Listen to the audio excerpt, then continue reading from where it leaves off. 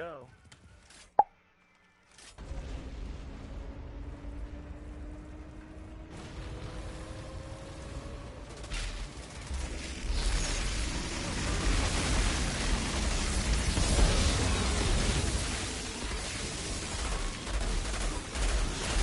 Oh, I'm pressing the wrong button, that's why.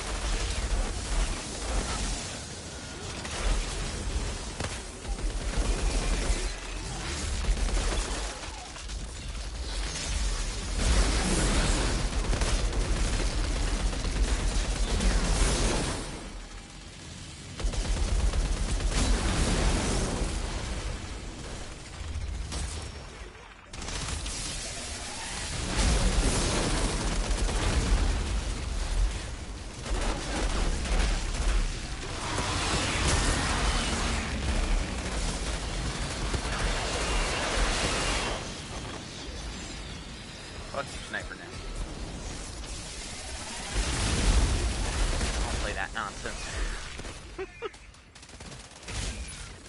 Now we have the high ground. Hello there. That's the thing!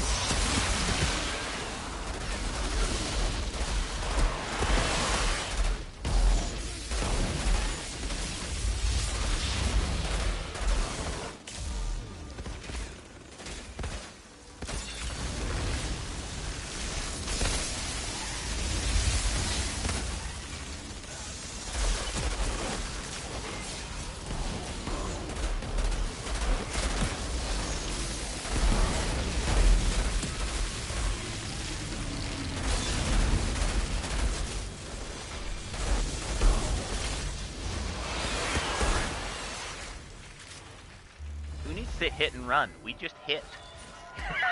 Hit and run, we just hit. I like that idea. I like that idea. Alright.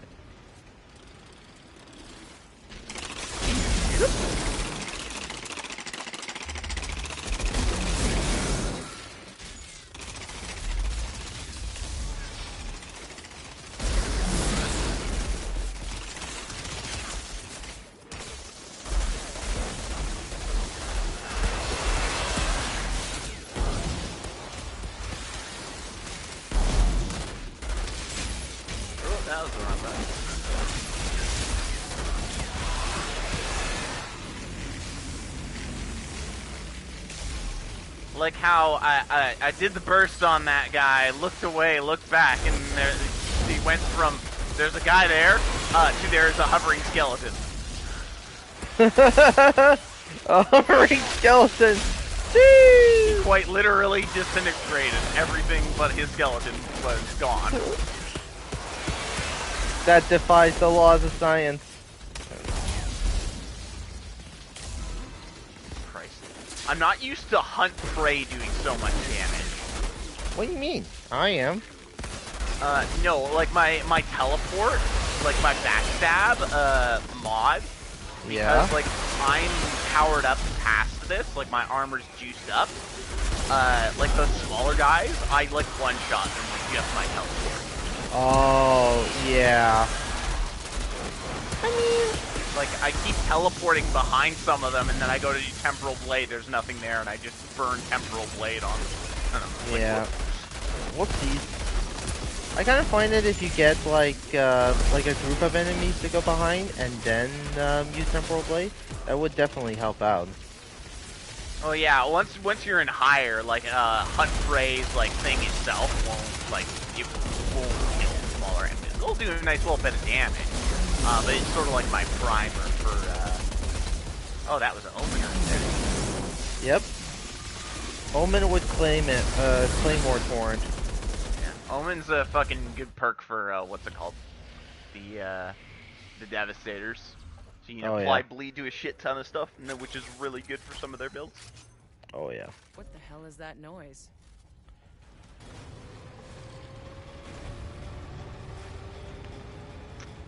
It's like I've wandered into some maniac's idea of a party.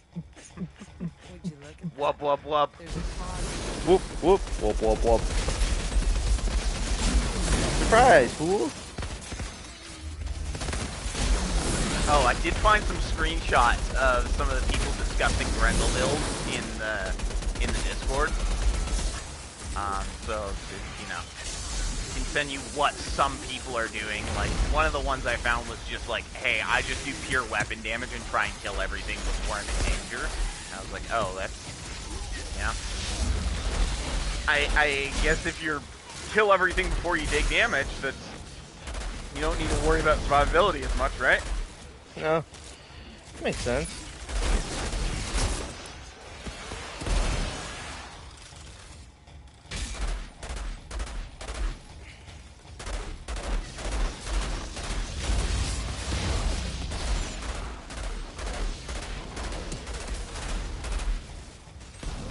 I just sniped that guy with my shotgun.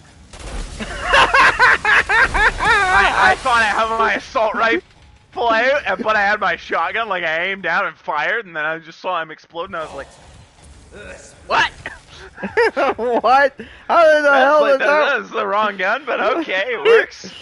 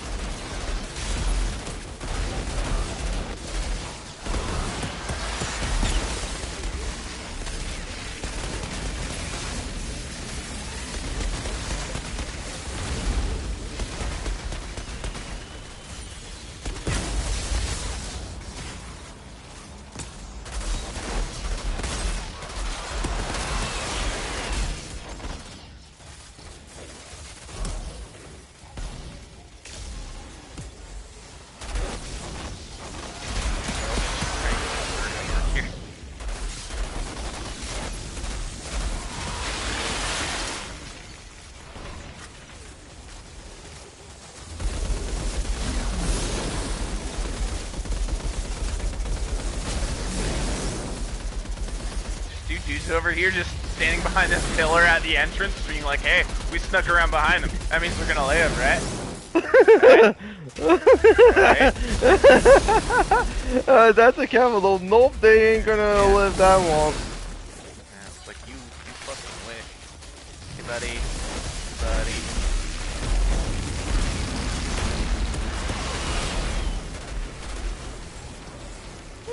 Yeah, and there's another two of them that snuck back there.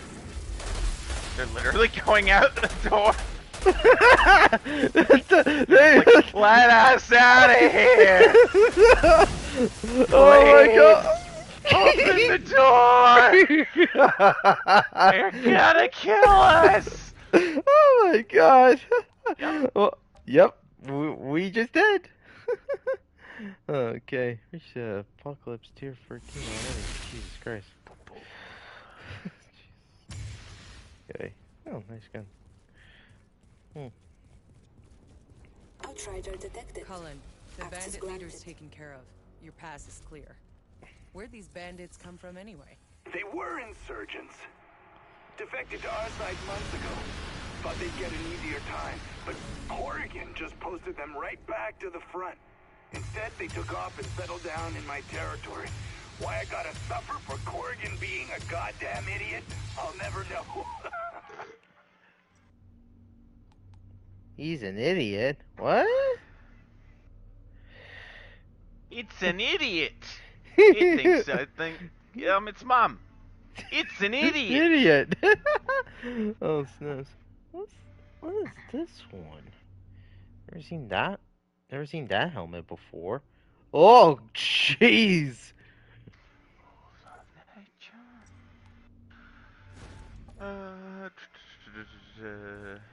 I mean, this looks creepy enough. Hey, Stefan. Yes? So this is a mod for Time Rift, the thing that holds people up in the air? Yeah? Time Rift. Shots on enemies affected by the skill do not consume ammo. What? They had a mod like that? Ha! Ha! Sounds pretty good for an anomaly, or what? Sorry, a twisted rounds build. Because you could just suspend stuff, anomaly rounds, And Oh! just not consume any rounds from the mag, meaning it's gonna stay anomaly bullets for longer. Oh shit. That I was not expecting. Holy That's flip. nuts.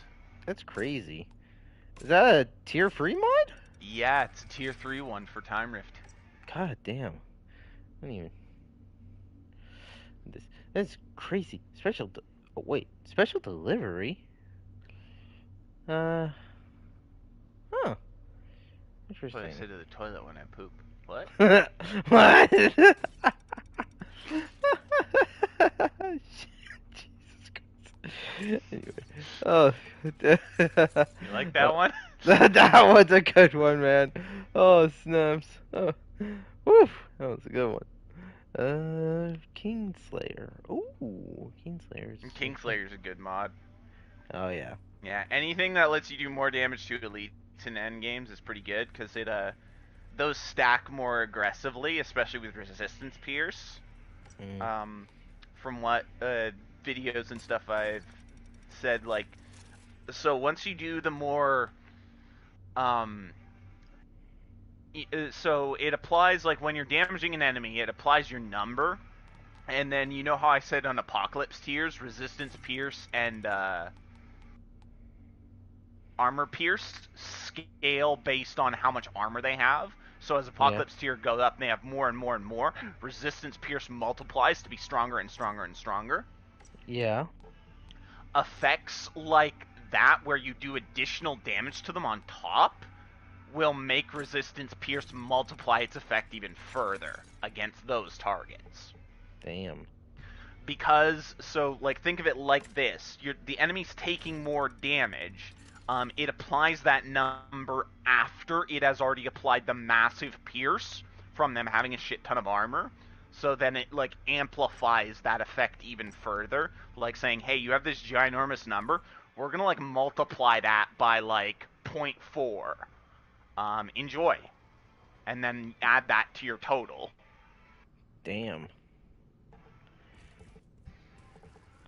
That is interesting. Yeah. So, like, that Kingslayer's one of those mods that, like, from what I understand, if you're looking for, like, a lot of damage, that's one of the things to look for as an Apocalypse roll on your armor. Hmm.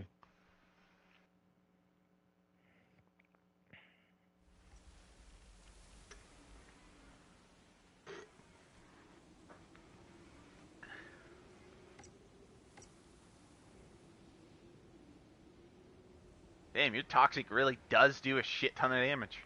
It does. How much stat power do you have? Uh, I think it's status power is what it's called. Status power? Yeah. Status power. Status power.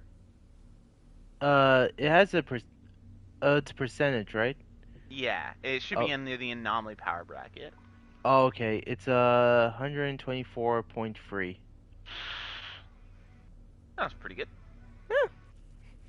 Trying to get the status power up, but also want to try and get anomaly power up as well. Yeah. For status power, that's subject to, as you can see how it's under the anomaly category, it's subject to resistance pierce as well. Oh, okay. So yeah, like anomaly power, what's it called? Status power and then resistance pierce. Mm-hmm. So your statuses will do even more as on armored targets. Nice.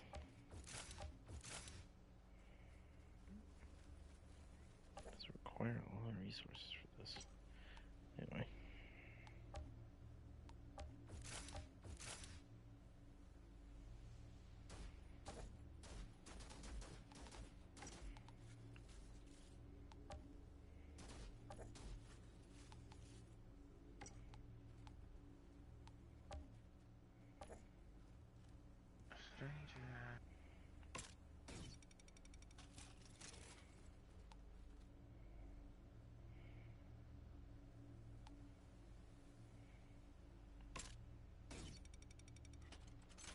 Oh, you have Trespasser's Crown, but I don't have the resources for that.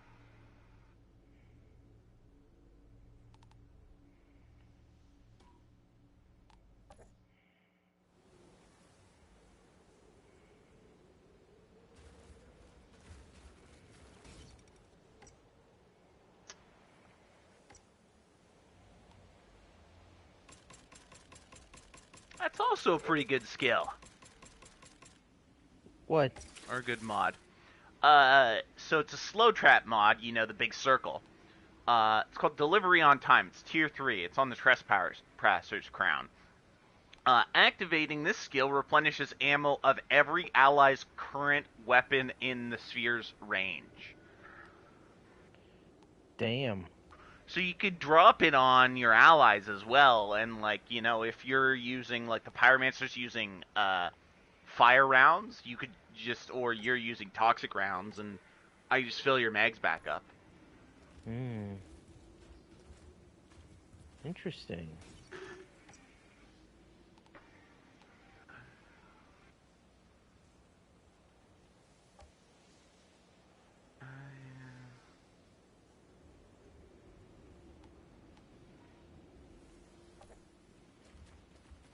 On my own.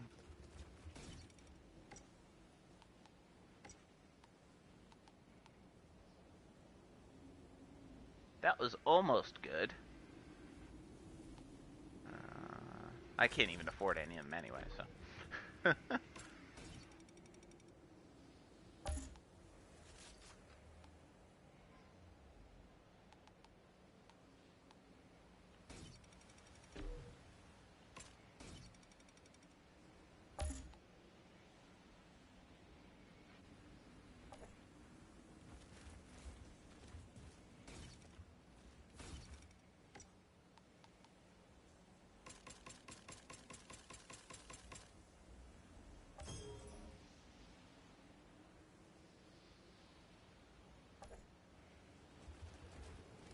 Alright.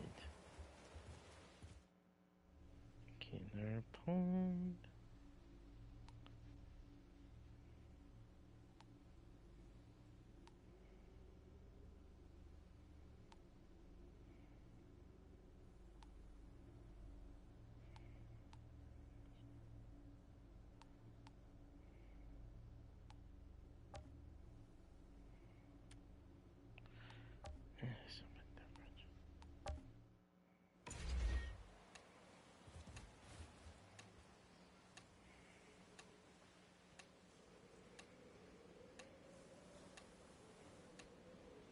Oh, here.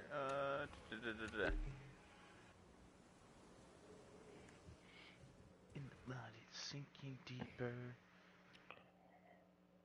to the peaceful light, and it will come like a flood of pain, pouring down on me. Some time ago, the night sky was And lit it up by a won't pod that let landed up a few until miles from the our end camp. is here, I and would it have sent the will party to come recover it, but through the darkest day.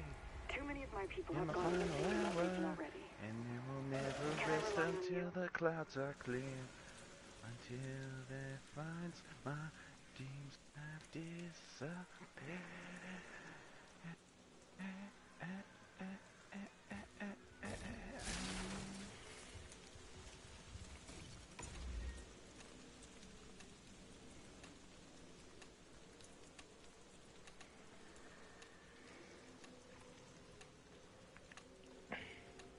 Cannot find a helmet I particularly like in this set. Like, I like the set, but I don't like the helmet of the set. Hmm.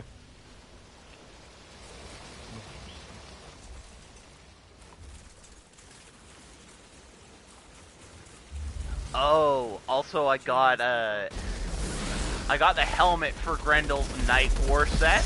I think you're gonna like it when you finish it. Oh, nice.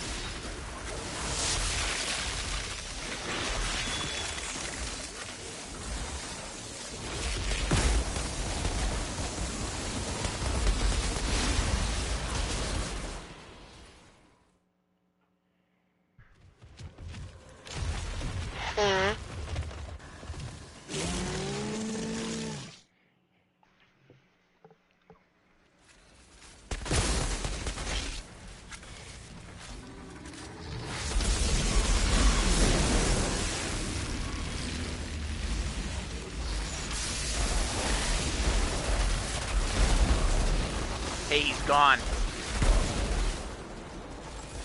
Yep, he I is gone. think he just used instant transmission. He just he disappeared. It's an More idiot! bodies around an obelisk mechanism. Seems they were trying to activate it. It's funny how that kind of is the same line of dialogue. It's like, it's an idiot. Also, your father's an idiot.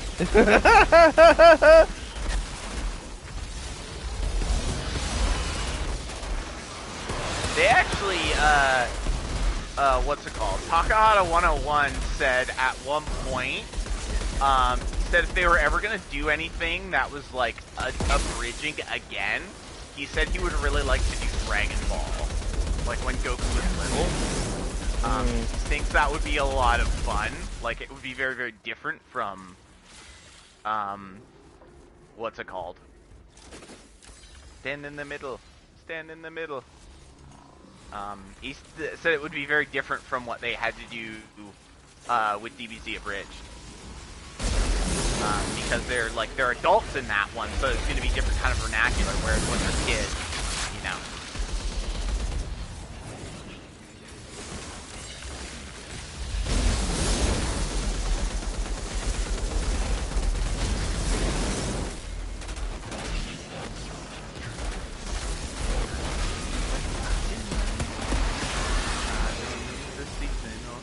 What is the reason I'm holding my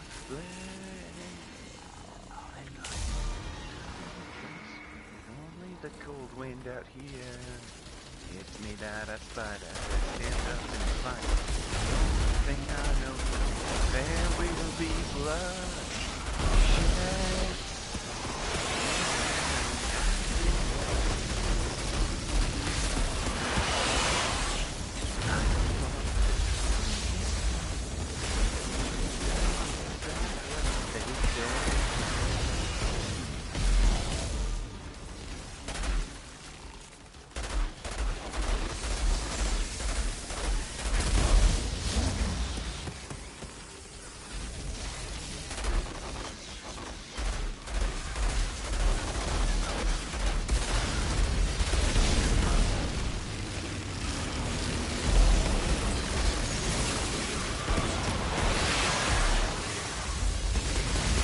Play Pop Goes the Weasel.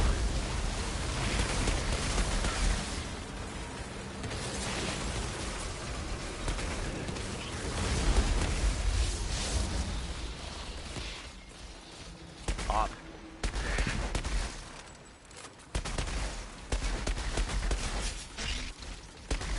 There we go. Not better. Oh, okay. Take it down.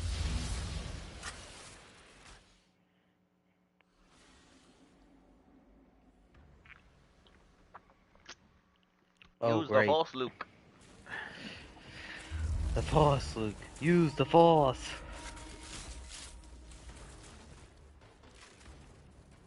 Oh.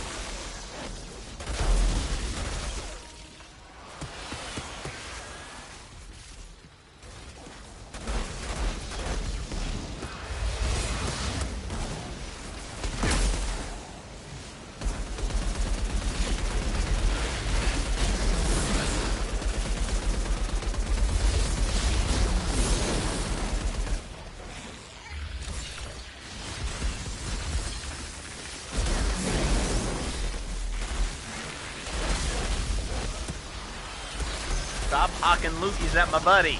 It's gross and unsanitary. No, it's an unsanitary.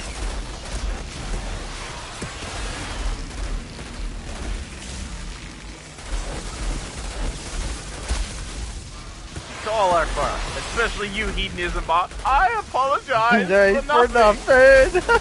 I apologize for nothing.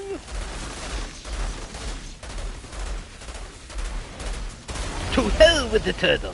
No one insults the turtles! No one insults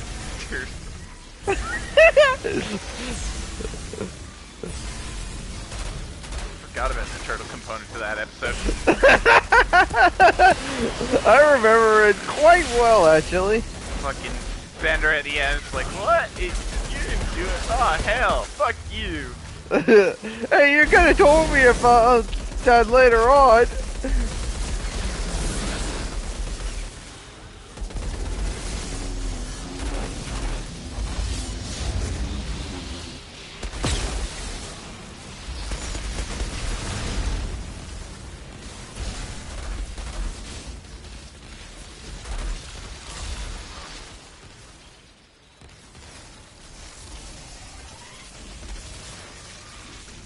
Now, let's go.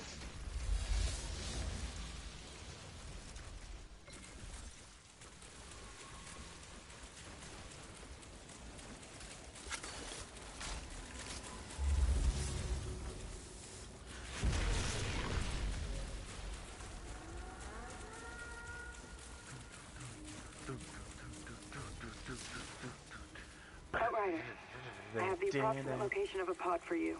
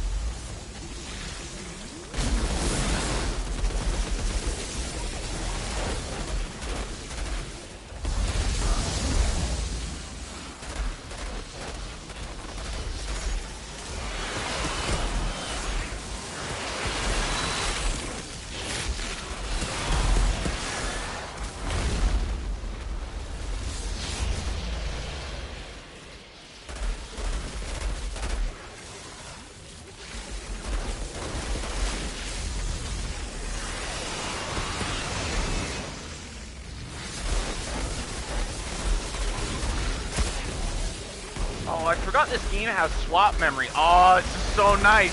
Destiny, why don't you have swap memory? Oh, God. So Swap nice. memory? Yeah, so, like, if I swap to my pistol, and then I swap back, instead of swapping to my first gun, it'll swap to the last gun I had equipped. Yeah.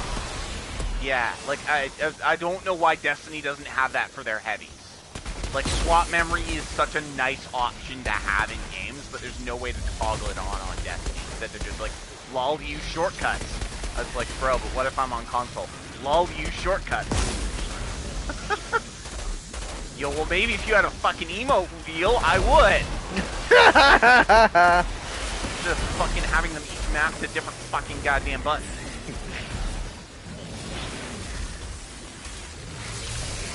And then also only letting, you know, players on PC have fucking 4 emotes equipped when, you know, goddamn how many keys do they have on their keyboard? They could literally map an emote to every key on their keyboard if they wanted to. Yeah. I honestly think Destiny should move away from being a live service and just make it a P2P, like, co-op shooter, sort of like Borderlands. I agree. Like, the online component, I just don't think it's aged well with the game. Like, I think there's definitely, like, you know, adding more raids and stuff as time goes on is great and everything, but I think with them running everything server side is more trouble than it's worth for that game at this point. Mm. Makes a lot more sense. Yeah. Like, they could literally just have servers designed for matchmaking, so it helps connect players more effectively, but, you know, having the game hosted locally, while it would lead to other issues of internet connectivity between people, but, you know, it would mean they would have more freedom to do things with the games and the worlds and stuff. Where the hell did the pod go?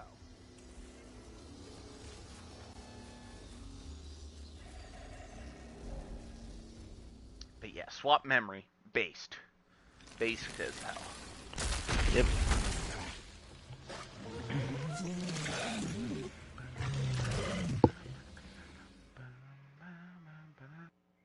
You all look pretty angry. I get that. But I'm still gonna need that pod.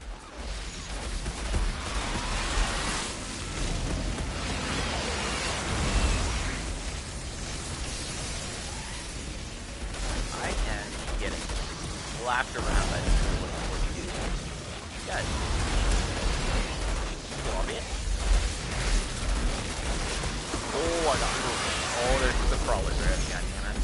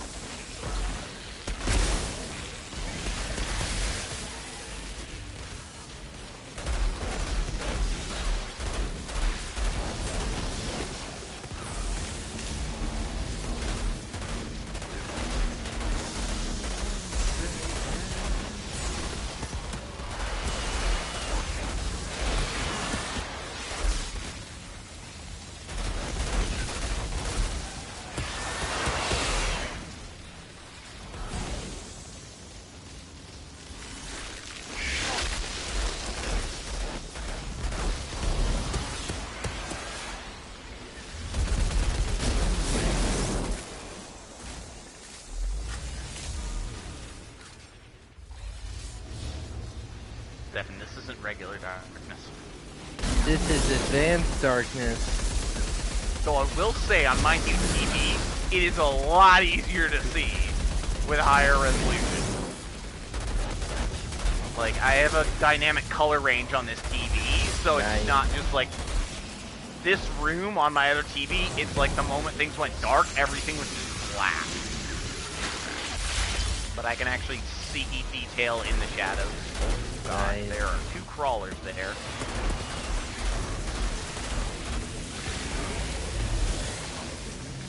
Trying to get these ones caught. Okay.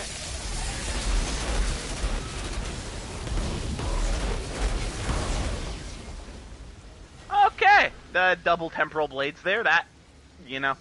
I love when there's that delay after I've used 2 of them, where all the enemies look like they have health, and then all of a sudden it's like, damage instance. Boom, boom, boom. Yeah. Finally put them to rest. Temporal Blade's fucking wild. It's crazy. Oh, almost.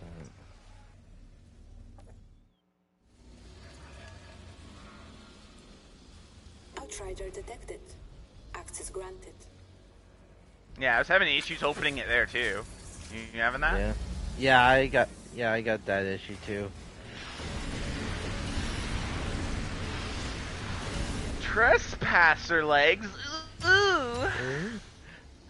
But wait, but you barely know her.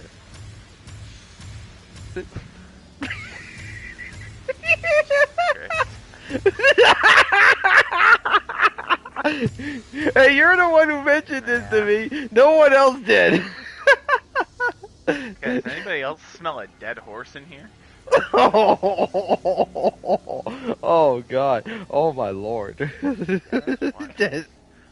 Oh, this is one of the generic ones, isn't it? Deadeye's waistcloth. Long-range weapon damage now increased regardless of, but you can no longer benefit from close-range weapon damage? Yeah. Oh. Don't need that shit. I'll eat them. Fair.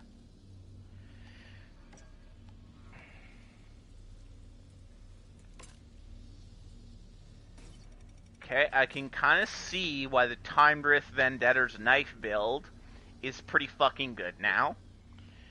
Tier 3 mod for Vendetter's knife. Elites marked by the knife receive 30% more damage. Crazy. That's more than pretty good. Dare I say that's poggers. Oh, hell yeah.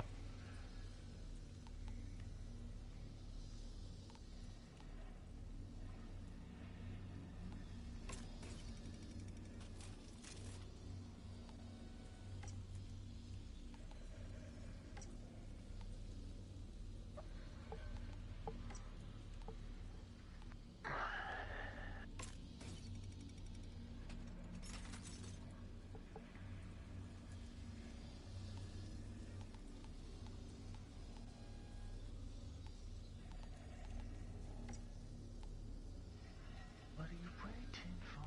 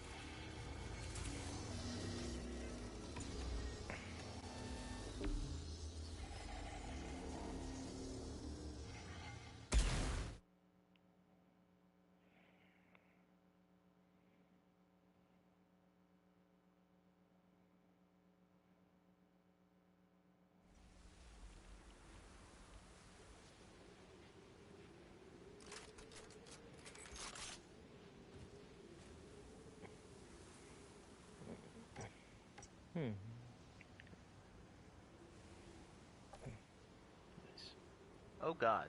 These are getting very expensive. I might need to start looking for Apocalypse tier fucking items. Yeah. In my, to level up, like, my armor, it is, it's not cheap now. It's a lot of pod resources. Oh, yeah. To go from 50 to, 51, it is 53,000 pod resources. 53,000? Yeah, I have 73 after those 2 runs and whatever I had left before. We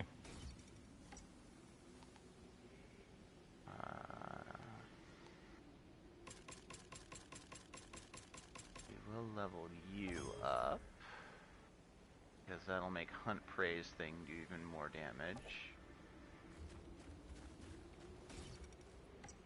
Are these weapons both that? They are not.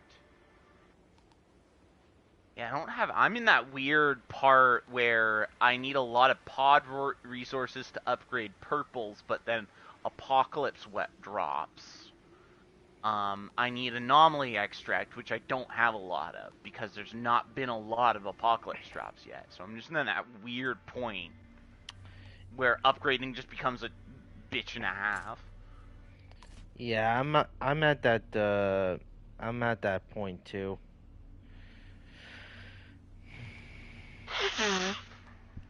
Okay.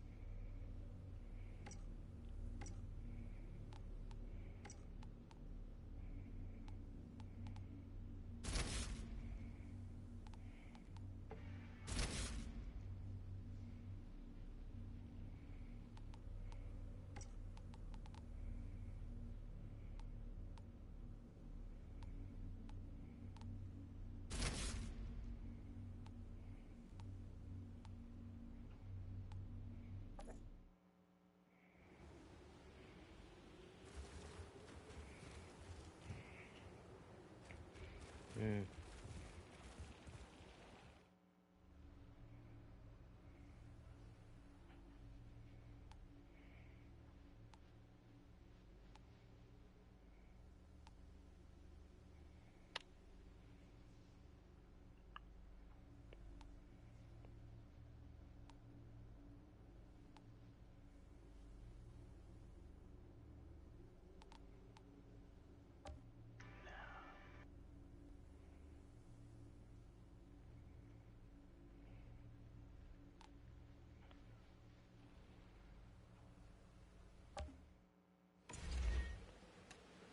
Ready?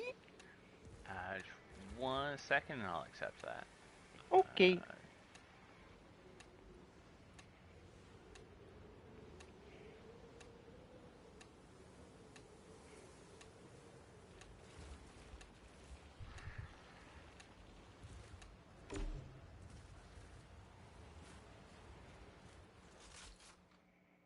Put on my Devastator's old look.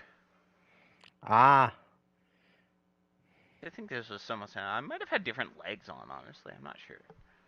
I hope you're in the mood to I know I was dish out using some this death helmet and and this chest dismemberment, piece. Outrider, because we got more insurgents knocking. What do you say you help me out once more, like in the good old days? My soldiers will take heart seeing you fight by their side again. All you gotta do is kill everything you see, and don't stop until you've wiped out every last one of them.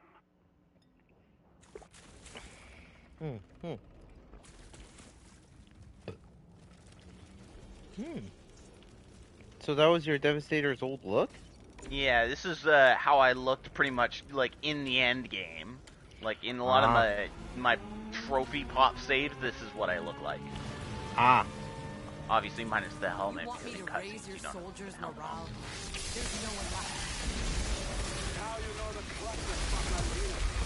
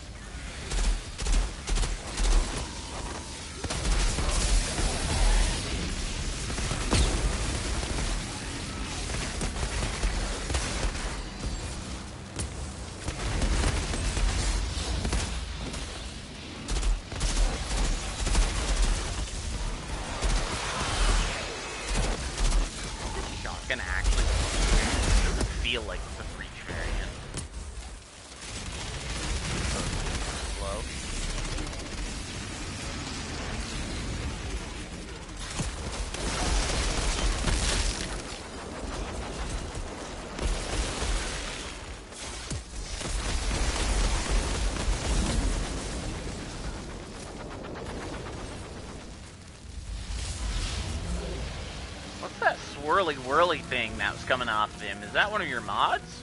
Yeah. Someone I was trying out. Is it like a weapon one? Yeah. That's good. Tell me which one that is. I'd be interested to see what it is. I like the visual effects of it.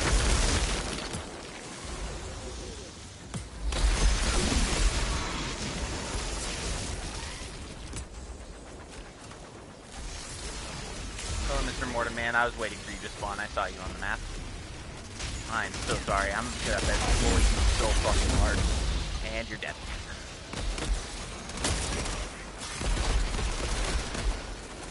Oh, hey, look, another one spawned. They always spawn in here. Well, they were just coming out of the same spot. Like, I was up here where, like, the elites were spawning, and I was literally just fucking hardcore camping them.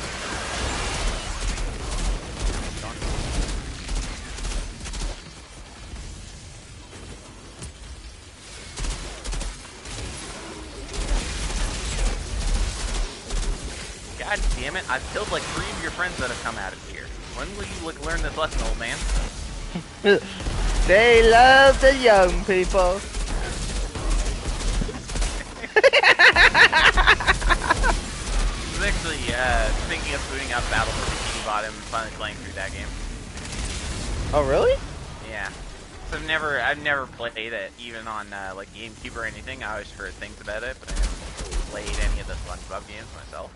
The only SpongeBob game it's a lie. I played one SpongeBob game, and it was a game on the PlayStation 3, and it was a baby game.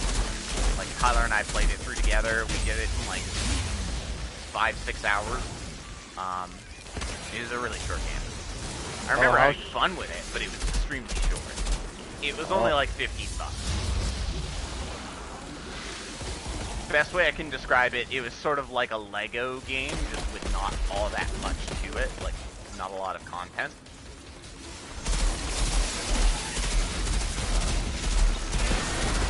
Sort of like a little platform battler kind of thing, like you beat the crap out of enemies, jump your way through puzzles, but all the puzzles were extremely rudimentary, like many of the Lego games.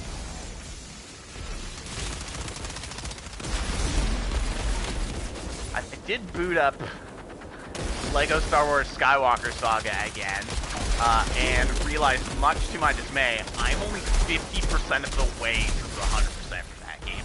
You're a gamey, right? Yeah.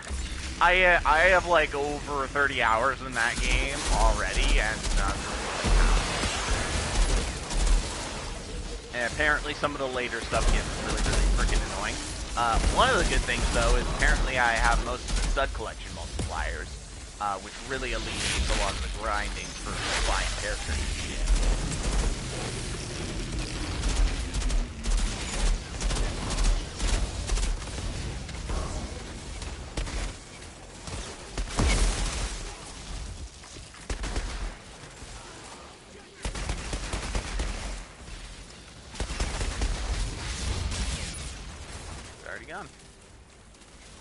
Well done.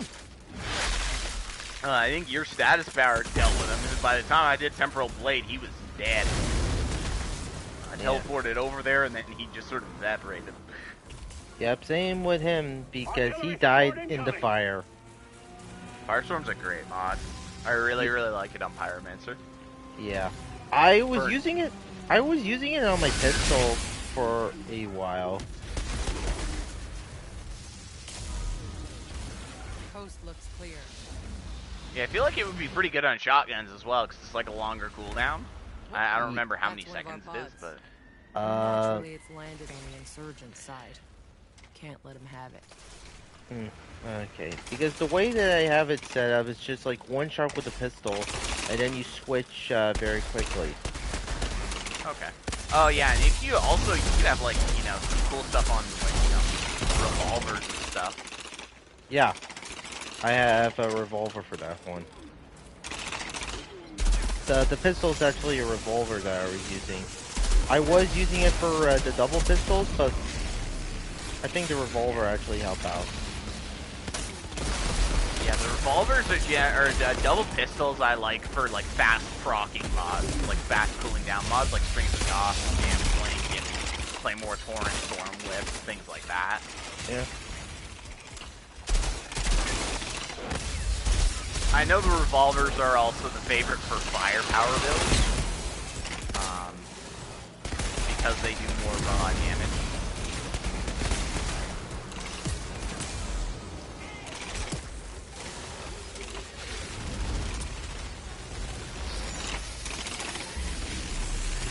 Hurts for freezing that man. Yep. Fucking me up. Ripped through my field. Go forward up to this. Yeah, there we go.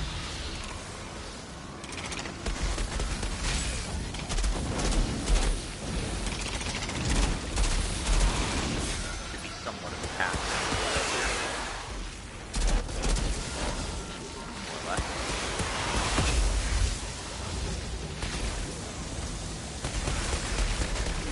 Hey, hey. Leave that turtle alone, Mr. Cremator. Doesn't belong to you.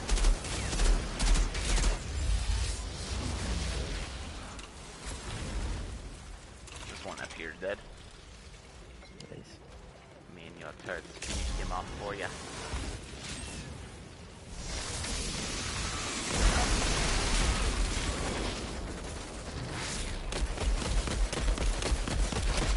Keep underestimating how much Hunt Prey starts to do with anomaly power and fucking resistance spheres and all that stuff.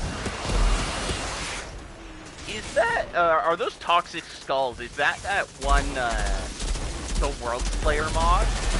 Yeah. So I remember hearing that thing was like, I don't know if it still is, but I remember after it came out, they were like, this is like the end-all and be-all of like toxic and sniper mods. Like it was like what? the fucking Goat? yeah, it was like literally like the end game best thing. For Yeah. like for a while, it was the thing that everyone wanted for every build because of how powerful it was. I feel like they probably adjusted it to be not as powerful, but I feel like it's like it was one that I was interested in getting for my getting all my weapons for my what's it called? Technomancer? Technomancer. Yeah. Words are hard sometimes. That was not who I wanted to teleport to. I wanted to teleport to him.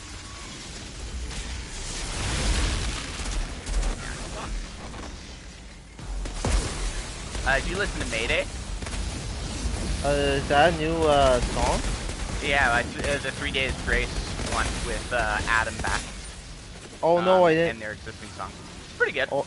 I liked it. It's not like, you know, it's not gonna be like, oh, I'm fucking spawning over 3 Days Grace anymore. But it was not a bad song, though. I've listened to it a few times. Okay. Yeah, I'll check up with that song later on. I think him, Adam, and I don't know what the other singer's name is, the one who's been with them for a while now, who was formerly of My Darkest Days. I think they've got pretty good harmonies. I think their voices blend pretty well together. That's actually good to know. I was actually worried that they are not going to get along. Yeah. Well, no, I think Adam, like, way back when Adam, like, departed 3 Days Grace, my understanding it was mostly just creative differences. Oh. They just didn't want to make the same music. It wasn't, like, beef or anything like that, it's just they didn't want to make the same music anymore. I see what you're... Like, the rest of the band wanted to make a type of music, and then Adam just wanted to make a different type of music, so even though Adam was sort of a big part of that band's identity, and he was one of the founding members along with their, I think it was their bass player, he was the one who chose to leave, because he was like, it makes the most sense, you guys all want to make this type of music, I don't want to. That was my understanding. I know a lot of people at the time said there was like beef about it, but whenever I look back on it, it doesn't really sound like there was a lot of ill will. I think that just the most unfortunate bit was, you know, they were no longer going to be able to tour together, and they had to find someone else to tour with them while they started moving forward with their other music. Oh, what should I get?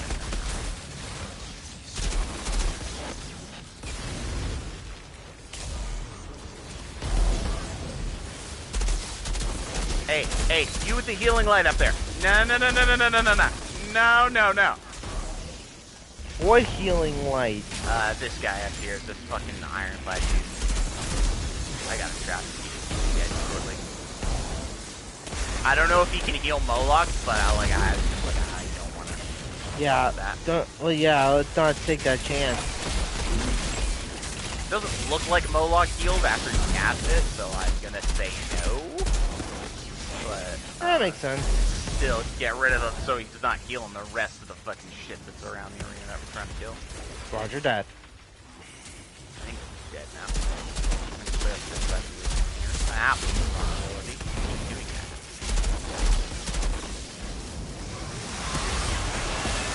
Oh, well, Skull's can't fuck that guy up. It procs pretty fucking often. What was the criteria of that one again? Isn't it like killing a toxified target or something like that? Something like that.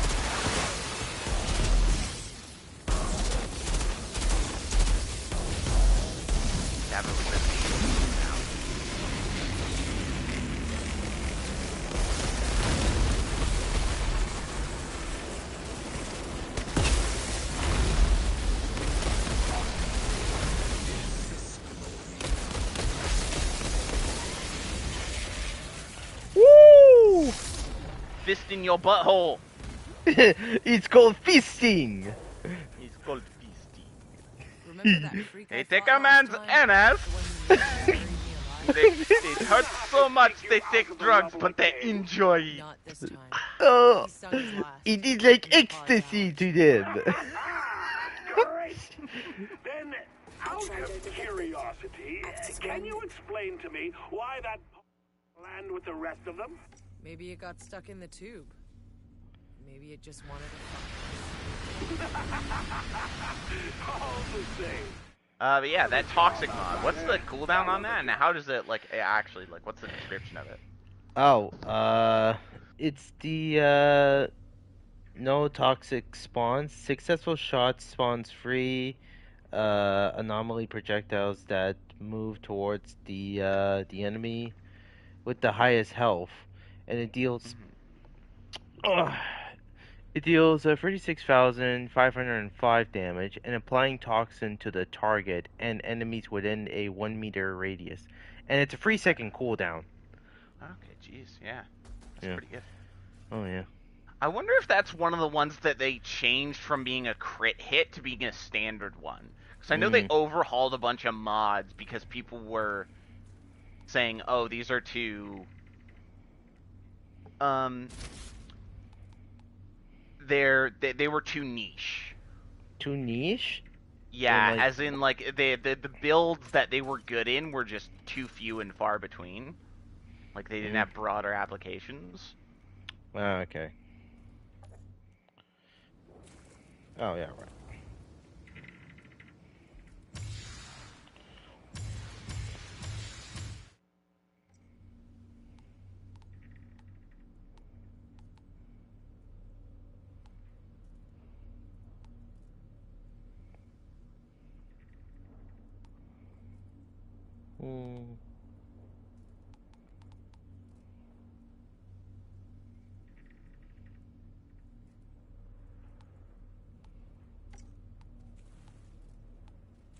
Alright, I'm gonna do this up and I'm gonna run to the bathroom.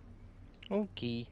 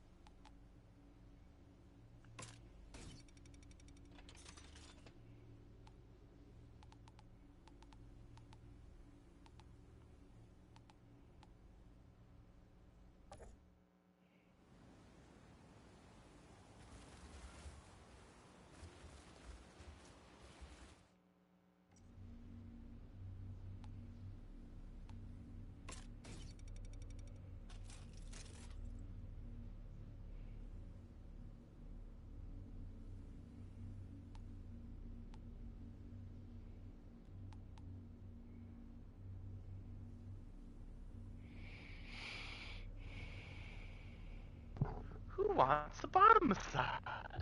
Yeah. Also, you wanted to find out about that slashing twister thing on my shotgun? Bottom massage? Yeah. Oh yeah, it's slashing twister. It's the same thing as the toxic one, but it was dealing less damage, and its Okay. cooldown was 6 seconds.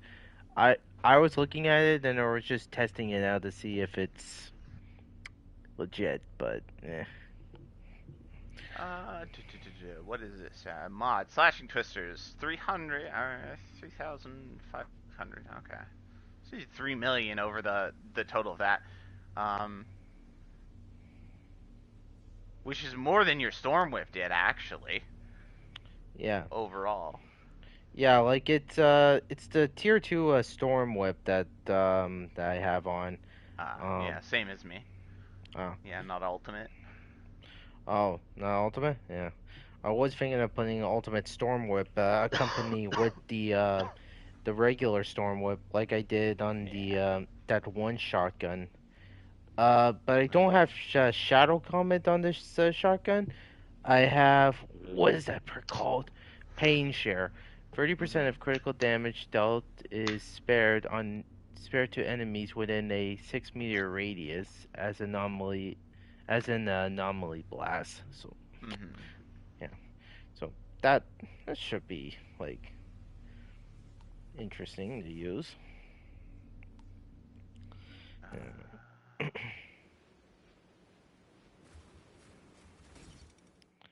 Let me try something in this one.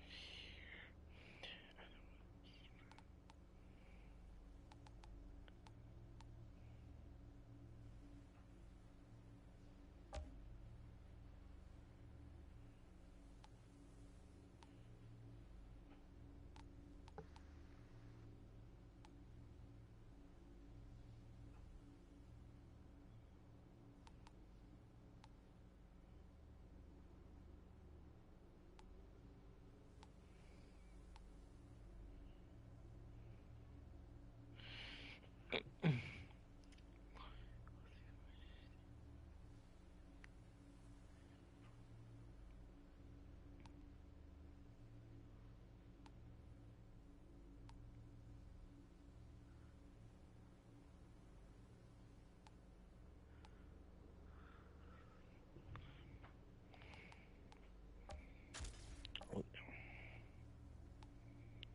yes.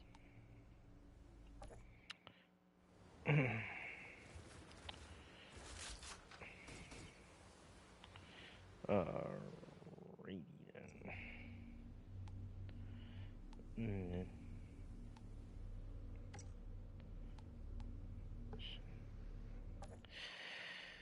So you want to do one more expedition before we head to the trials? sure. That doesn't seem very confident of you. Huh? No, I was just saying sure. Oh, okay, Yeah. okay. Because by the sound of it, it Yeah. didn't sound like you're confident. Nah, I was just customizing stuff. Oh, okay. Just Okay. changing how my guns look. Okay, fair enough. Oh, actually, one thing real quick. Okay.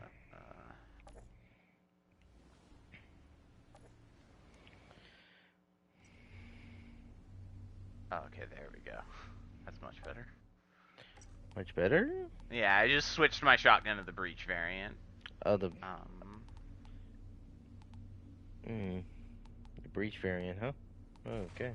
yeah, so they fire quicker, and then I can. Basically, the main thing is I can reload it faster. Ah, yeah. Reloading faster seems like a good idea.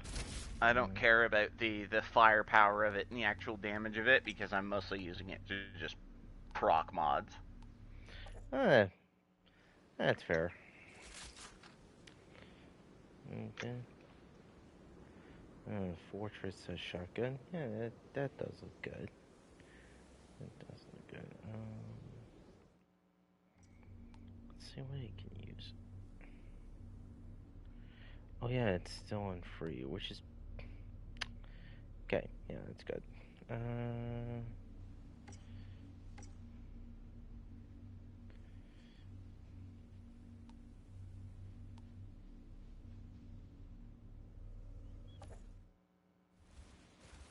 All right.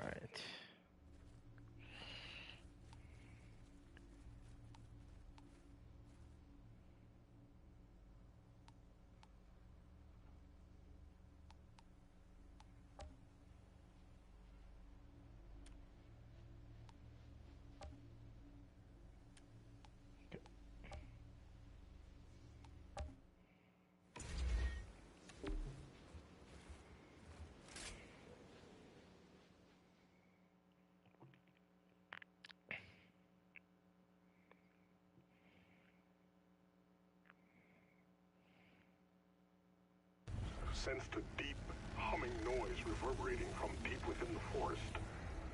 It comes and goes, but during our journey it has grown louder. And next to this gate, it is more piercing than ever. Outrider, I need to know the cause of this.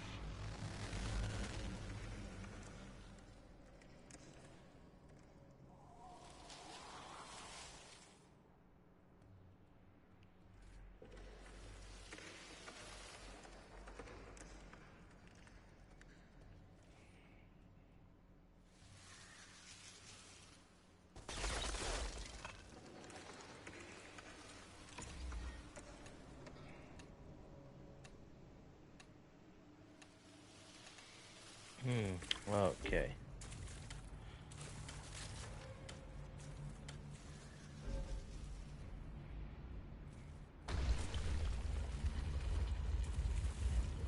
Tiago was right about that hum. My teeth are chattering from the vibration. Strange structure. Some kind of switch over there.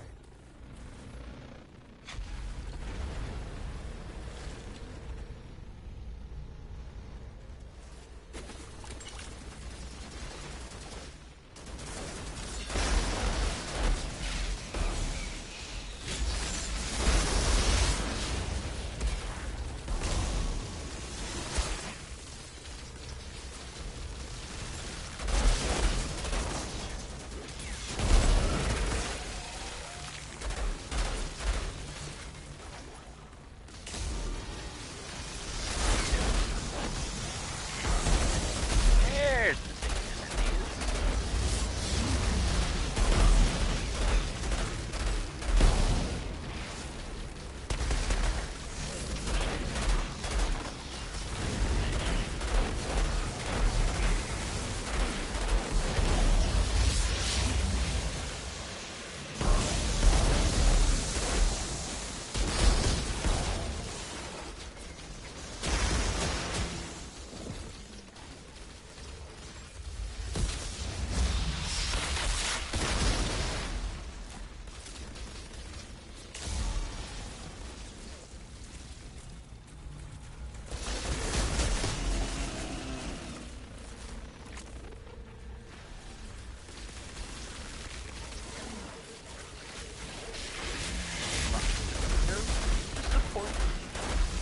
Good.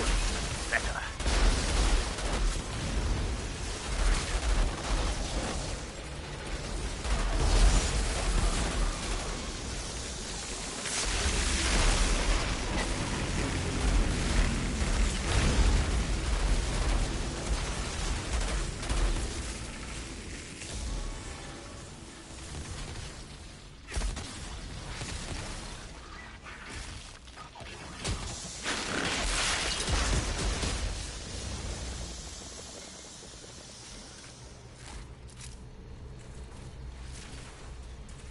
Weird. The gate opened.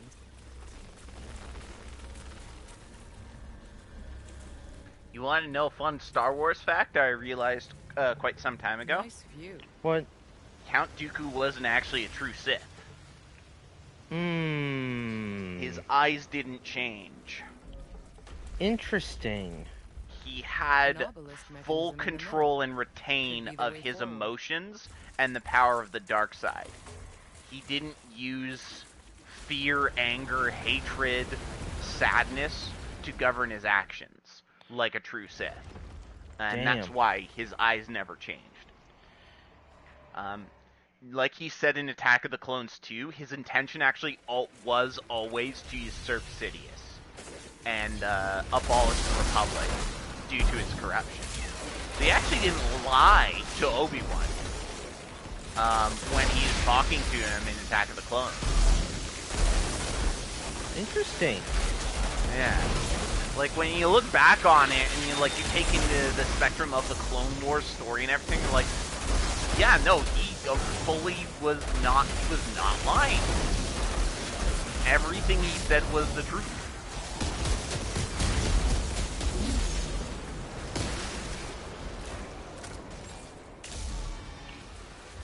Very interesting. Count Dooku's version of winning the Clone Wars was actually to completely crush the Republic. To use the Separatist Alliance to break it apart because he knew it was corrupted. And he was sort of using Sidious to that end. But Sidious was also using him to, take full control of the galaxy. They both sort of knew they were lying to one another.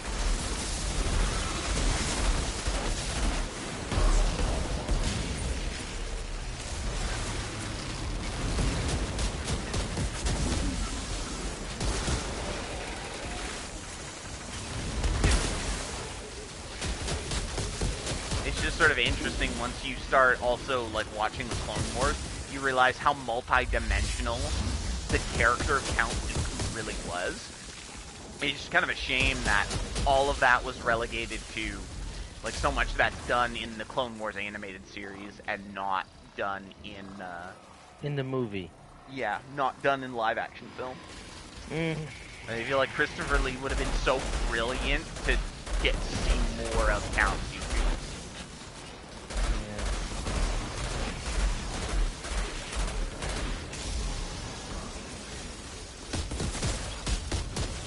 I know he said it was one of his favorite roles that he had played in the modern era. Whereas one of his favorite filming experiences, or the best crew that he ever worked with, was Lord of the Rings crew. Yeah, with Saruman. Yeah. Yeah. I thought he played that character very well. The entire Lord of the Rings movies were a brilliant combination of everything in cinema firing, on 11. You rate things 10 out of 10. Lord of the Rings is an 11. My thoughts exactly. the production, the amount of effort, the amount of detail that went into the creation of those films is just absolutely astonishing. And it's one of a kind. You'll never see a Hollywood production that does what the original Lord of the Rings trilogy does ever again. Because no one will ever give anyone the money or time to do that. No studio will ever do that.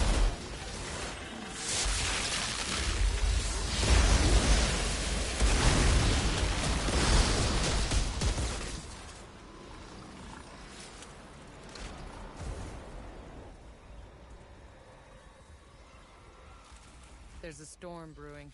I need to hurry. Yes, there is a storm brewing because we are the storm. The storm that is approaching. Wait a minute, is your Trickster a chick by any chance? Yeah. Same with my Technomancer. Yeah. I think this one's Genix, and then Beatrix is my Devastator. And all the rest, the other ones are dudes. Yeah. I called my my Technomancer was called Cruz, and he's black, and he looks like Terry Crews. And then I get it. The other one's Eon, my Pyromancer.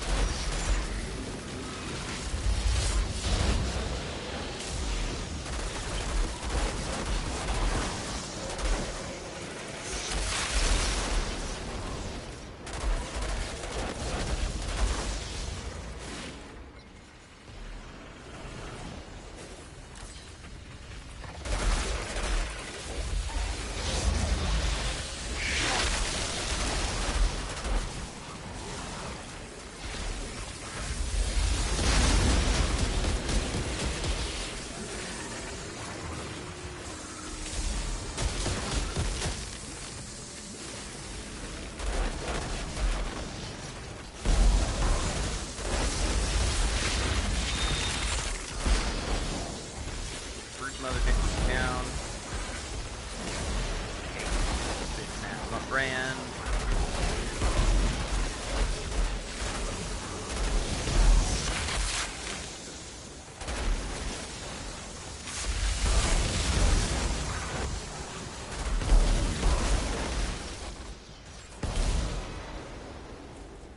Do you have 3 turrets out? Mm-hmm. Oh, can one of them, is one of their skills allows you to cast it twice? There's a That's cool. storm Yeah. coming your way. Yeah, it's There's the a well cryo there, turret. spewing anomaly energy. It's creating Don't the think storm. I had gotten That's that what's mod. causing the vibration. At least If I I know did, I I haven't completely completely forgotten lost it my existed. mind. Now get out of there. Oh no, it does exist. It does exist. I just had to keep like, Pretty cool. yeah, I had to keep playing around with it. Outrider Ha, detected. it's pretty cool. Access Ha, granted. Crafter. Cool pun intended, my brother. Alright, next up, trials.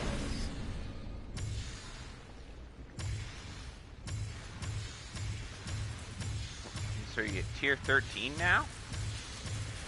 Almost tier 14.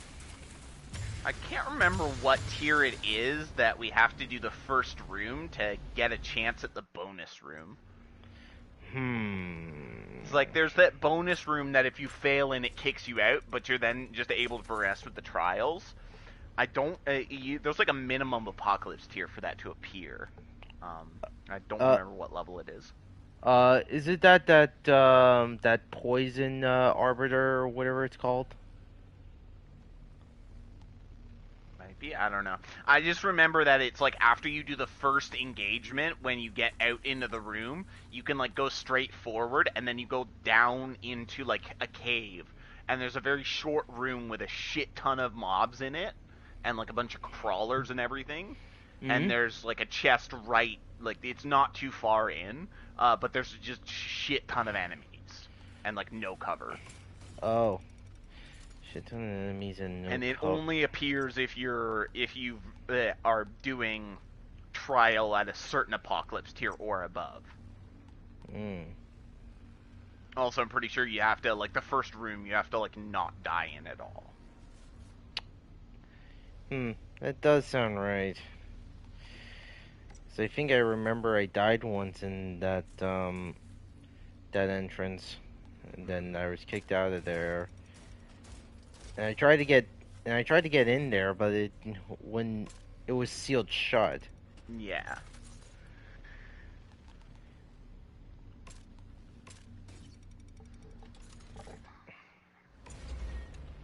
Okay.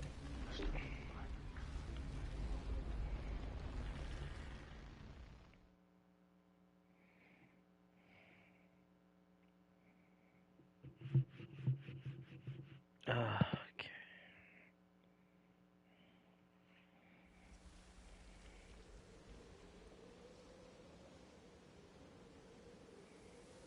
Damage block, damage statement. Damage. Storm wipe, toxin. Then a bit more storm wipe. Kills. Oh, nice. Nice. Okay.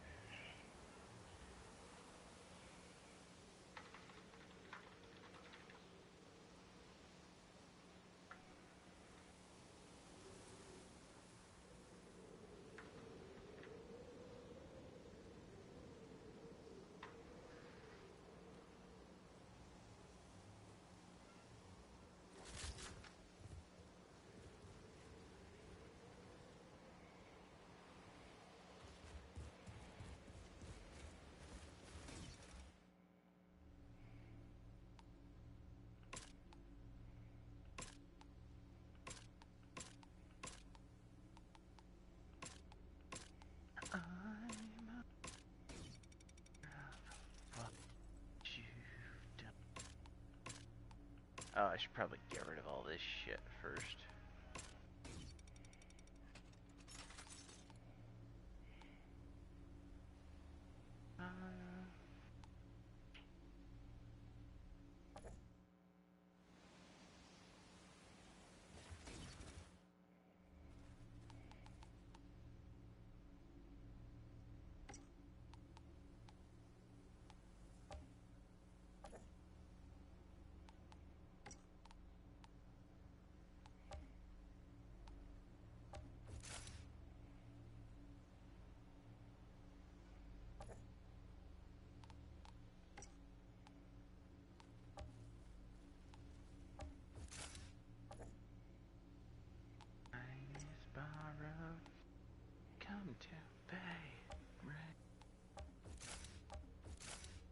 shield beast. Every percent of shield increases anomaly power by 1%. Ooh, I got a piece of the shield beast. Another piece of the shield beast set.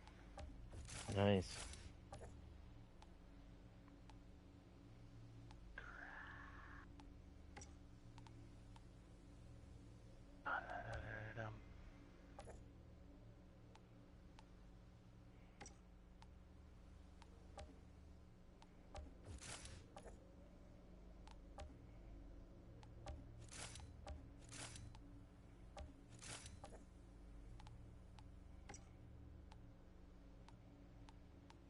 What?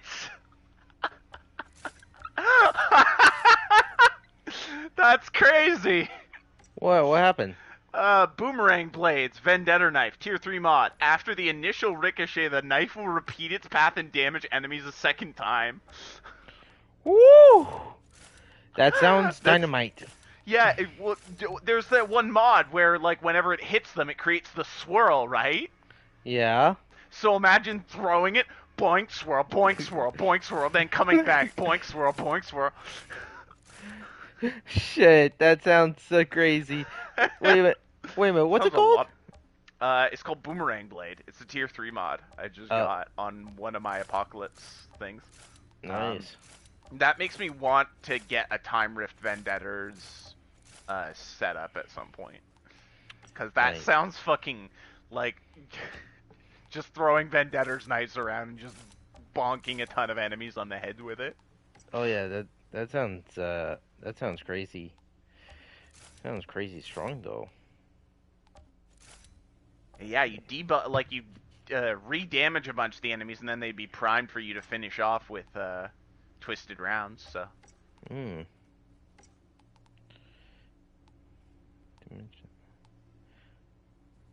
There's rage, dark sacrifice, claymore torn, versus the key, bomb ahead, body snatcher, firestorm, says fortress, killing spree.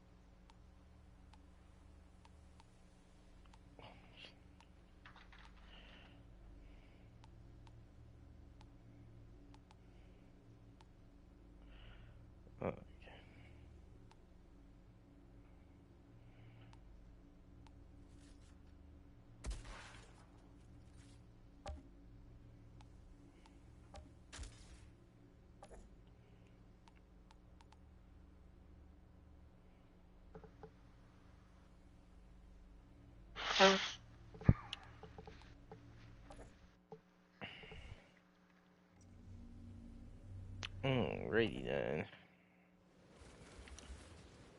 Do you want to continue with expeditions, or do you want to do the trials now?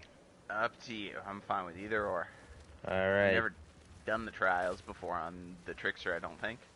I've done it on the Trickster before. Well, yeah, you did it with me on Pyromancer. Yeah. But I did it by myself. One time, and I almost died for the final time on the final Arbiter. Atuma thought these pharaohs were following some Where's the map? But to where? Is Father's power drawing them? Is it drawing me?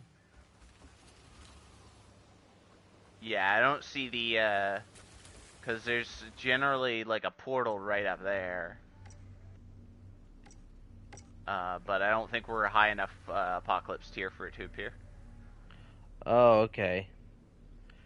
Oh, so we're not Apocalypse tier high enough for the I'm not sure what level it is, whether it's 15 or if it's 20. I'm gonna assume it's like 15. For that room, because I'm pretty sure we had it on our. I think it was there on our Technomancer and on our Trickster and fucking Pyromancer. Yeah. Wait a minute. At least I think it was. Wait a minute. What tier level is your Pyromancer again? 16 or same as this character, like 18. Oh, Like same as 16, this. 18 or something like that. Oh, okay. Yeah, 16 I'm working on 70. I almost have 17 on this character, and I'm pretty sure it's the same as the other one. Oh, okay. Do we want to do the side room, or... Yeah, we can do Where are side we room. Wait, which one is side room again? This one, right? Over here, yeah, it's the, It's not a Coliseum, I can't remember what this one's called. Is this the one with the doors and then we had to defend the area that we're at, or? It's the one where, like, the entire arena is like a half circle, and yeah, it has a bunch of doors. I don't think we really have to defend, but it's just, yeah, proving grounds. Oh, okay. So it was Yeah. proving grounds. I thought it was something else. Yeah, there's one that's called the Coliseum, but this isn't it. I think the Coliseum's an expedition. Yeah. That's what I'm mixing them up with. Yeah. The Coliseum is a expedition. But yeah, this is like just a big half-shell arena that's kind of like the Coliseum. The enemies pour out of each door. Starts off with like 1, then you get 3, and then you get all 5. Oh yeah. More of the bridges open up and like pathways as time goes on. Give you more maneuverability around the arena.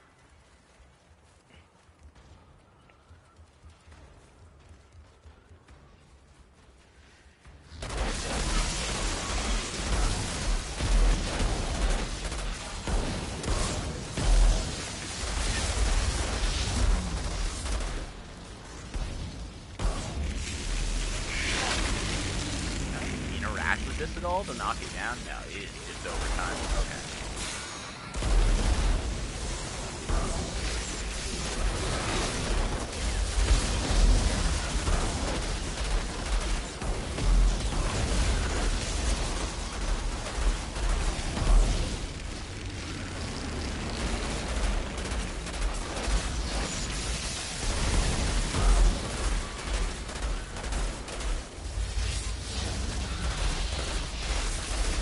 And the sandstorm was going in the door.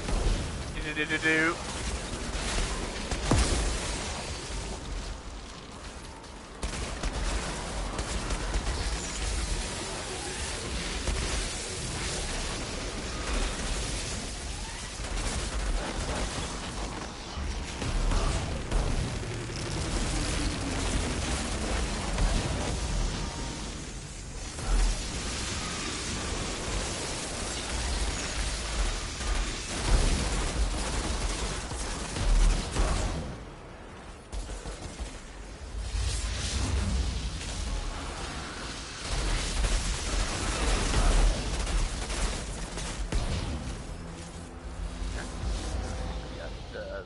The ones on the far left and right, right?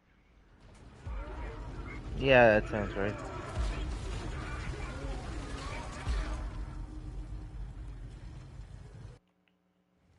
there really a cutscene every single time? Yeah.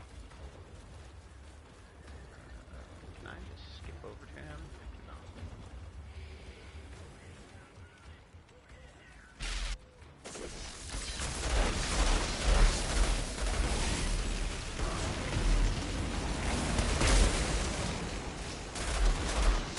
Yeah, and like once you get to like a certain apocalypse tier, they'll start throwing like shamans and shit into here. Like they start throwing all sorts of different types of enemies. I remember when whenever you do this solo, there's like no shaman, but then every time we did this with the 2 of us, there was a shaman. I don't know if that was just apocalypse tier or if that was, or if that's just for being co-op. maybe it's co-op. Because I don't remember seeing shamans when I was playing it solo on the Trickster. Like this game 100% does the thing where it throws more enemies at you based on how many people are in. It doesn't just scale their difficulty, it also adds more enemies. Can you stop teleporting? Take your temporal blade, please.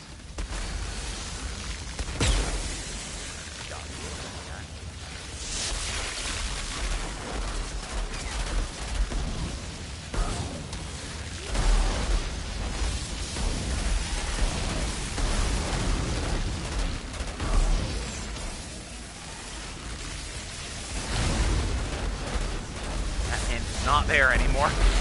Was there, and now he's not. It's like, now you see him, now you don't.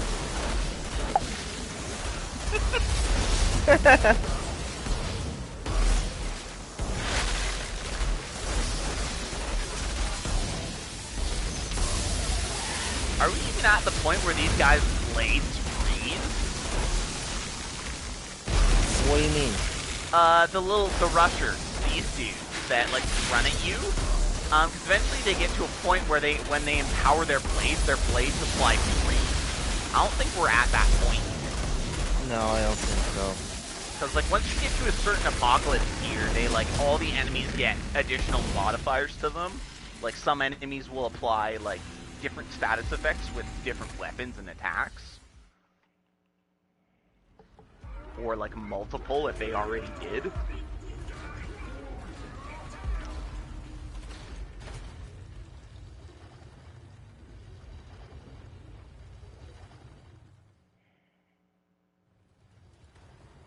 Yeah, see, there's the shaman. Oh, maybe, oh, okay. So, yeah, it's definitely a co-op thing, I'm pretty sure, because I would never encounter him solo, and if you never recall seeing him either, then... Oh, that dude just froze me, so I guess the freeze is on them.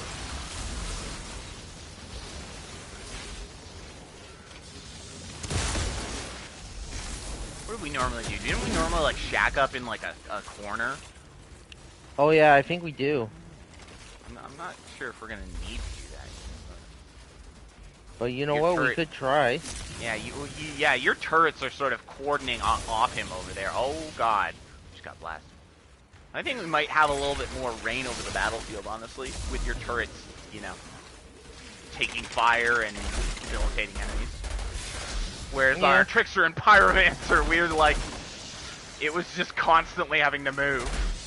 Oh, okay, I remember now. Like, I just remember pitching phaser beams across the arena to clear stuff out and, like, ash everything. God, these things, I have no firepower to deal with these.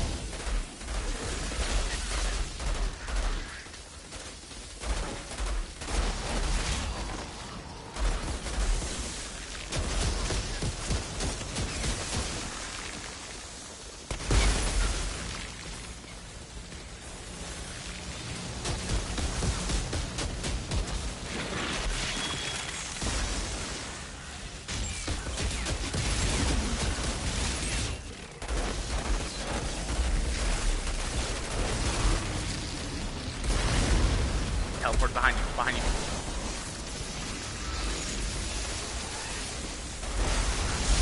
There we go. Oh, there's another one coming out of the door.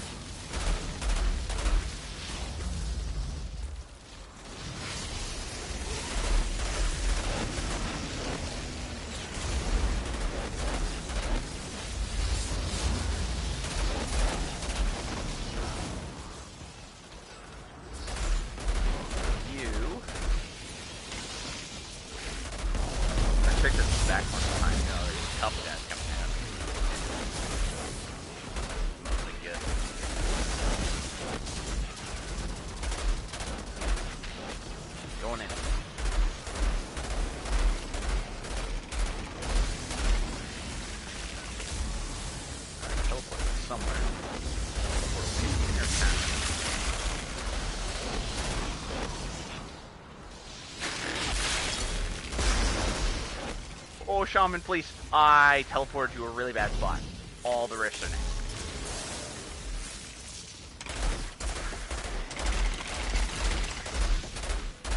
Okay, I'll be over there as soon as I can.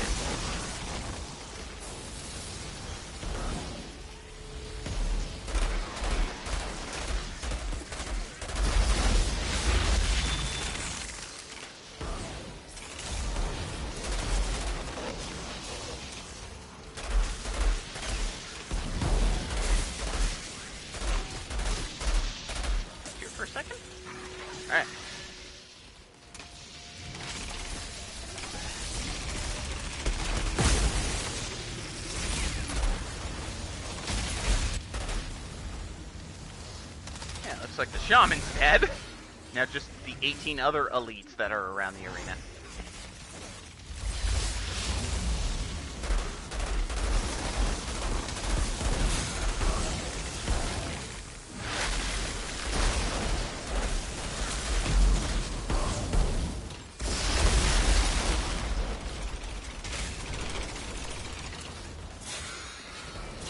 Man, those fucking travel super far.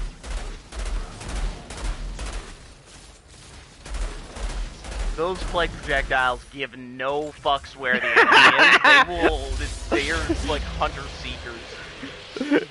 I know, that's why when I first saw it, I was like, yo, this is good. This is really good. I really like it. Yeah. I really like it a lot. Definitely one of the better mods. Yeah.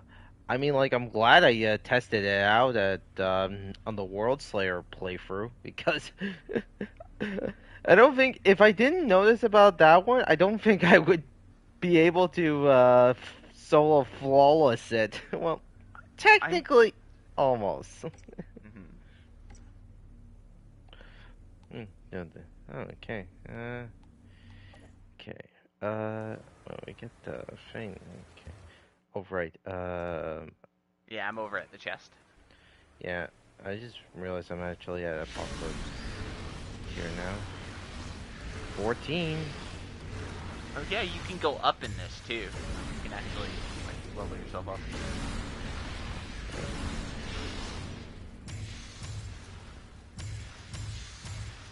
No legendary. No legendary? Yeah, just purples.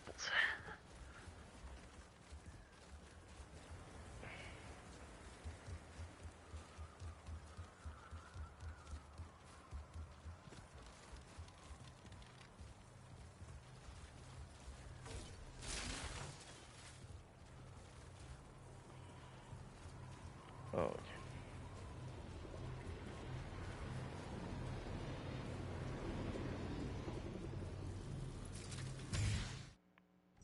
And,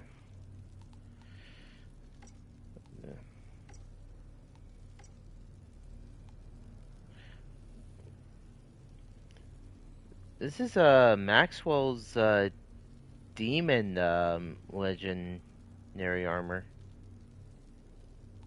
Oh, one of the generic World Slayer sets? Yeah. Yeah, I just got that one.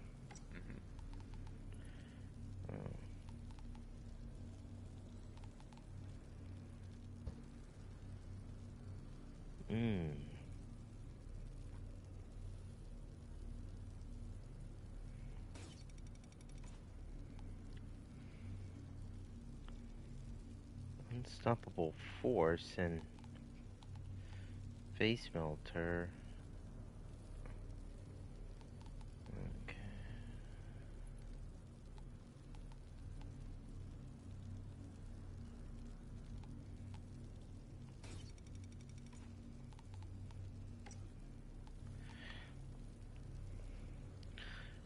Oh, I haven't heard this song in ages. It's it's one of the 3 Days Grace's older songs. I Hate Everything. Oh yeah. And I think this was like the first 3 Days Grace song that I've heard. Either that or was it Home that I started to like them.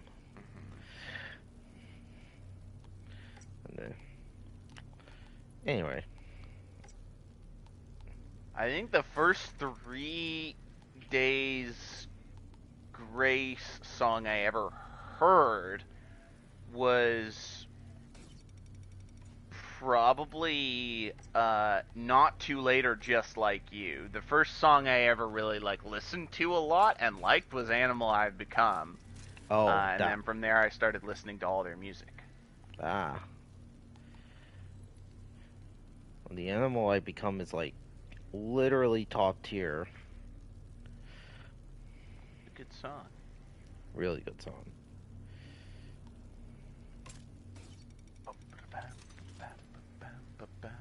I've listened to preachers. I've listened to foes.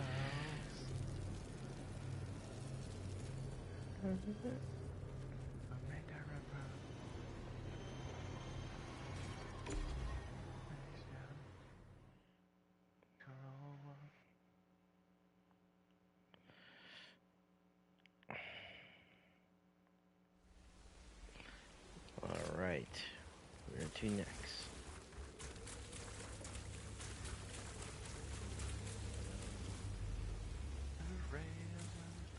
Aren't there like 2 paths we can take? 2 paths? Yeah. There's like there's through and then there's like around. Yeah.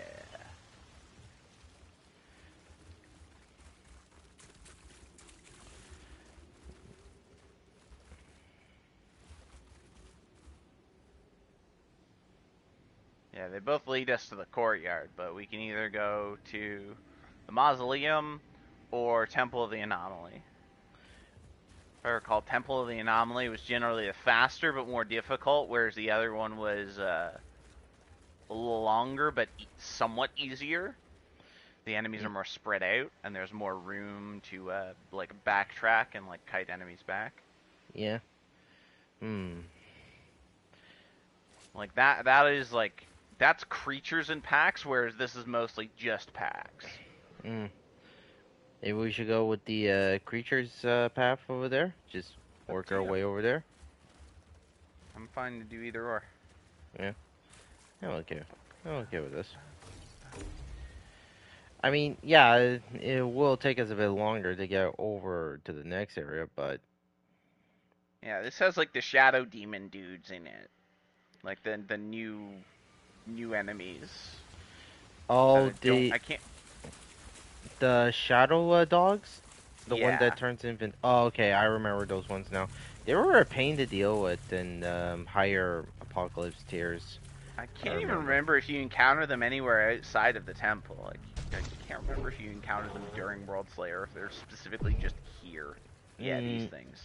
No, no, it's just here. Yeah. I would have remembered.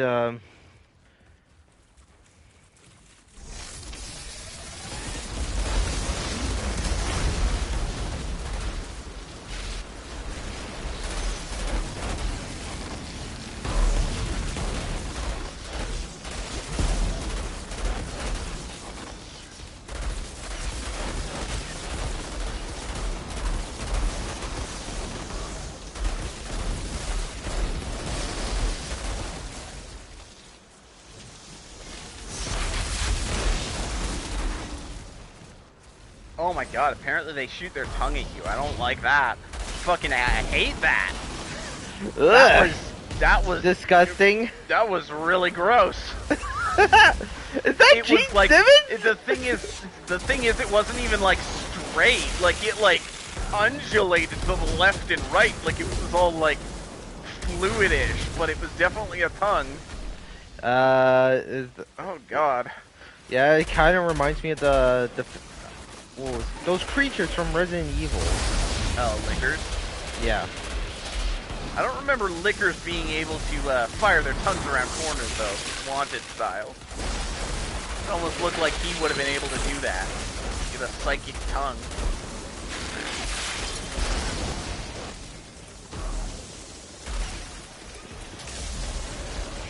Oh, I need to go see Deadpool and Wolverine. I need to go buy it also so I can watch the deleted scenes. Because I heard that the guy who played Toad was in it for one of the deleted scenes. Oh, really? Yeah. I didn't see any of the Any of the deleted scenes. Yeah, apparently a bunch of people who like played characters in that movies, they filmed a bunch of people, but some of them just didn't make it into the final cut. Oh. I don't know if they actually made it into deleted scenes or if like it was stuff they didn't even edit in post-production. Because generally deleted scenes in movies ends up being stuff that they edited in post-production, like after they wrapped filming. Where sometimes certain bits of the movie get cut before even reaching post-production for various reasons. Either them looking through the takes and being like, when they're in post-production, they're like, we don't like any of these takes, so we're just not going to use this part of the movie because it's not integral to the plot. Yeah. I heard that he was one of the characters that was reported. Like, people were rumoring that was part of the movie. I don't know if it's that. The only characters I know are in there is, like, I know which characters they had returned, like heroes, anti-heroes, and like, Saber was in there. Outside of that, I know nothing about the movie. I keep fucking putting off going to Walmart to go and pick up a copy. I probably should sooner rather than later, because their physical stock is probably already run out. Might even have to. I could probably actually just order it off Amazon. I'm delivered to my door. I mean, getting it on Amazon wouldn't be a bad idea. The only thing with Amazon is I have to make sure it's coming like from Amazon, because when you get like buy packages like games and stuff from third-party sellers, sometimes they send them in like paper. What's it called? Like paper bag box or paper bag packaging, like paper packaging, and then the boxes get trimmed and broken in transit. But if it's like from Amazon, it goes via an Amazon courier. Oh, I'm silent. Fuck me.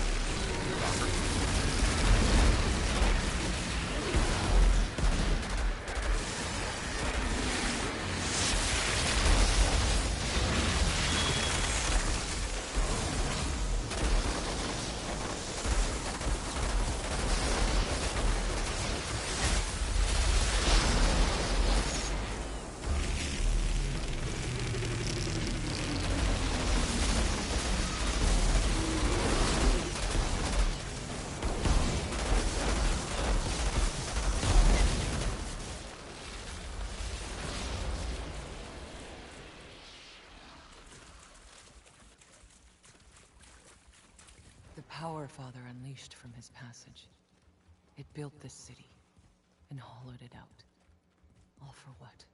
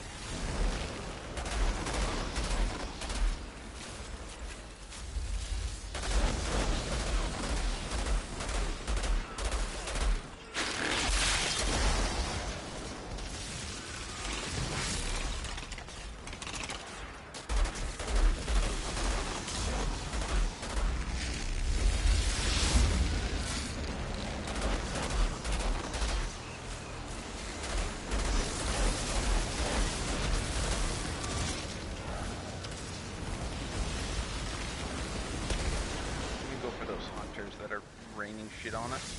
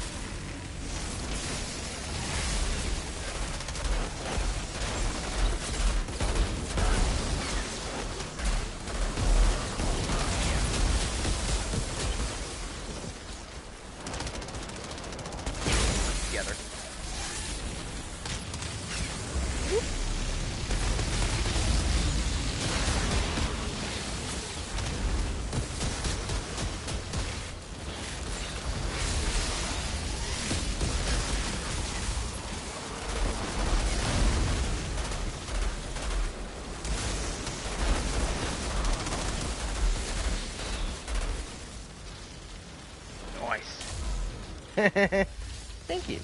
Like You how the too. turrets are already barraging these dudes over there, preventing them from getting reinforced. I guess it kind of takes me back from the commando from Borderlands, so I do remember how to use it well.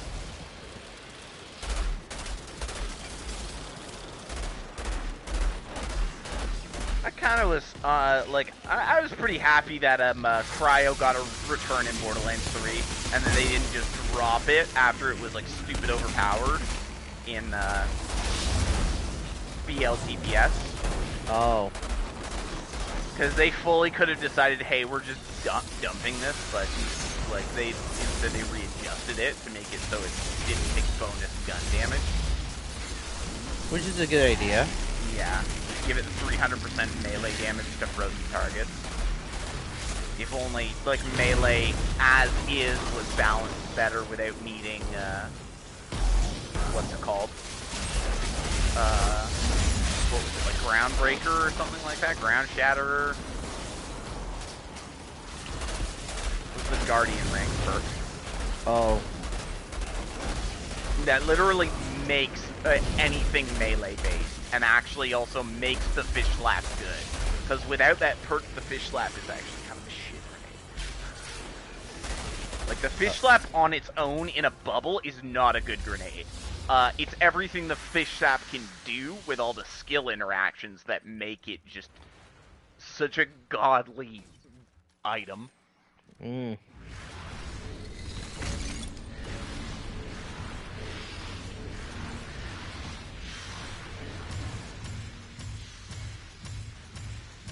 Hey, I got an ascension point. Nice. Dude, I got 3 Apocalypse. Oh, that's kind of cool. Mm. A sniper rifle with shadow comment on it. Whew. I might entertain that. Hmm.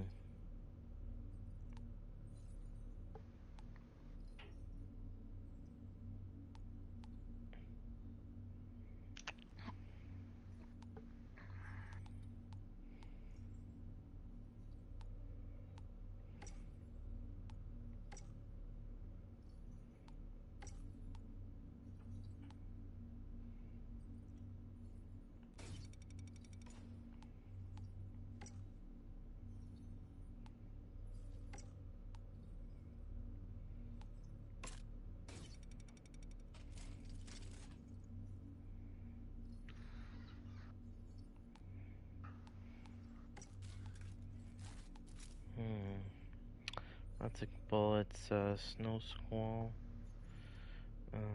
Leisha's Nikolai's Revenge. Pumpkin Load, Brides of Christ.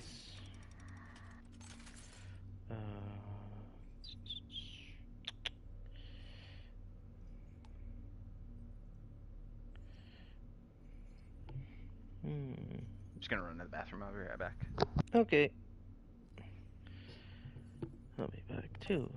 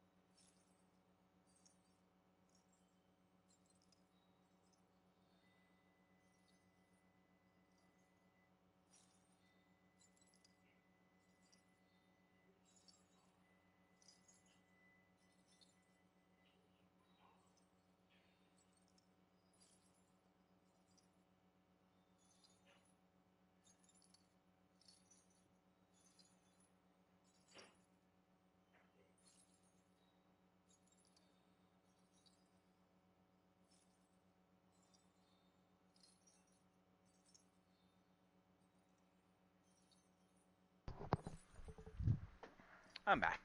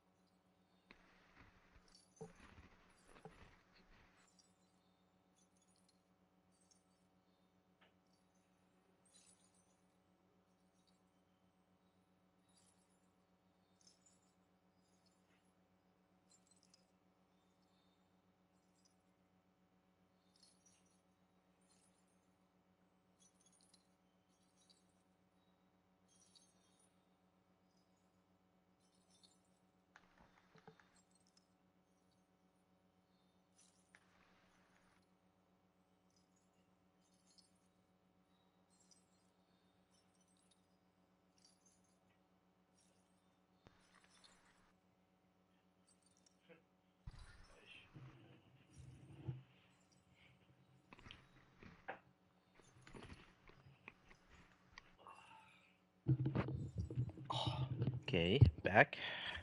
Hmm? Yeah. Yay. Alright. Not too late. It's never too late. Atuma said the father built a palace over his passage. Oh, never Find mind. his I throne room. forgot. I can probably find the entrance. Woo.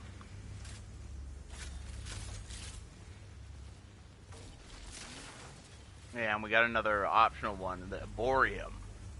The Arboreum. Yeah. Sounds interesting.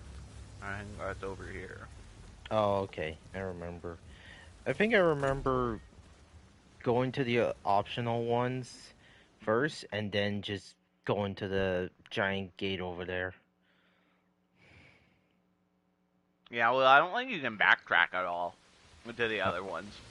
So it's just a matter of if you're trying to get to the end as quick as possible, or if you're trying to, like, Nice to see this you know, place you're in its hunting prime. for Doubt anyone here more is loot. interested in tending to flowers. Well, honestly, on my last playthrough, it was just gathering loot to see if I can get some good perks stuff for the Trickster, because that was like one of the reasons why I did the optionals in the first place. Yeah. I'm assuming later on it might be more advantageous to split towards the end, because at the end you get guaranteed a legendary apocalypse drop. Like, where you get one of 3 choices.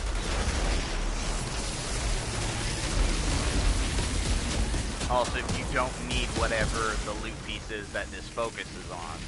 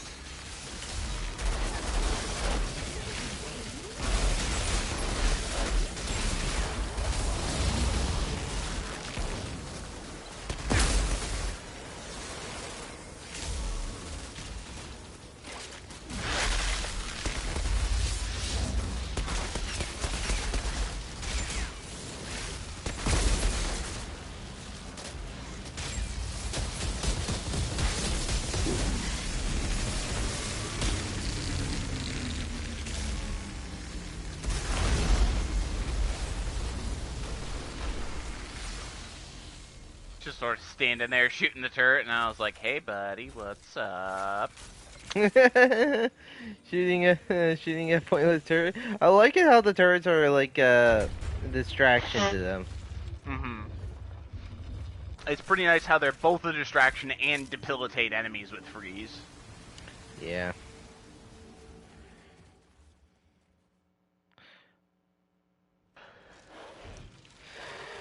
Oh, yeah, Oh, I remember this guy. The I mean, overgrown turkey. Yeah. It should, like, with your freeze turrets, that should actually make this a lot easier in general with all the flyers, because it knocks them out of the sky so much more easily. It is actually easier.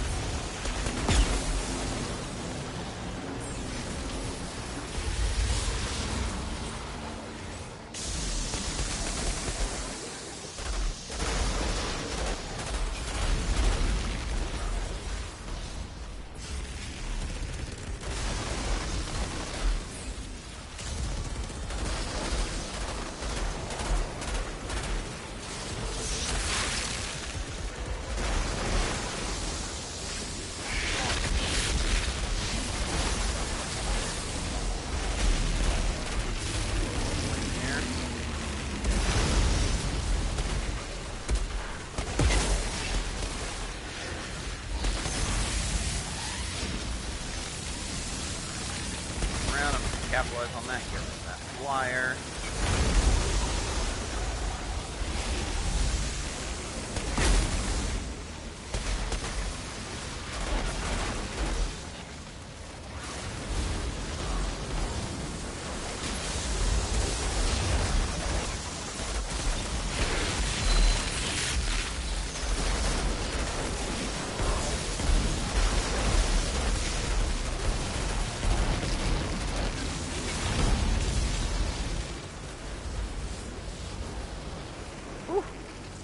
Nice. Jeez. That went out better than I expected. Yeah, we were able to just sort of chill in one place and let them all fall into us, and we never really got completely overwhelmed. That was pretty good. Yeah. Yeah. I like the time when we were on different classes and it went horribly wrong. Ever return here after they calmed Yeah, I guess our Trickster and Pyromancer, we were kind of just running around like a shit ton. Like, we had to, like, avoid a lot of shit. Yeah. That makes sense. Ooh, a legendary.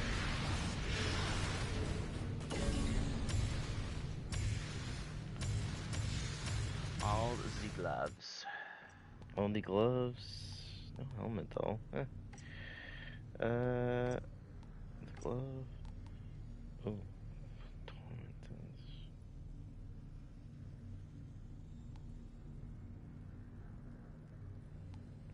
Arm wraps, technical velocity, activating momentum skills, rolling, sprinting, having board time active during combat generators.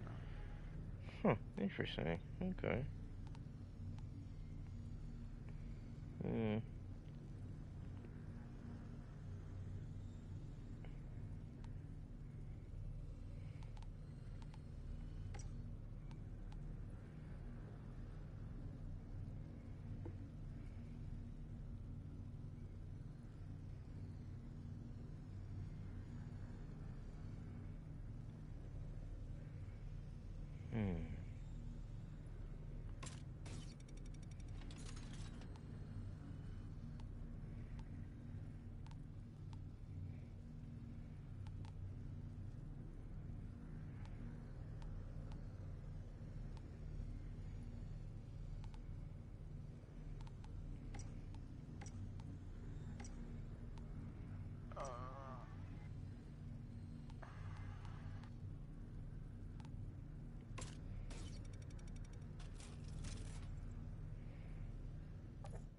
Nothing particularly awe-striking.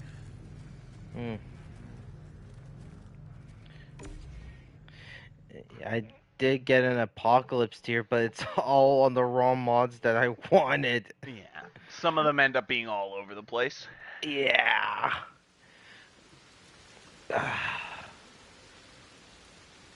it means the death of me, I won't let go. I never heard about this city in the stories of the And past. if I'm lost, Was it lost to history? what Or were they terrified of it? Is this where we're going?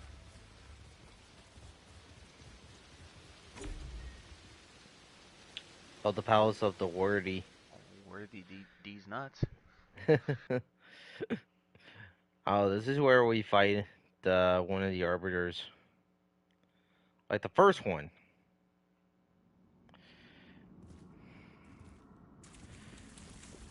Stefan, did you meet Joe?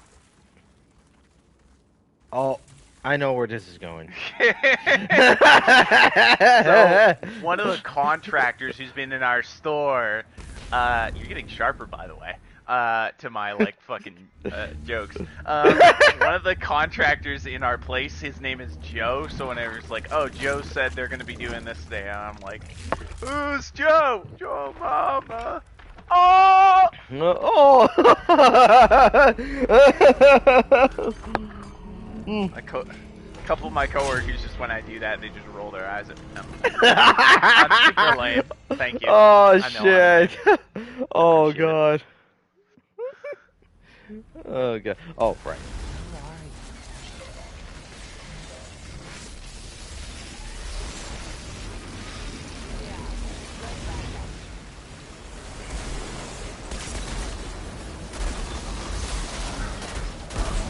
Ow.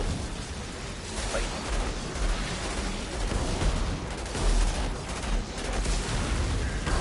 let's do this thing where he like summons a bunch of dudes. Right? Oh no, we can interrupt this, can't we? Yeah, that's right. If you do enough damage, then we can like break him out of his judgment.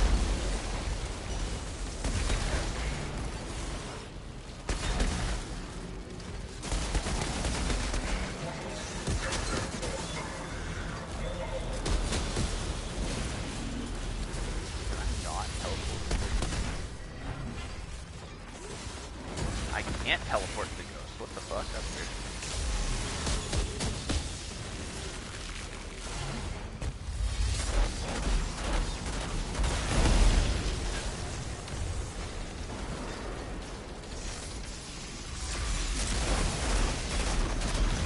Oh, you know what? I think we went through this before when you were on your Trickster. What do you mean? Where you can't teleport to the ghost. Like on the outskirts of the arena. Where I was like, hey, can you teleport to that one across? And you were just like trying to figure out what the fuck was going on. But they're just for some reason an ineligible target for Hunt Prey. Oh, yeah, I think I remember that. Yeah.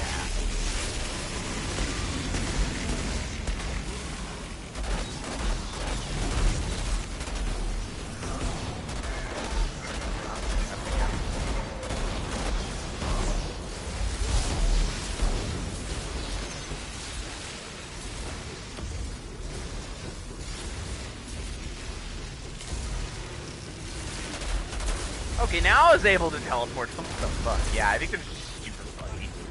Ghosts. One thing that's wild, I watched a video of a Devastator with a Magma Shelter melee build. Magma Shelter Concussioner. He literally just stays and punches the dude the whole time. Yeah, I think I saw that one too. It just puts up Golem and like his forward shield to like soak damage, and then you'll like eat the axes that whirl into your back, and he just keeps punching. And I was just like, that is crazy. That you can have That enough is armor, awesome. that you can have enough armor and healing to just fucking survive that relentless onslaught on you. Hats off to him. Okay. Just a second. Okay. Okay. Don't care about that. Oh, yeah, that's right. Maxwell's legs plates. Nope. What the fuck? Funeral pile. What is that? It's another automatic shotgun. Shadow Comet. Shadow Comet and Dimensional Rockets. What the fuck? It's kind of nice. Oh shit! It carries more damage than my other one. Woo! Ooh. Oh, that. An LMG that has a Striga in Shadow Comet. 10% of crit damage returned to you as health. That's not a... Striga's not a bad mod. I have no firepower to make it good, though. I'm guessing it requires firepower to make it? Yeah, because Striga's 10% of crit damage is returned to you as health every 3 seconds. If you don't do any damage, like if you don't, your gun doesn't do a lot of damage, you don't get much of any health back. Because it's based off the weapon's damage, the weapon's critical damage.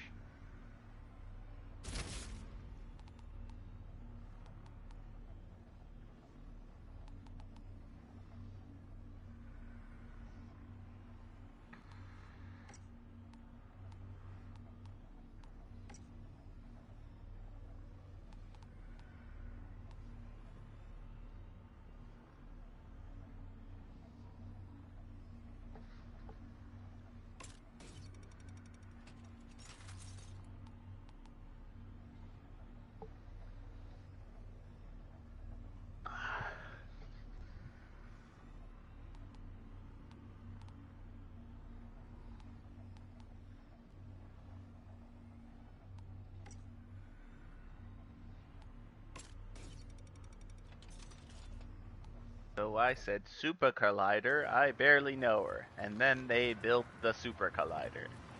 Thank you all. You've been a fantastic crowd.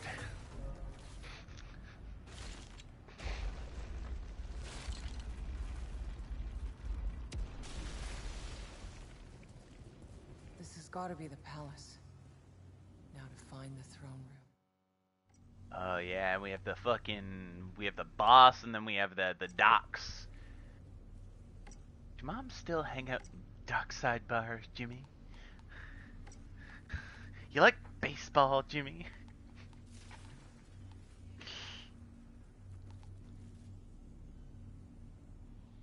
Devin?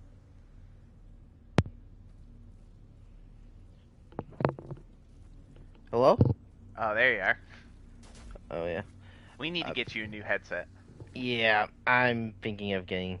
Maybe I'll buy you one for Christmas. I mean, okay. Anyway, I got all the legendary automatic shotgun skins for Nice. this. So I think I'm Oh, just You have a funeral pyre on, or is that just skin to look like it? I have funeral pyre on. Nice. Because that one's, that's the one that, like, it always has shadow comment. Like, that's where shadow comment comes from. Okay. Yeah, 'cause, like, the way legendaries work in this game is each legendary has a set, like, the legendary guns has a tier 3 mod in its first slot. Oh, okay. So, like, Air of the Desert always spawns with Sandstorm as its first perk, and Vortex Chamber as its second perk. Always? Oh, Yeah. that explains it. All legendaries have a fixed 2 primary perks. The only thing that rolls on them is an Apocalypse perk, or an Apocalypse mod. But everything okay. else... The bonus stats actually might also roll, like, you know, the secondary, like, armor pierce, and then status power, skill leech, fucking all those things. But yeah, the mods are static on legendaries. You can obviously change them if you want, but you can only change one of them. Yeah, that makes sense. That makes sense. You can only change one of them. Yeah. So the general goal for legendary guns is to find the one that has mods you like, and then get it to roll with an Apocalypse mod you also like for that gun. And then if you also want, you can, whatever its tier 2 mod is, you can then mod to a tier 3 mod that you also like, if you like it better than the tier 2 mod it's paired with. For example, Voodoo Matchmaker is a prime candidate. Most people, Voodoo Matchmaker, Voodoo Matchmaker always has ultimate damage link and something else, but people always re-roll that tier 2 mod to Strings of Goss.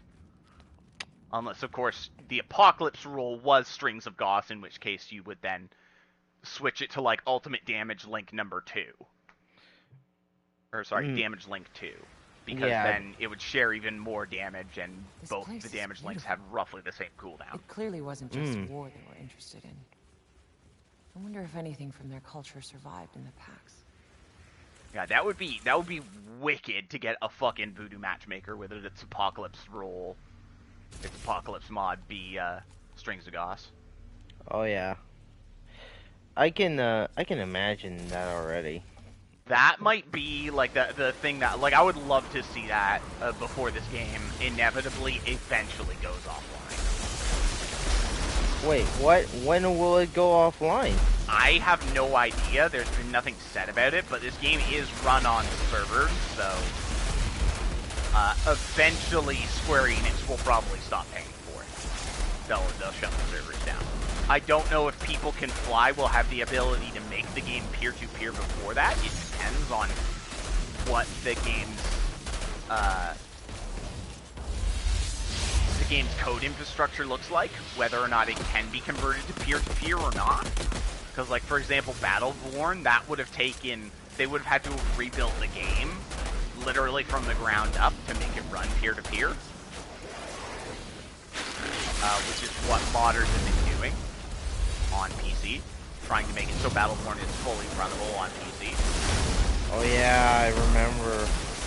But it's rough, like it's hard, because that game's not designed to be run like from your console, it's designed to be run from a server.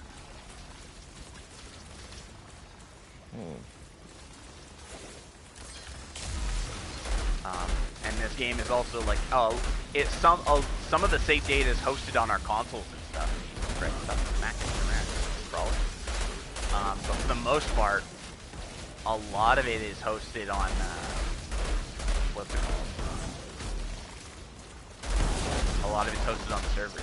That's also why you experience such low latency on this game when connecting to other people, is because we're both connected to a server. And as long as you have good ping to the server, and I have good ping to the server rather than just good ping to each other, it runs well.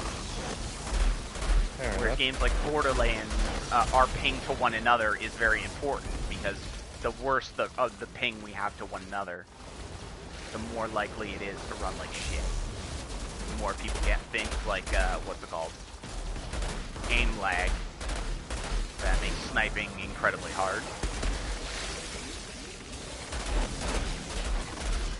Which, like, I'll admit, that's one of the main reasons I always wanted to host. I didn't want to fucking put up with the aim lag. Oh, that's fair. I didn't want to deal with it. Like, Borderlands 3, I literally couldn't...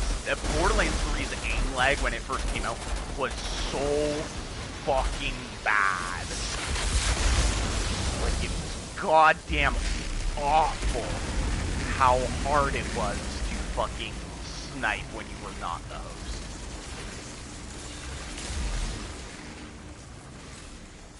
We experienced the same thing with Borderlands 1 on PC.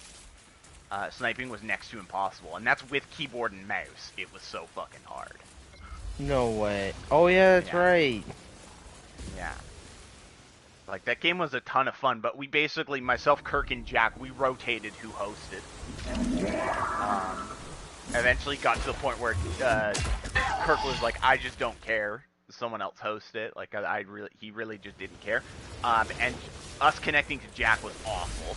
Like, him as host was just, we were disconnecting constantly and having a whole slew of issues. But that's also because the network he was hosting on is, he lives at home with, he has 3 other siblings, and then his parents. Well, he has 1 parent now. I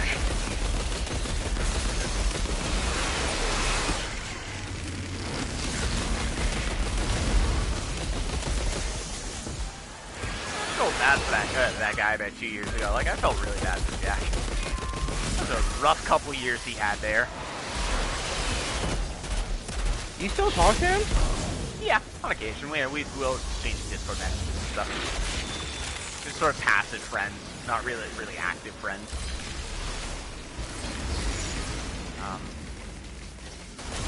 But yeah, like his several years ago, like his parents had sort of been separated, but not really separated. Like, apparently for quite a few years, his parents had slept in different beds in their house. They weren't really, I guess in love with one another anymore.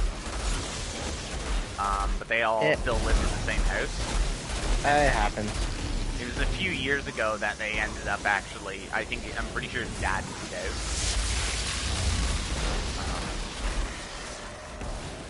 And then his cat died. The fucking end of start of this year, I think it was the start of this year. His cat passed away. And I was just like, yeah, man. And he got out of school, couldn't find a job in his field, which, also rough. But he's doing alright now. He's got a job overnight at Walmart. So. It's better than nothing.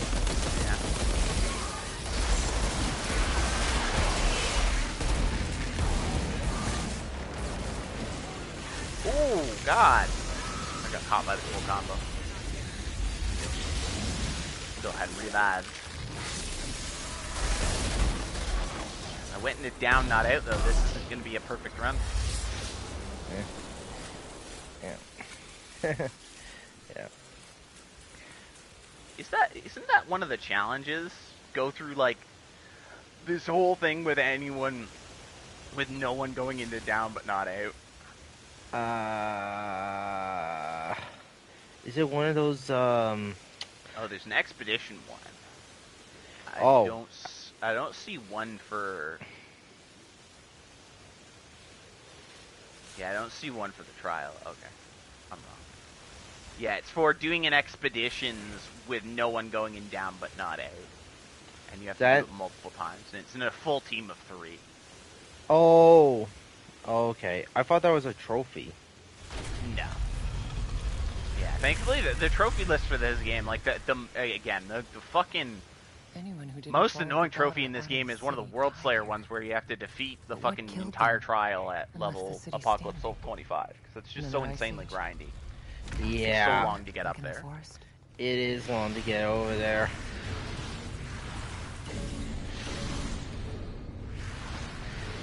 Did you just get 2 leg pieces that are both from generic sets? I sure did.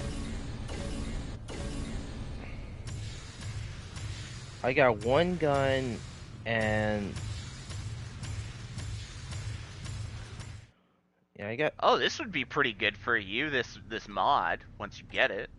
Which one is that? Virulent Compound. Deal 10% more damage to elites affected by toxic or blight fire. Affected elites explode when killed, dealing X amount of damage and spreading their status to other enemies within 5-meter radius. I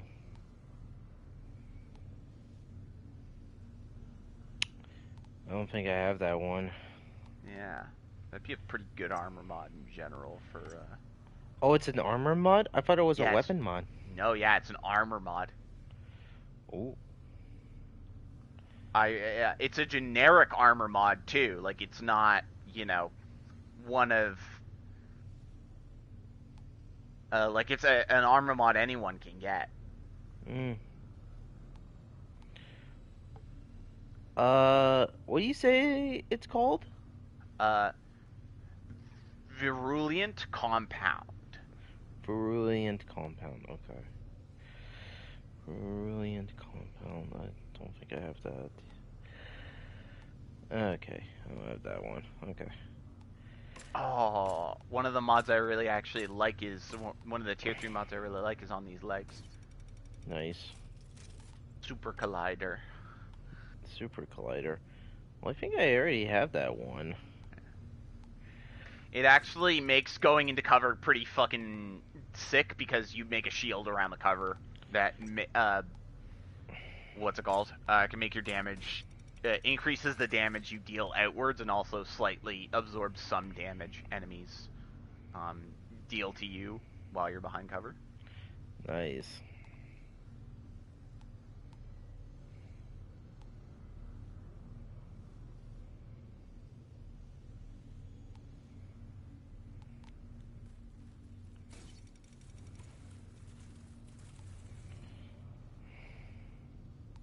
Yeah, me dismantling that piece just got me Virulent Compound unlocked as a mod. Nice. I didn't have it before this on this character. Nice. I don't think I ever had that one.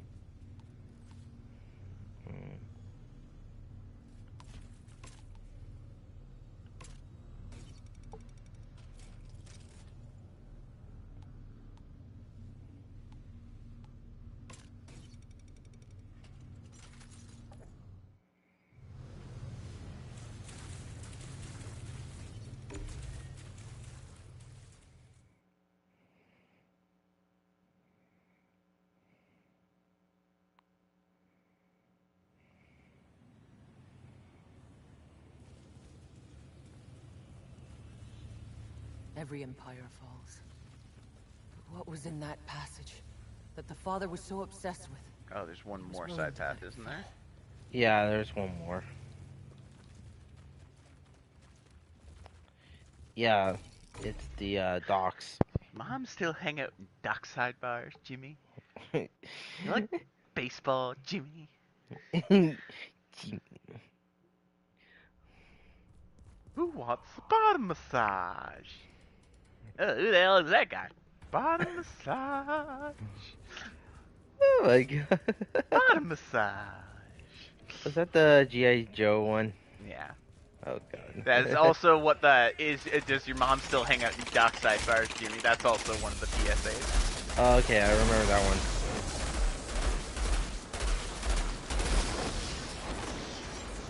Ah, we got the stupid fucking hook face asshole dudes in this, don't we? Eh. I mean, as long as you can keep your distance away from them, then... I like how you sort of paused there. Yeah, were you thinking it's like, wait, he's a trickster? I'm like, what is distance? Yeah. Because for me, distance yeah, is you just like... you just read my mind, man. You Optimal literally... distance for me is about half a foot from the enemy. I just stopped there for a moment because, oh wait, he's a trickster. Yeah, what's staying at range? What's range have to do? You could just teleport to the enemy like nobody's business. Need to make sure while I'm killing him, I'm still killing all these fucking little things too. Don't worry, I got that covered. Well, I also just need, like, these guys that were surrounding them, I needed to kill them because, what's it called? You can like, keep the shields up. Oh yeah. And again, I guess whenever my dome expires, I get a full shield, though. So as long as I keep using my dome on cooldown. Well, is that, that's Thunderdome, right? Or is it... Yeah, it's the mod for the, yeah, for the slow trap. Somehow I ended up upstairs. How's that possible? I do not know. I think I might have gotten sucked into one of the enemy's vortexes, and they put me upstairs. I'm sitting on an enemy spawn right now. Oh yeah, this dude right here. He's using vortex again on me. Oh, don't do it, don't do it. Oh my god, I almost didn't make it there. Are you doing okay down there? Should I come back down there? I'll be okay. Oh, look, one of those fucking fat bugs is here, too. Great. Ah, he's running away! What the fuck? He just ran! He just ran super fast! He just ran super fast! One of my favorites is when they can do like the electric slide. Do you remember that where he like slides around the fucking corner? I remember that! Yeah, these guys are kind of janky, but it is very amusing when they fucking do weird stuff. It's like, hey buddy, with being that tall and that fat, you should not be able to run that fast. It's like comparing Eggman to Sonic. That Eggman's faster than Sonic. Yo! Do something. You. Oh shit. Oh shit. Oh shit. Oh, that's what that was like when he's petting the chow. Oh god. I was gonna say jerking his dick, but yeah, sure. I just remembered. Oh my gosh. I just remembered that. Oh fuck. Like, holy Lord. Yeah, so the reason that dialogue all sounds so funky is because that's, you know, that they did sort of had him do a bunch of grunts based off the Japanese dialogue. Oh my god. Like, having original lines of dialogue.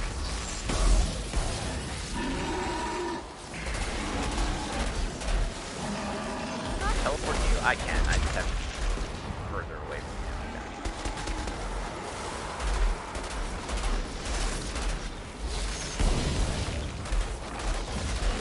Ah! Sorry, sir. No. No. Don't freeze me.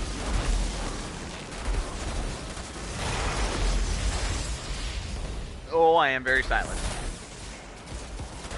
Don't worry, it will wear off later on.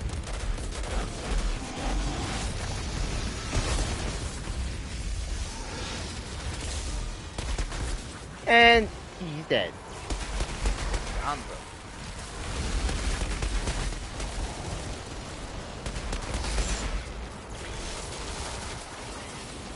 Yeah, I called in an airstrike. Where's my MOAP?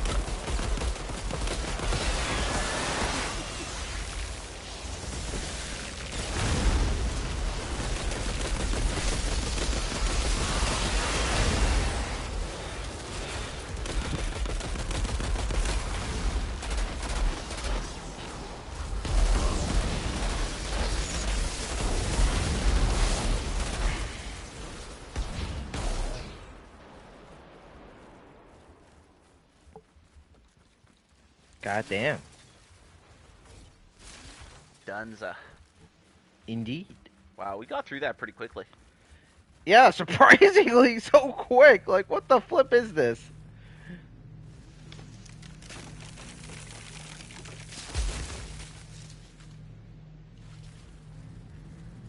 Oh, right.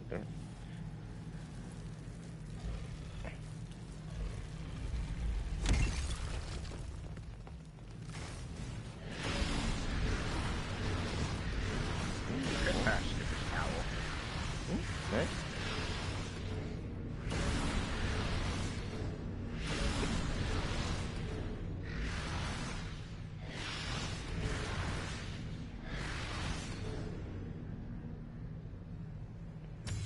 One, two, three, four.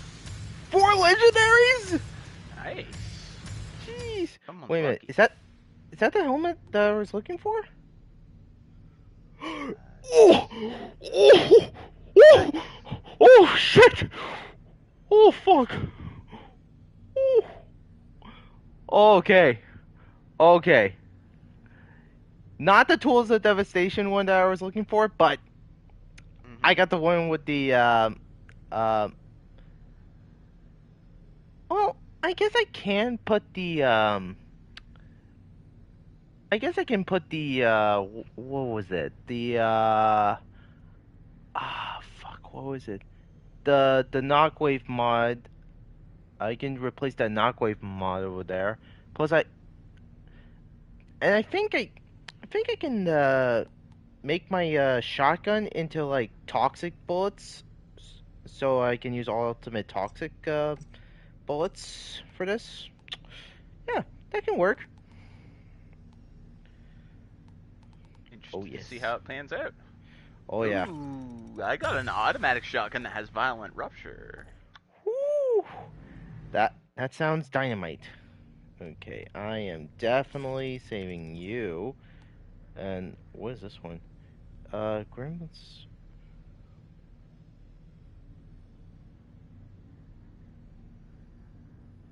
Is that bladed or? Ooh. Oh God! Why is it on an LMG? Fuck! I got radiation splash on an LMG. Oh snaps. Radiation splash is one of the things I really want for my tricksters. The thing that does a shit ton of damage when you reload, and inflicts vulnerability to everything. Ooh. Okay. That's crazy. I just wish it had been on like a shotgun or something that could reload kind of faster. Ah. I get that. Let's see what else do I have. Oh no, I don't have the other one.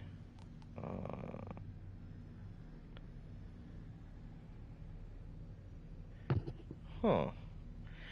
Oh, it's just that one is just rockets. Okay. Kind of using it on the minigun, but oh, never mind. I thought that was fake. I'm gonna have to.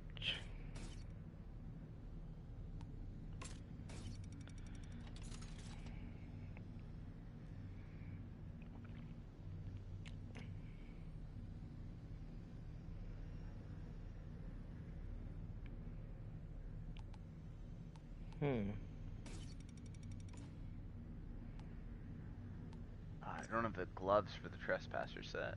Got the boots? Not.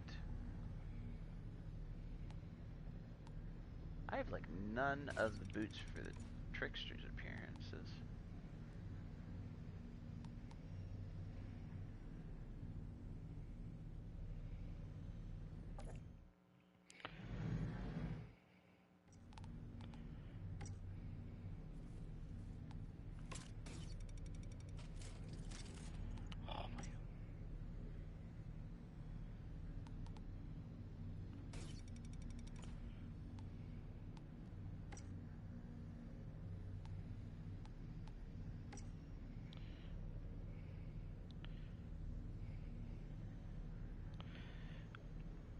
Mm.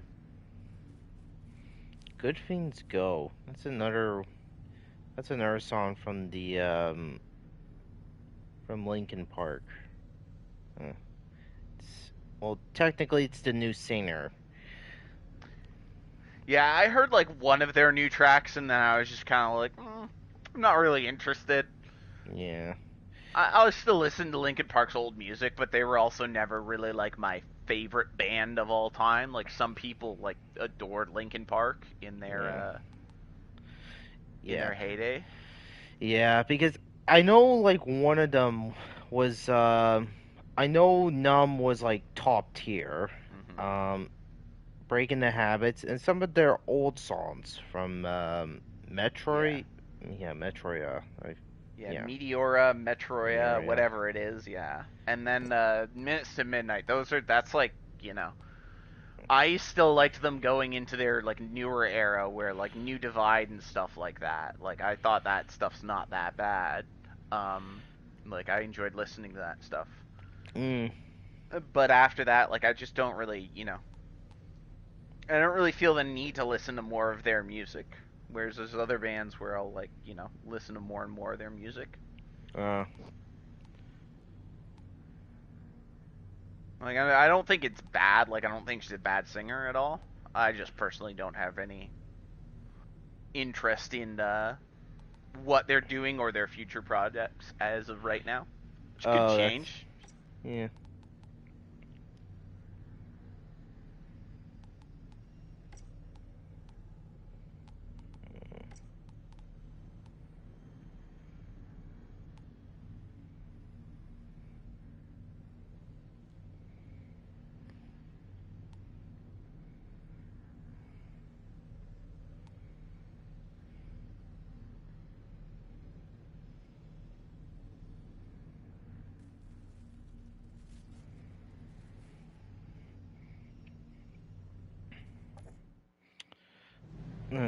Alright, ready? Alright. Yeah. Ah, there it is.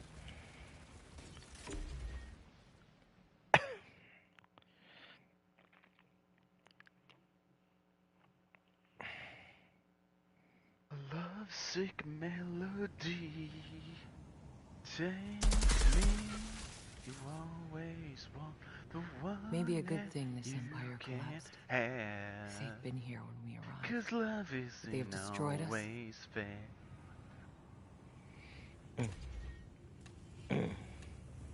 Hell yeah.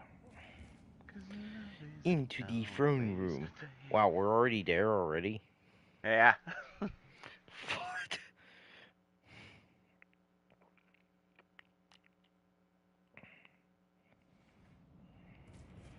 Looks like the father's throne room. Must have been pretty impressive.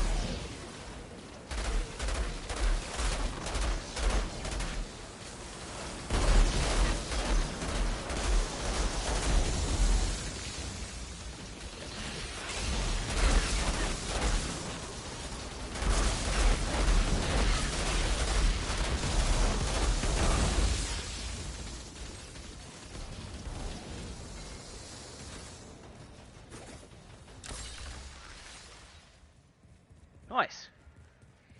Yeah. Cleared it aside relatively evenly there. Yeah.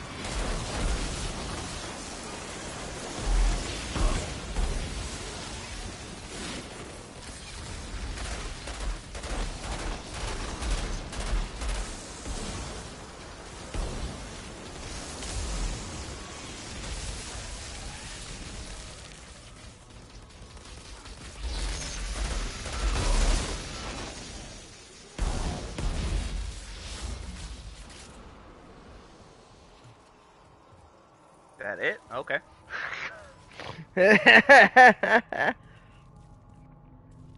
Alrighty tighty.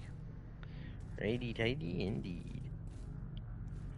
Oh wait, there's a thing over there by the throne room, isn't there, that we have to interact with? Probably.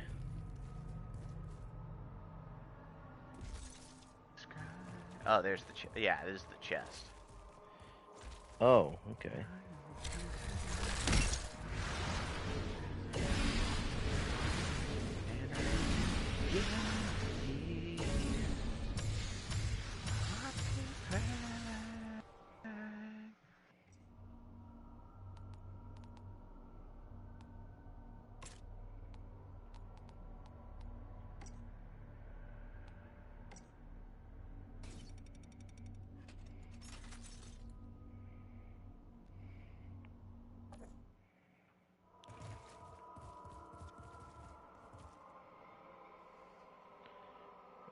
Alright, ready?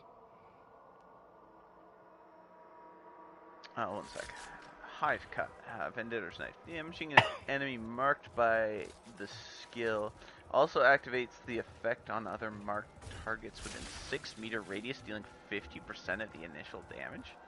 Is that Nikolai's Revenge? Nah, that's a fucking thing for Vendettor's knife. Vendetta's knife. Oh, Yeah, I think I know that's- which one is this one. That skill seems like it's stacked with a lot of really good mods. A Tuma? Yeah. It's the same face. Those gems on her forehead. That means Atuma was the daughter?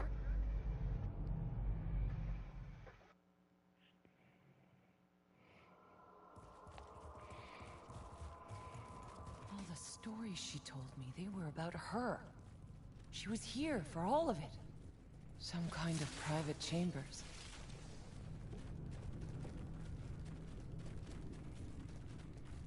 This is in English.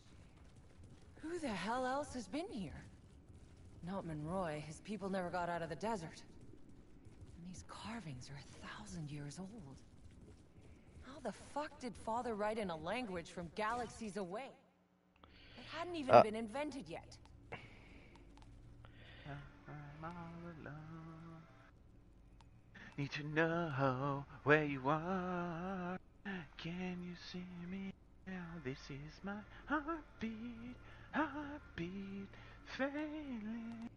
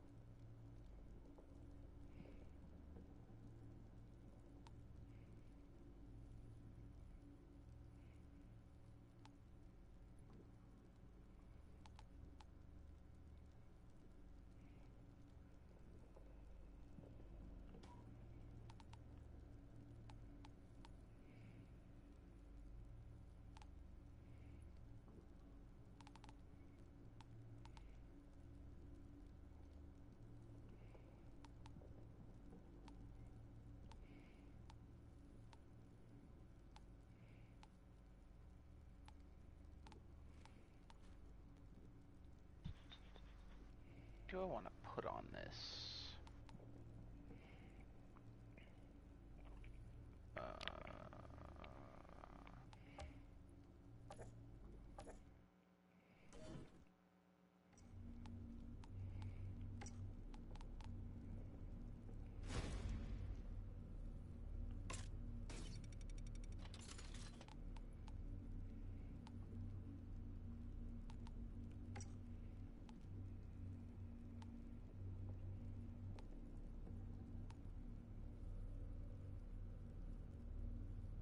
Oh, I remember why I had that. Okay. Let's just use this like this, actually. Can I level this up? I have enough stuff to level this up. Yeah, Mage's Rage and Embalmer's Rage. I remember what I was doing with this.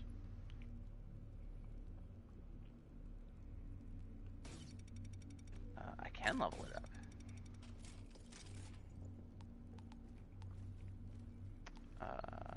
We're going to change your appearance to match my aesthetic.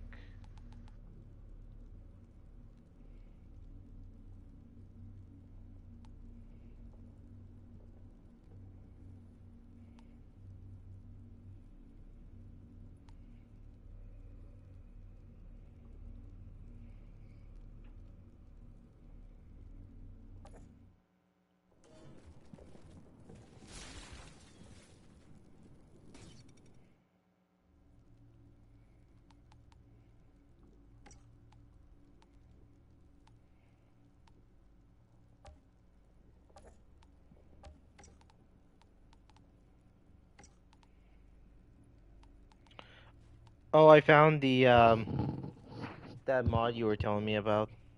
Oh, okay, so you've got it on something now? Oh yeah. Nice.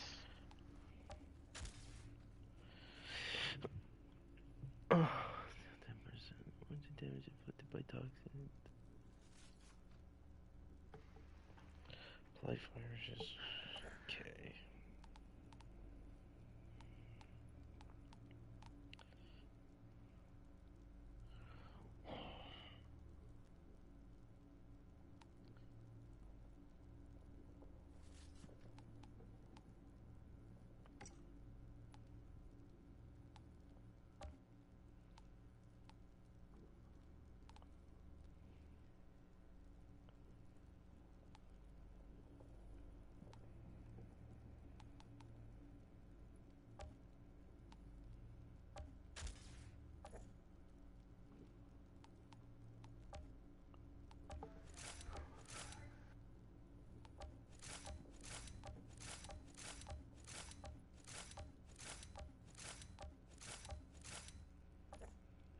Okay, ultimate toxic bullets for the shotgun.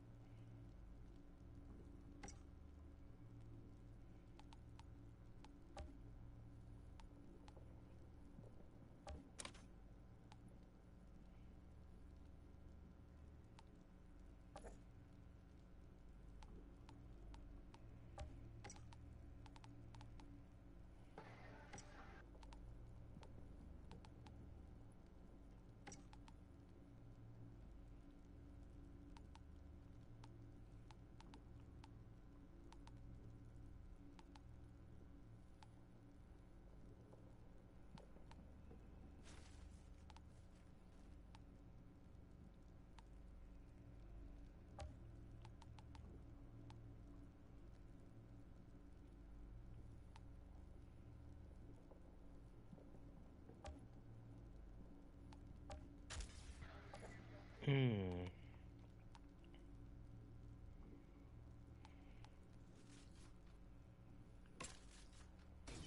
Huh.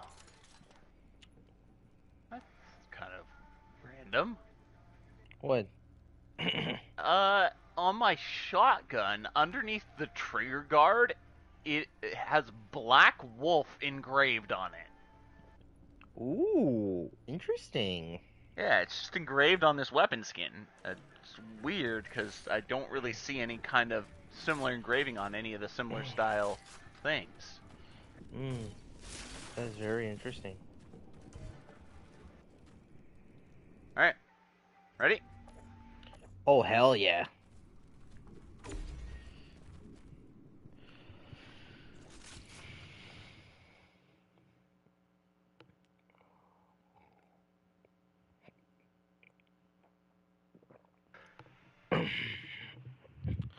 I'll stand in the storm. Here we go. This must be Father's secret passage. No one else has been past here in 1,000 years.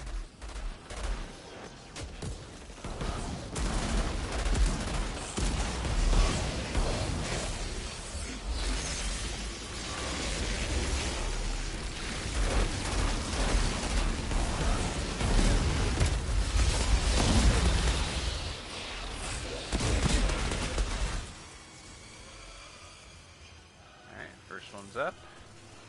Oh yeah, that's right. More We and just more have to keep- enemies, yeah. Yeah, we just have to keep dodging.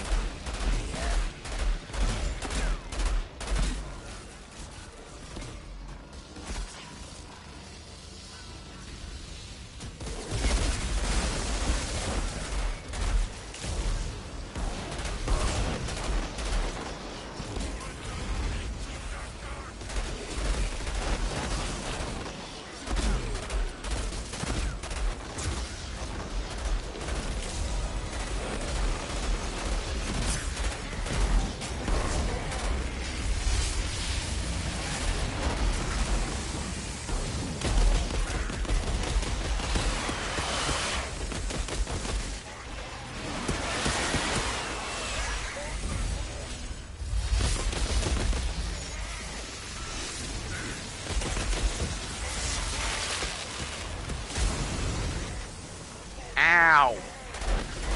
Fucking beat it up in the air.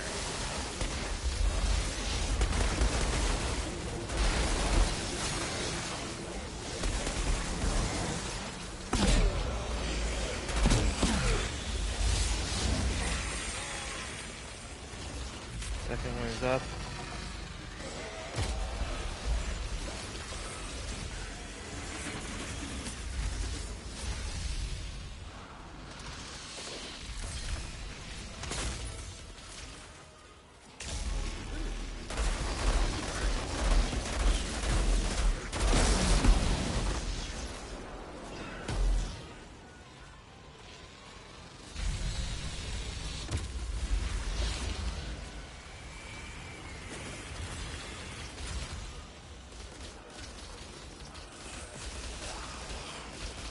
Oh, there's two at this point.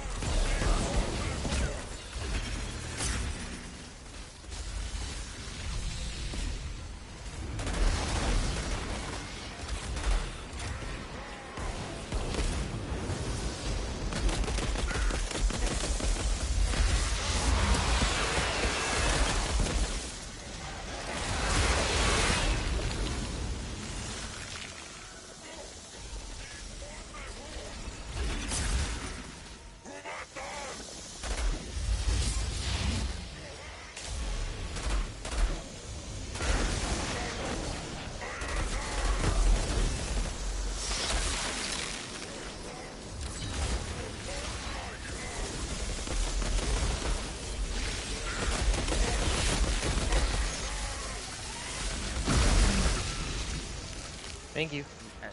Alright, I think mine still needs to be charged a little bit.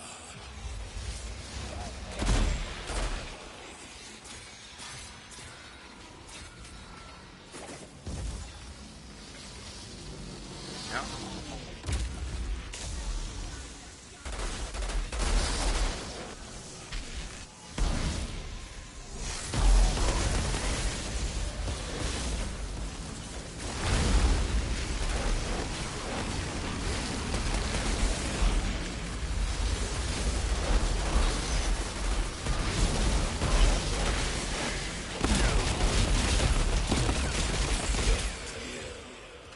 And I'm guessing next one is free, right? Oh, flip. I think it's still just two because there's only two of us.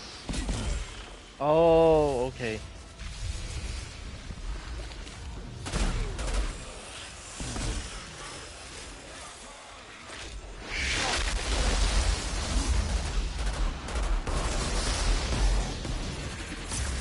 That bounced all the way from the middle of the arena from me to you, that axe. What a fucking ricochet.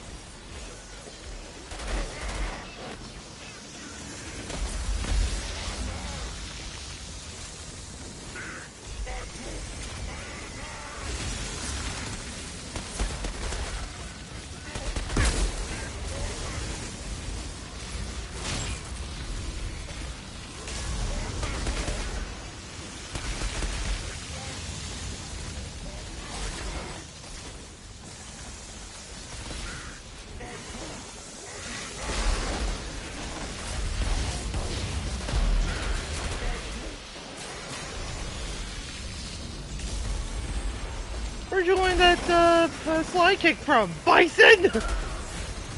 Oh god, this is constant. Can you stop doing that axe on two?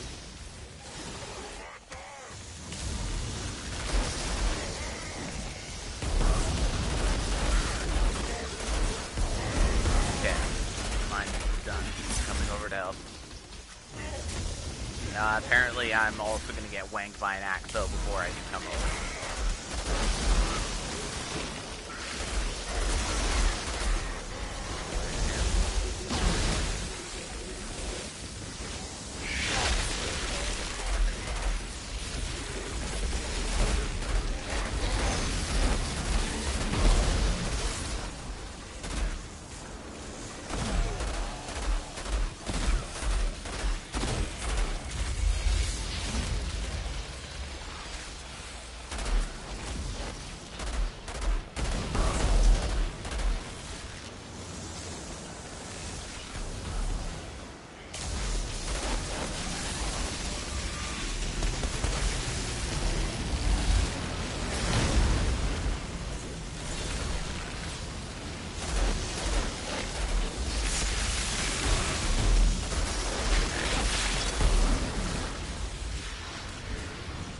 There we go.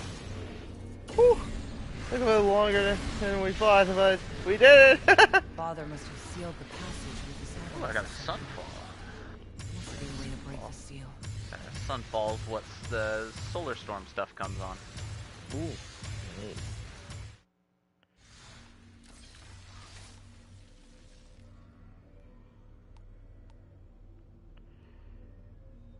Oh my god, that skull.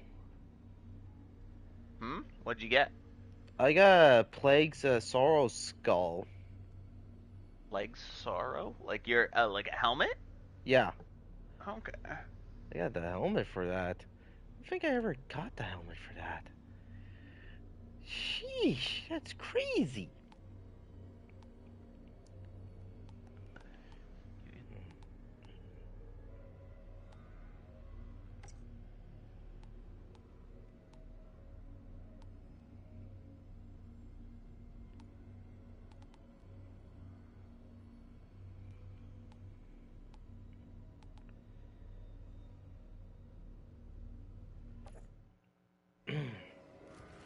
Damn, that's crazy.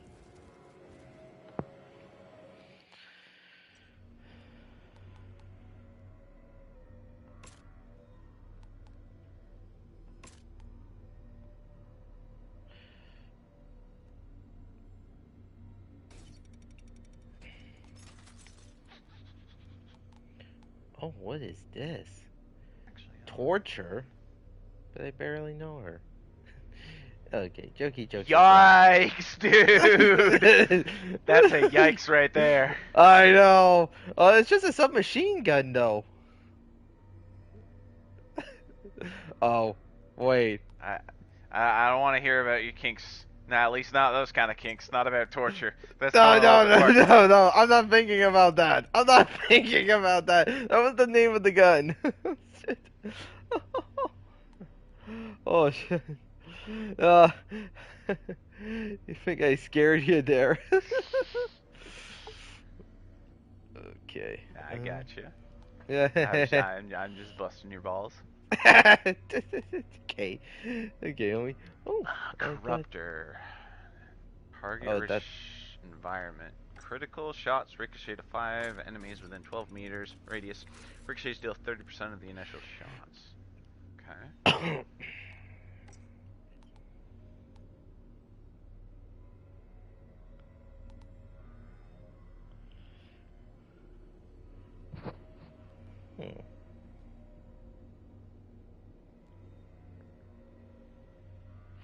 Wait.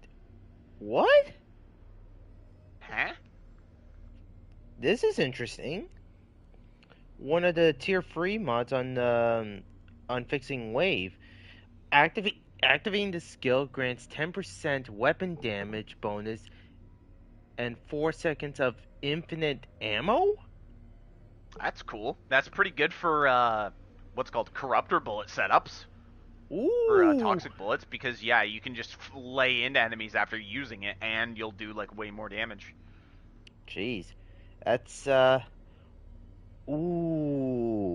Ooh. Oh my lord. Oh my lord. I think this is one of the other ones that I was looking for. Mm-hmm. Woo!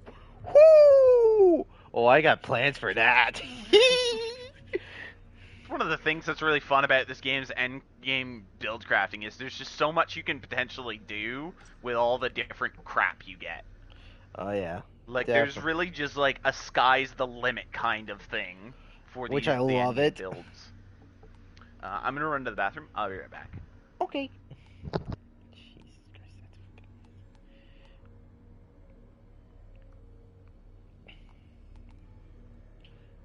Christ, I guess I'll figure it out later on.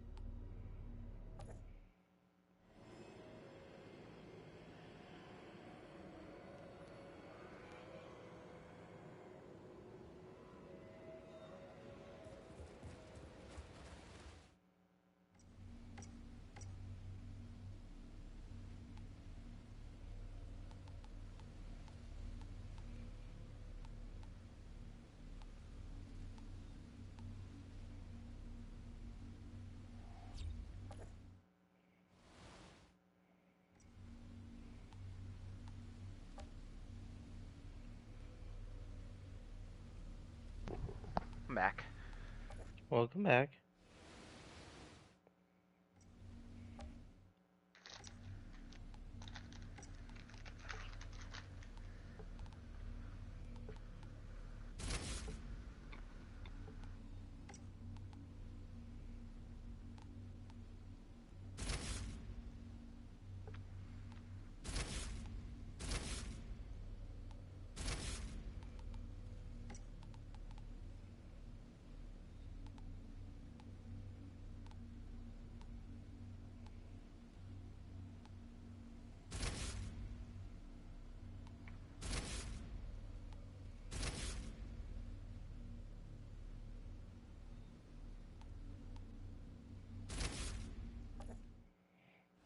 Alright then.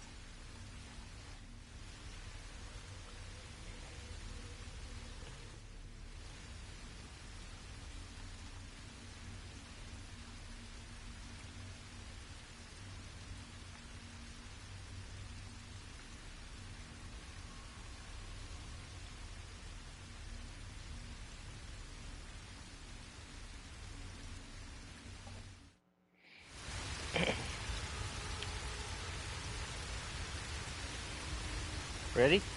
Yeah. Hell yeah. Father must have written all this. Atuma said he was consumed by his visions. The past and future. Everything. My God. The size of this well. This must be the source of all of Father's madness. Maybe of everything that's driven this whole world mad.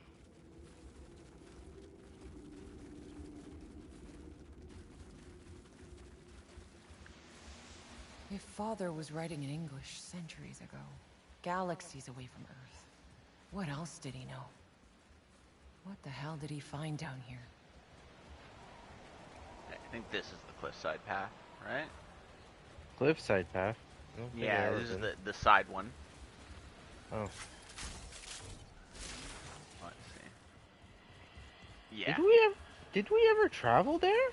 I feel I've done this. I'm pretty sure you have, too. This is with a shit ton of animals. Oh, okay. I don't think there's like any packs in here.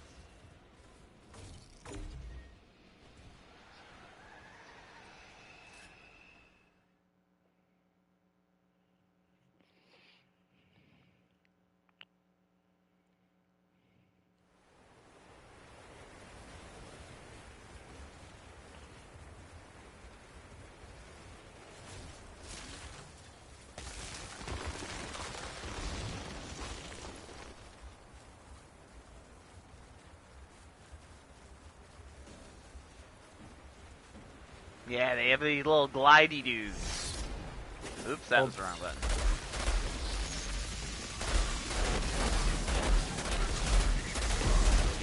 fuckers.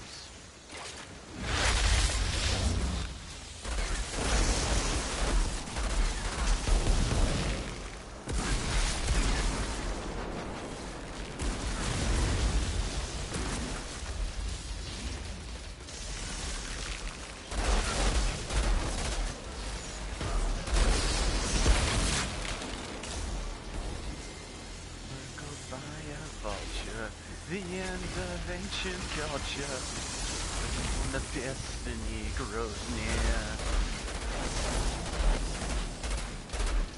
Imperial 500 samurai. This is one band I would actually, like, I don't listen to a lot of their music. I would really just like to see them live, though. Like, I bet Sabaton puts on one hell of a show.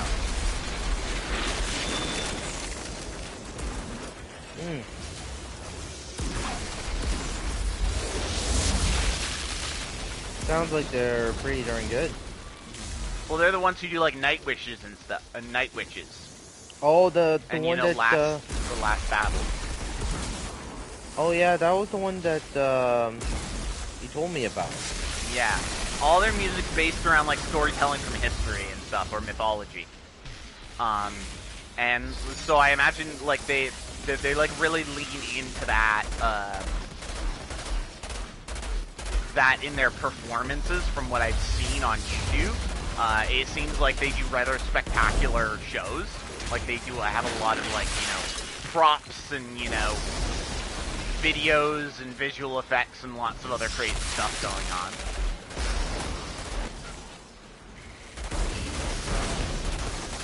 So I just feel like, you know, it would be a really good concert to go to.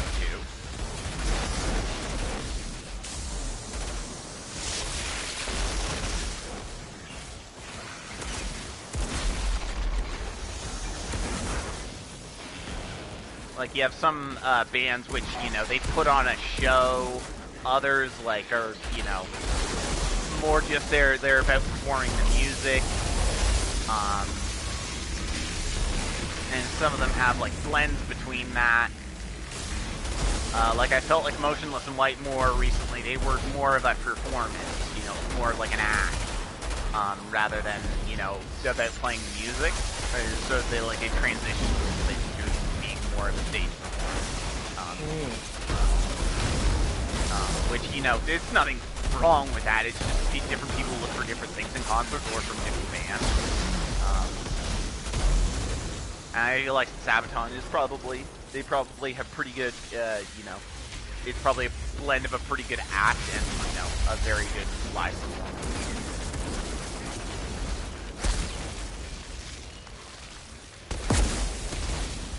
The thing that I can just never, about that Motionless in White show that always sticks in my brain is the time when the bassist literally their bass player put down his bass to, like, you know, he was singing, like, the harmony vocals, and I was just like, but the bass is still playing, on the audio track, which is sort of one of those things that sort of gives me the impression that, oh, so are you guys actually playing the music? Or is this just like, sort of like you're performing for a music video? Is this just a performance rather than, like, is it an act rather than an actual live performance?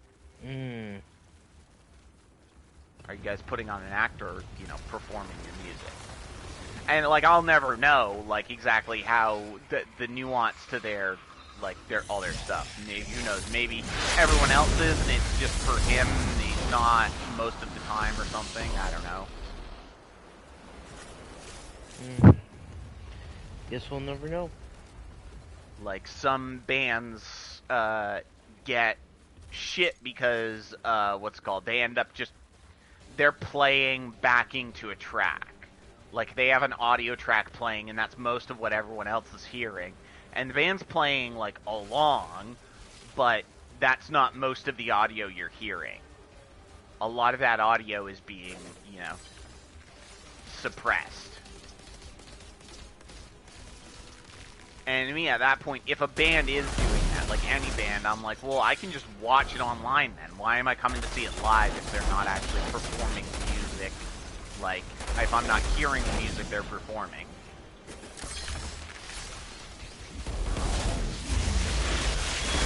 Like, even if a band isn't very good live, I still, when I go to see a band live, I want to hear the music that they are performing in that moment. Like, I want to hear all the good, the bad, and everything.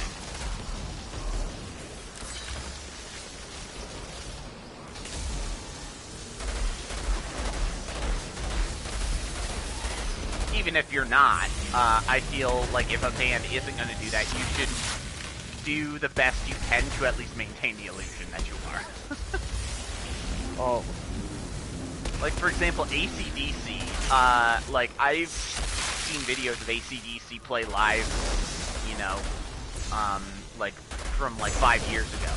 Even 10 years ago. Those guys were fucking old. They're so old. And I was listening to the music, and I'm like, this is, based on what I'm seeing and what you're playing, like, versus, like, the way they're moving around, the guitars and stuff, I don't think the music that I'm hearing here is the music you're playing.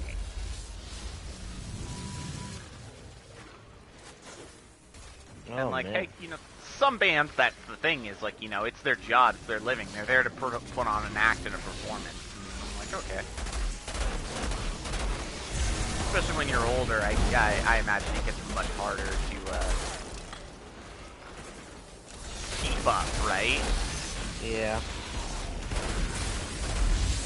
Like, one example I can give, as age somewhat taking its toll, also someone being more of a, like, some people, some artists, are more of composers than they are live performers. And live performance takes a lot, like, it's very difficult for them. You know the live version of Live and Learn that Crush 40 performed for the, what's it called? The Sonic Symphony event? Yeah. So there's a couple riffs and stuff there that they don't do that are in the original version. Because they're difficult, like, they're difficult riffs. They're difficult sequences of notes to hit. And so the reason Jones New didn't play it live, probably, and just chose to go for another, like, much simpler bridge, is because he's more of a composer. He's not a live performer. He composes music for, like, video games and stuff. Crush 40 did go on tour, but it wasn't something they did a lot. Like, they didn't do it for their living. They were music composers before they were, what's it called, before they were music for performers. Like, another example is, what's his name? Mick Gordon. Mick Gordon's a composer. Mick Gordon's not, like, you know, he has played live in a band, but that's not primarily what he does. His career is composing music.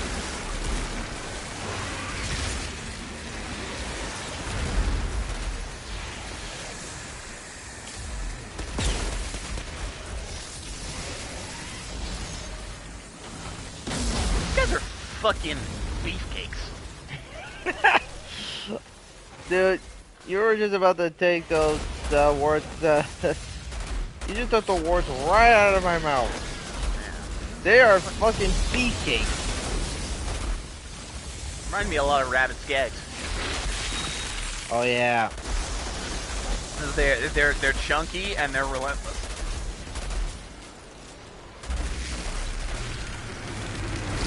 Oh, here's another one.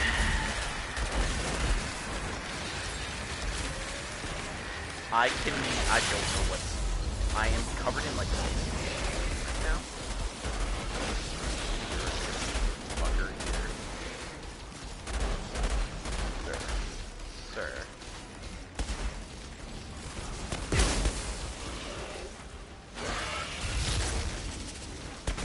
Oh, I just fucking realized why it is sometimes I do the things where enemies pop with a shit ton of damage.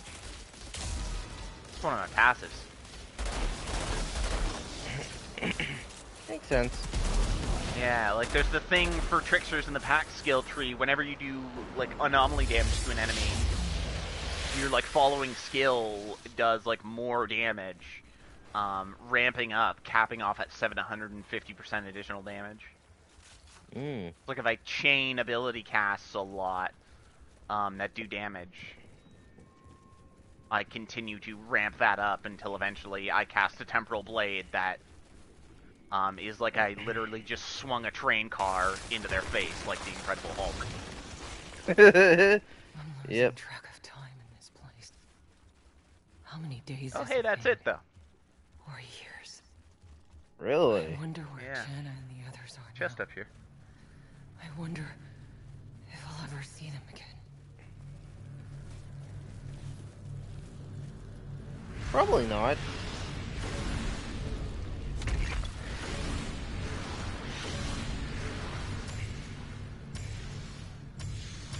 Anything good? That's what I'm wondering too. I got 3 legendaries already. Oh, I got a death shield with Shadow Comet. The Death Shield? Yeah, the shotgun that has Fortress on it. Ooh, okay, I remember that one.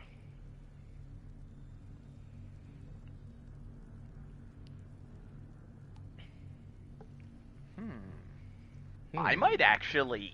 I'm gonna keep this and probably. I might use this on my fucking. What's it called? What's its name? Devastator.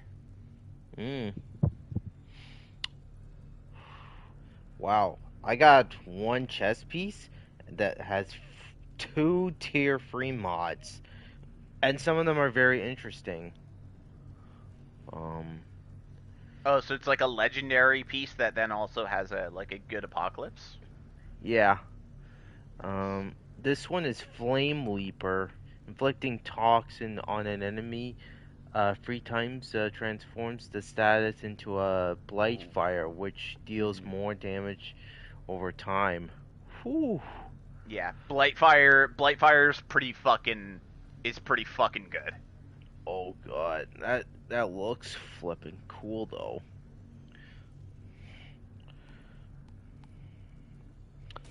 Let me hold on to this. Yeah, if it has a good set of fucking what's it called mods on it, like if it has a good apocalypse roll, definitely keep it for now. Oh yeah, definitely.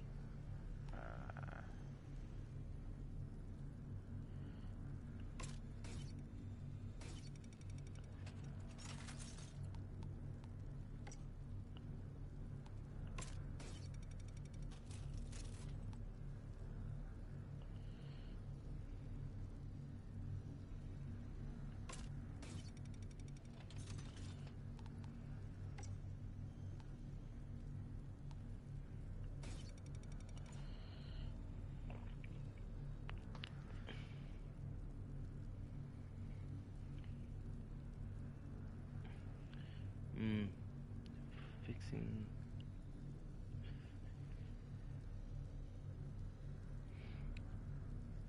Ooh, interesting. Another tier 3 mod from Fixing Wave. Activating the skill replenishes the current weapon magazine for you and your allies. Ooh, Nice. That's like my the dome skill as well. Ooh, nice.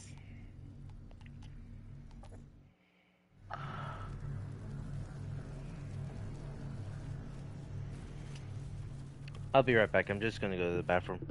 Okie doke.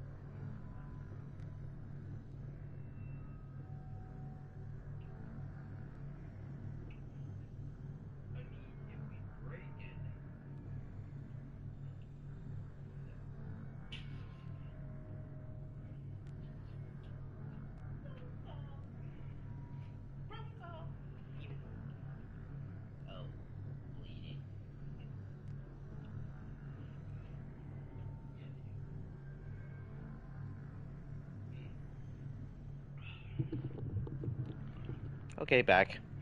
Welcome back.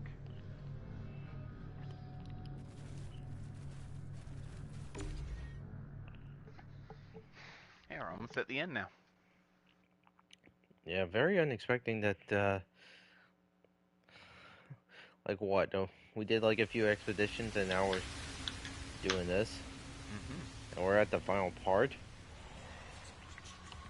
I'm hoping our final, what's it called? We see some good options for our final, drops. Oh, like, once we beat the Arbiter, Yeah.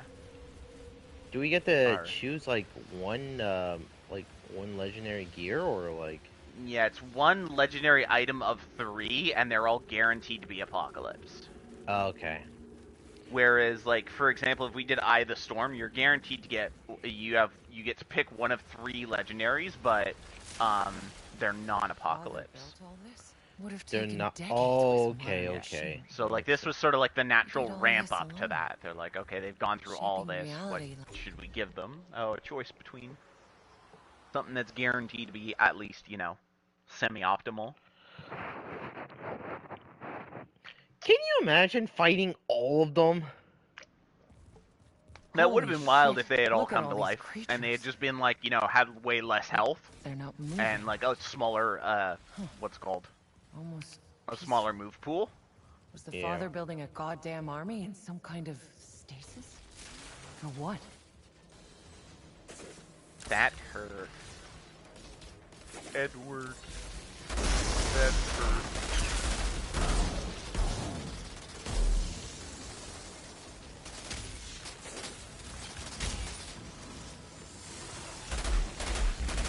I don't think I've honestly ever hated an anime character more than that instance in Full Metal Alchemist.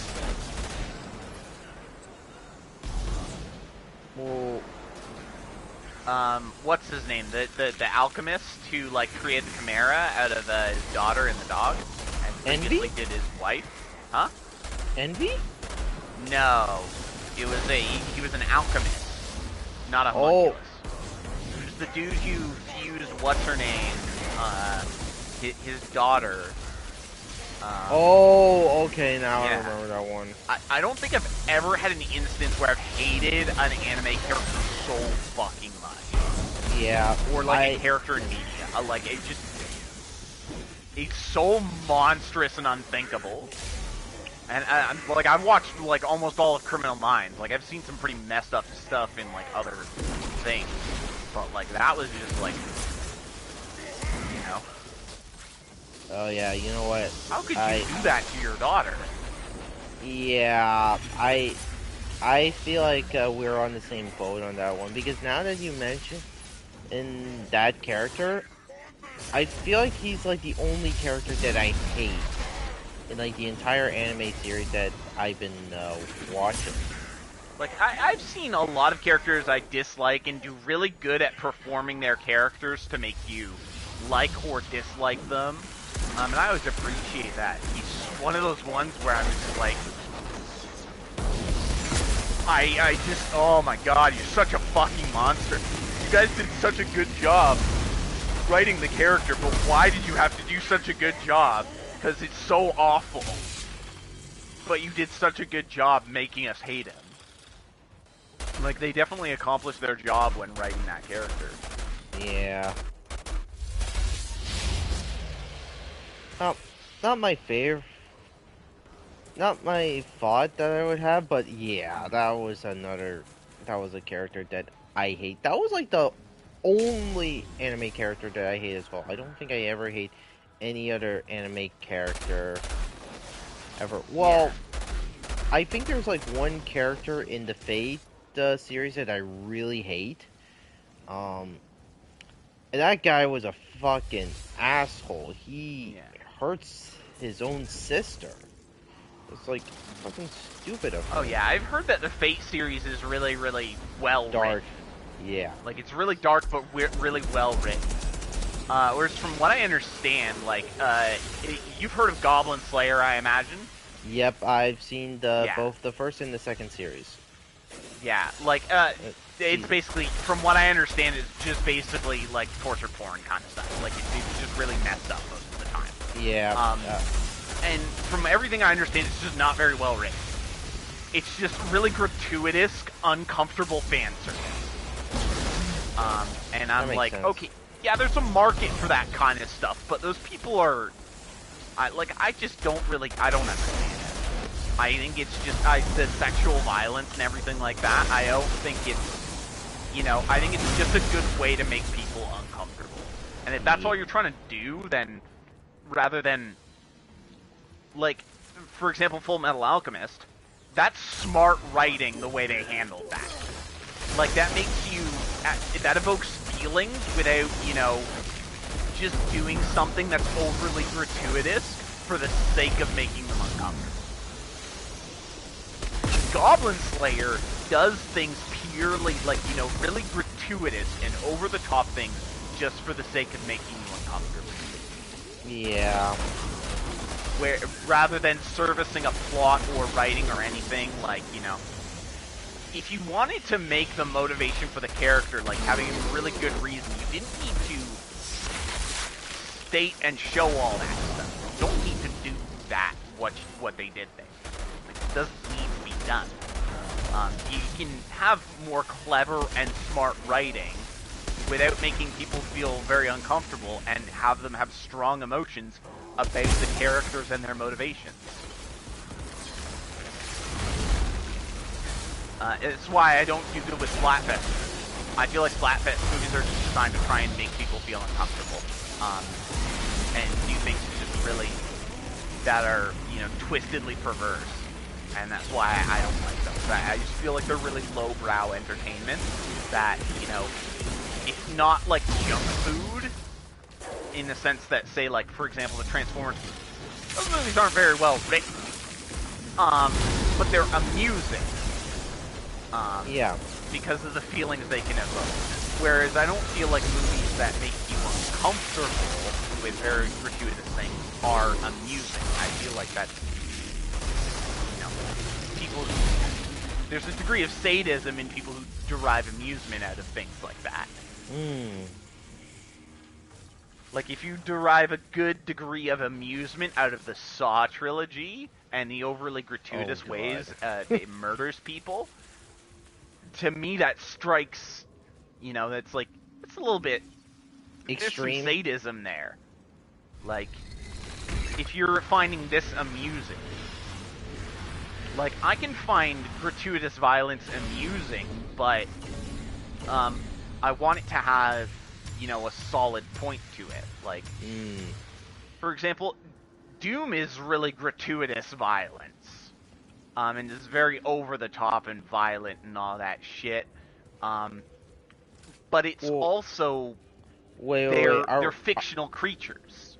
Wait a minute, are we talking about the games or the movie? Oh, the game's more so. Okay. But, like, so you have very, very grotesque visuals and everything, but you're doing that to demons. You're doing that to a fictional creature. You're creating a very clear divide between fantasy and reality there. Whereas when you start doing it to humans, you really blur that line.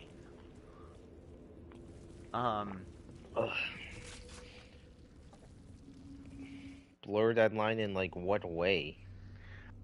Some people start to blur the lines between fantasy and reality. Like, they like, this thing is being done to another human, so that's an okay thing. Like, that's fine. There's nothing wrong with that being done to a human. Maybe I'm not the threat they were meant for. Not that I'm complaining. In some cases, it happens to humans, and I'm okay with it, but it's generally in a setting that is purely fantasy. Like, for example, Metal Gear Rising: Revengeance. Fucking pulling Armstrong's heart out and crushing it. Yeah. I mean, he's technically a human, but that game also, the light of its plot, paints a very black and white picture of good and evil. And moral and immoral. Whereas when you start to have the immoral characters doing those things and somewhat, making it seem like it's for amusement, that kind of stuff, I'm just like, nah, seems unnecessary to me. I get Doesn't. it. Yeah. Like going back to like the thing about villains, like you can have villains you really hate, but like they're written and portrayed really really well. What the fuck was I watching a while ago? I was watching something a while ago where I thought the villainous portrayal was so good because the actor was doing such a good job at making me fucking dislike the villain. Must have been Like I drawing just them really over here, wanted them to lose so badly. answering some call to join And Father's I was army. just like, damn, this person's doing a really good How job in many this of role. the Like, young for example, soldiers have Handsome been Jack. lured by this place? Most people just That want is to a good fucking example. put That is a a good bullet, example. yeah. You want to put a bullet in his skull so badly. The voice actor fucking killed that. Like, Oh yeah, they scripted and acted that so beautifully. I believe it. The final arbiter, but now with wings! Yeah, how very creative. Oh boy. I think they could have done something a little bit more for the second I fight. was thinking the exact same thing because honestly, when I first saw him, because all the arbiters are cool, and I really like it, but they could have done a bit more. They could have made the axe and the armor a bit more menacing. Yeah. Make it call it the final arbiter. Also, like, maybe different abilities as well. So, like, you know, make the fight just a little, like, because this is literally the same fight, more or less.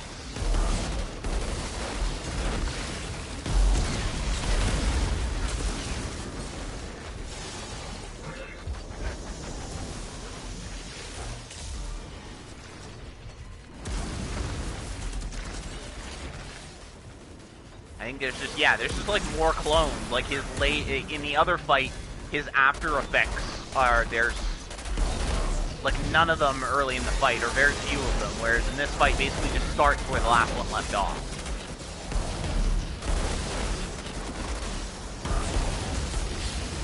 Oh yeah, I forgot. There's also the ads. There's this copies of him.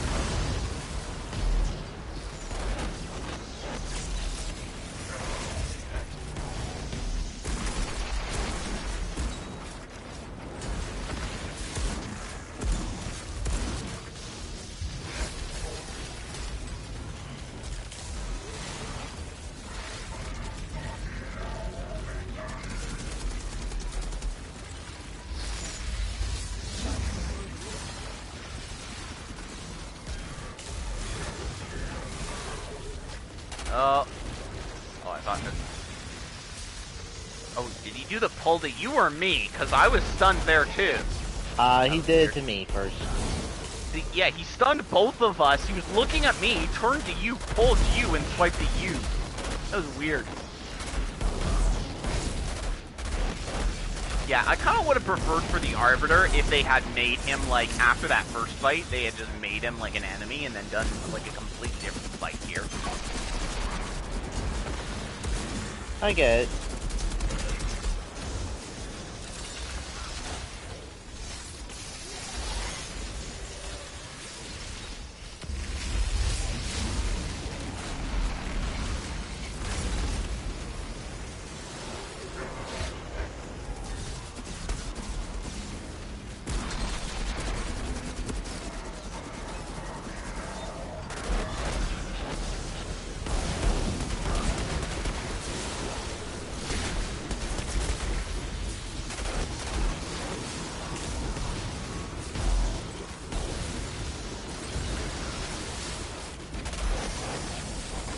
One down.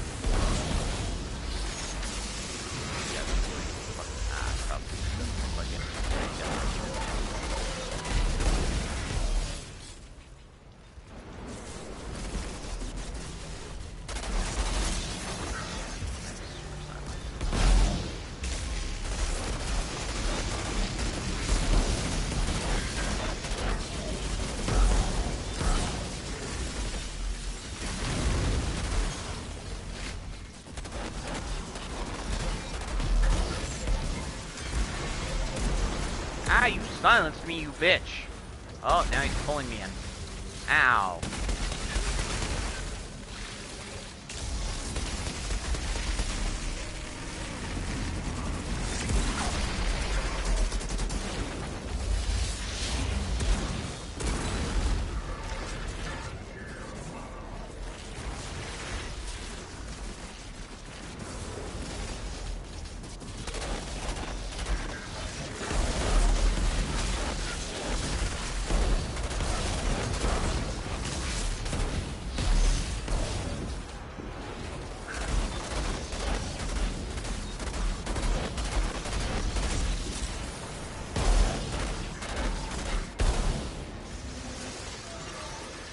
not have enough damage to stop one of those. What is Hive even doing? Oh, making me die, maybe?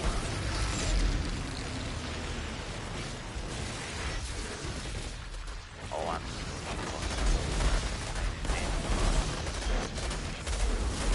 I'm down. I'm gonna self-revive. Hang in there. Still got one more clone to potentially prevent him getting to him. There we go.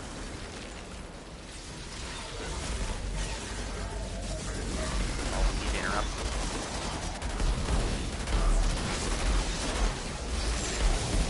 Look!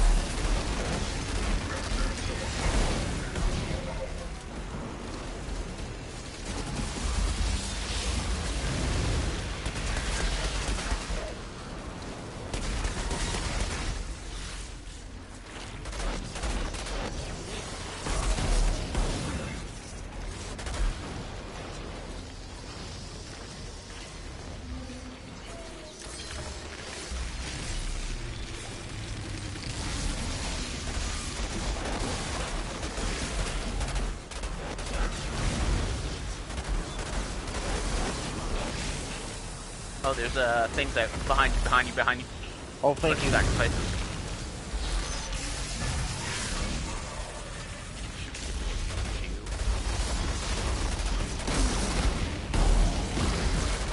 Oh, he jumped over to me. I don't know if those went in it or not. I don't think they did because he didn't get his. No, he at least didn't get all of them because he didn't get fully immune. well, the cool thing about that is, even though if I'm shooting the Arbiter, those projectiles can actually hit the Spectres. And the Spectres, I've noticed, are pretty fucking beefy, though. Like, you need a good amount of focus fire on them.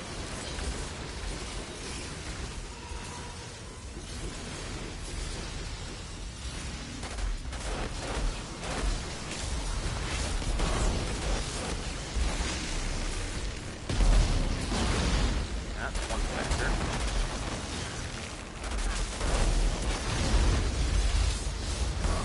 Oh, I got so much. I think he died. He did get one here, though. I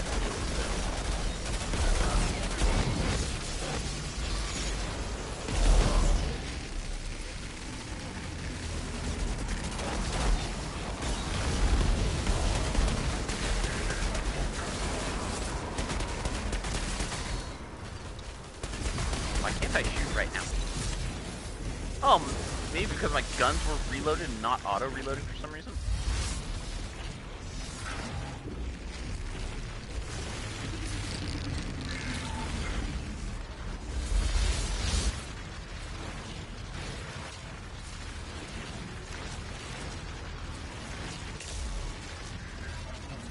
I hate this so much. Oh my gosh,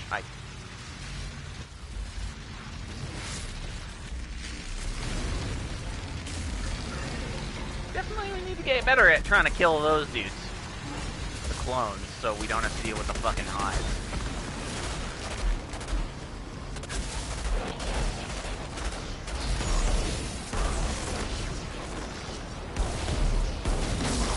There he goes, though.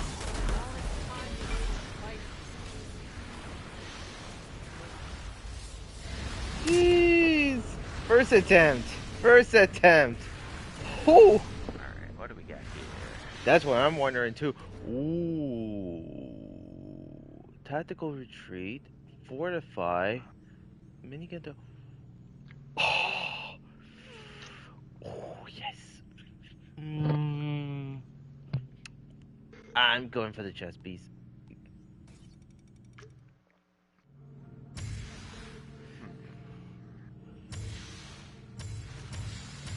Oh, I got the Arbiter's fucking helmet! 20% less damage when affected by burn toxic bleed.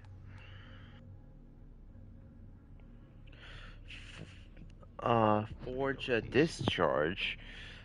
Best Oh my lord.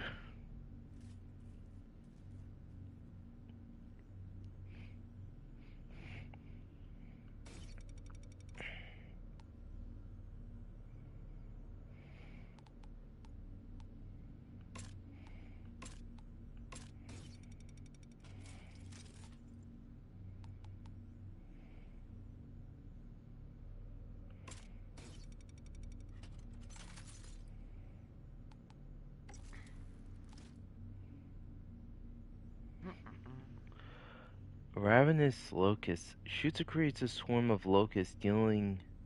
Oh, it's inflicting weakness. Interesting.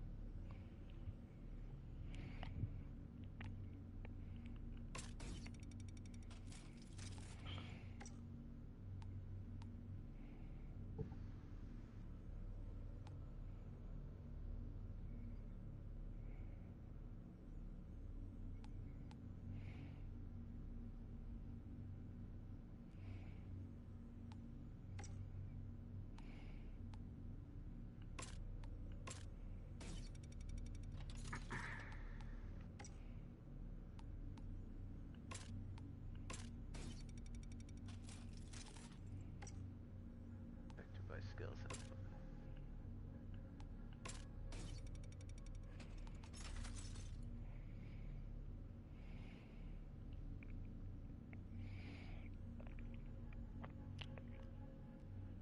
Alright, let's look at what guns we got.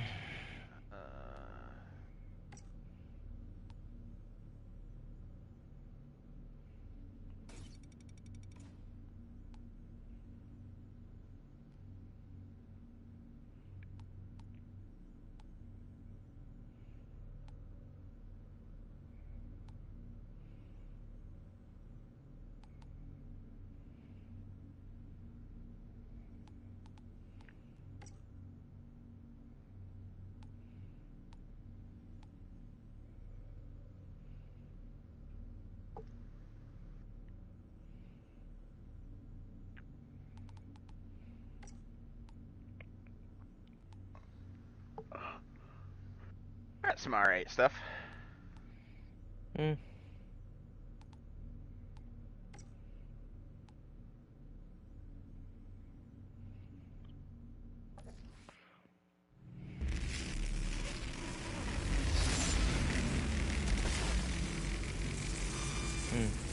I got some good stuff as well.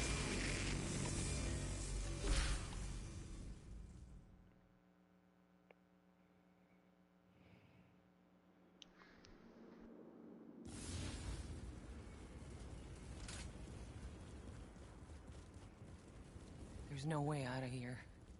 Not until I catch whatever ghosts are leading me deeper. I wonder if there's any point to doing this part Whatever's pulling actually me under the after sea you've done it the first Could be time. all the answers. Or What do if you mean? after you defeat the Arbiter you can just Or just travel out insanity. and not, do this part.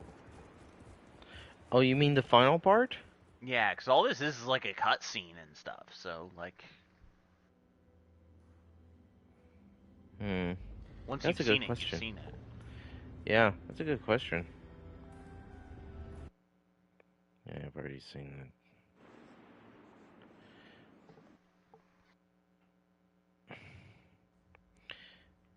And it had the second,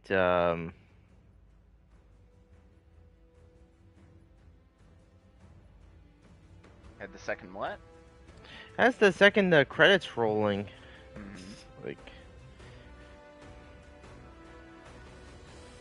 that's it. Yeah, you can hold circle to skip. I did hold Okay. circle to skip. I don't We're know just why waiting it's for not- you. I accept it. I also hit it, so it just says team vote 1 of 2. That's weird.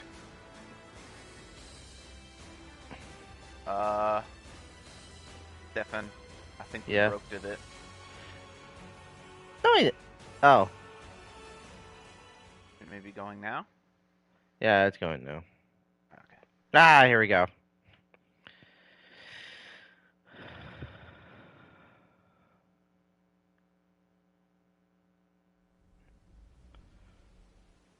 And we're back. Hell yeah. Damn. Not bad.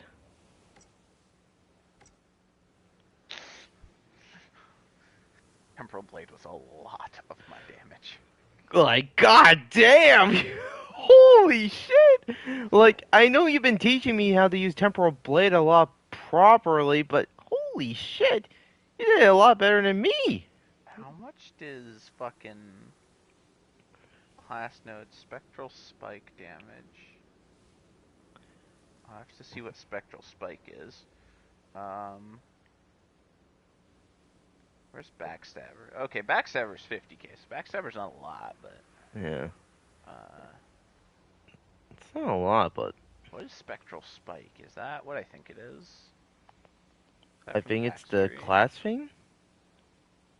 Yeah, so Spectral Spike's the thing where damage has a 100% chance to deal additional damage equal to 15% of your anomaly power, consecutive triggers of the same enemy stack, dealing more damage up to 750.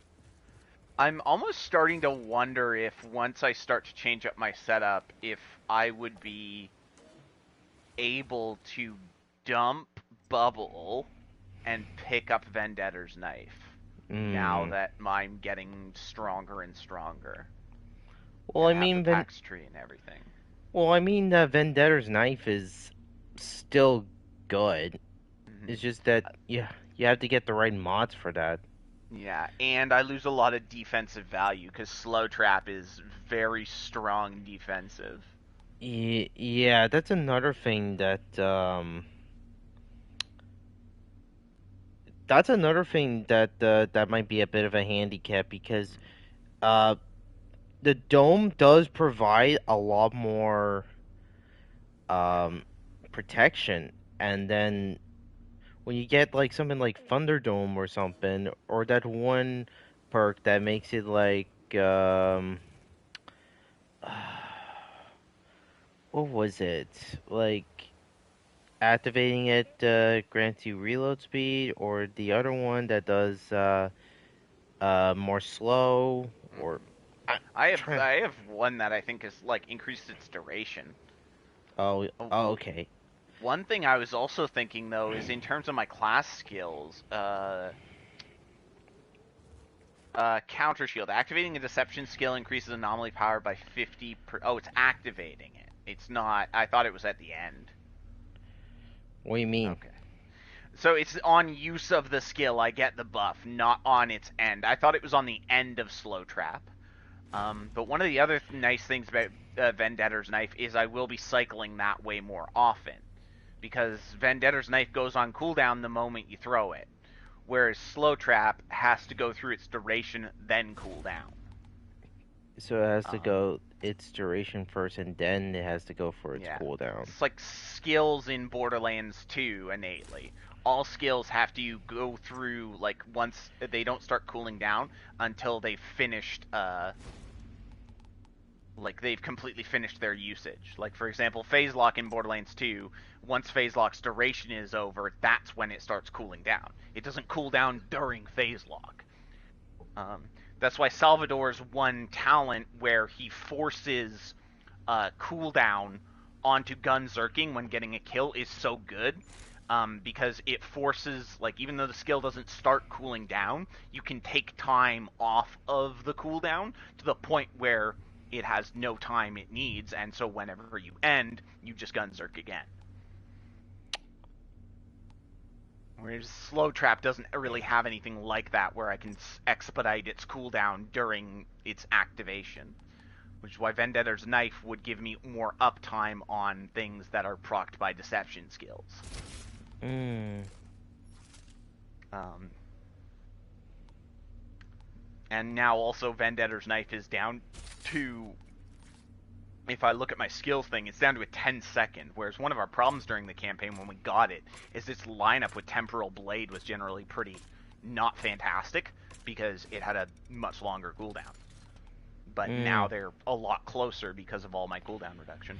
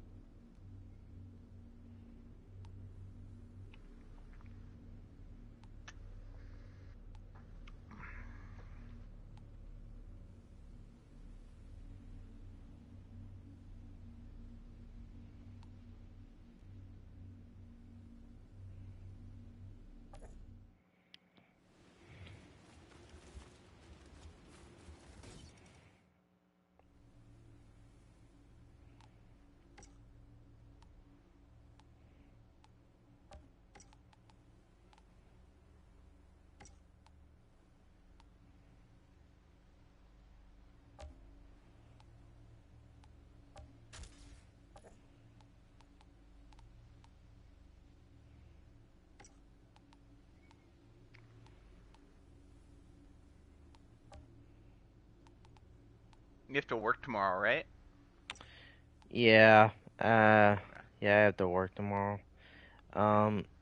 It's an early game tomorrow, so. Okay. Hmm. Well, it's getting close to 1 o'clock, so it's up to you if you want to still play some more, or if you want to play, maybe farm a bit in Wayfinders, farm more in this, or if you want to, whenever you want to call it a night, just let me know. Yeah. Well. Actually, I'll probably call it.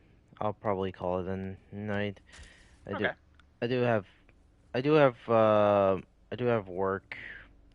I do have work in the morning. Because they told me to come in at 10 instead of 12, so I'll be.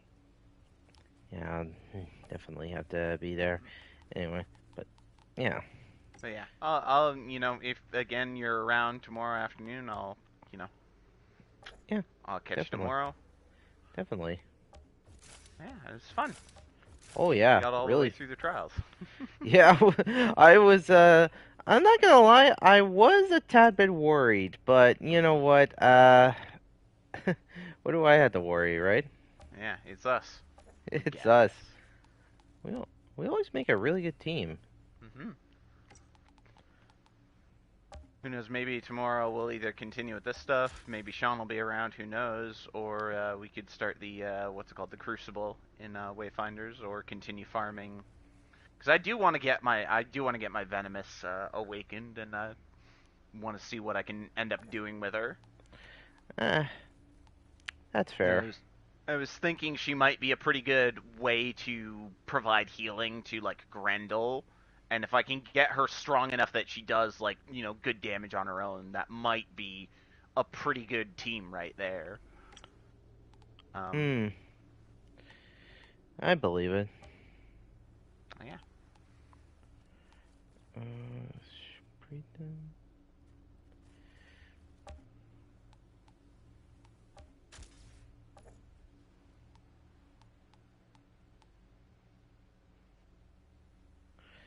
And then Well, and you did reach Apocalypse 15. Yeah. That that was like that was unexpectedly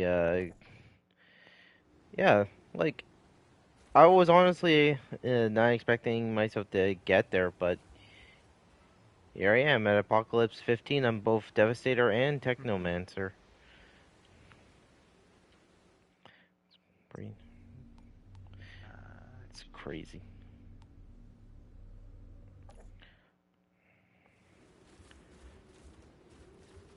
When is it that things start getting okay? Things start getting kind of nuts there at 20.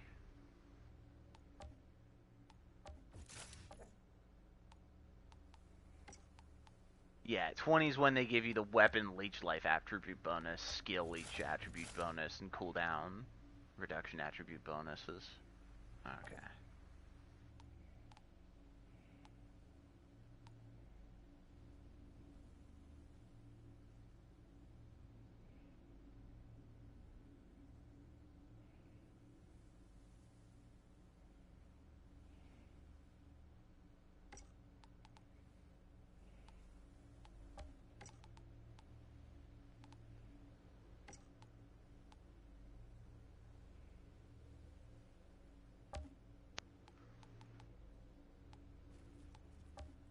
Restructuring your build before you get off? Yeah. Yeah, I was just restructuring my build. But I still kept my old gear, so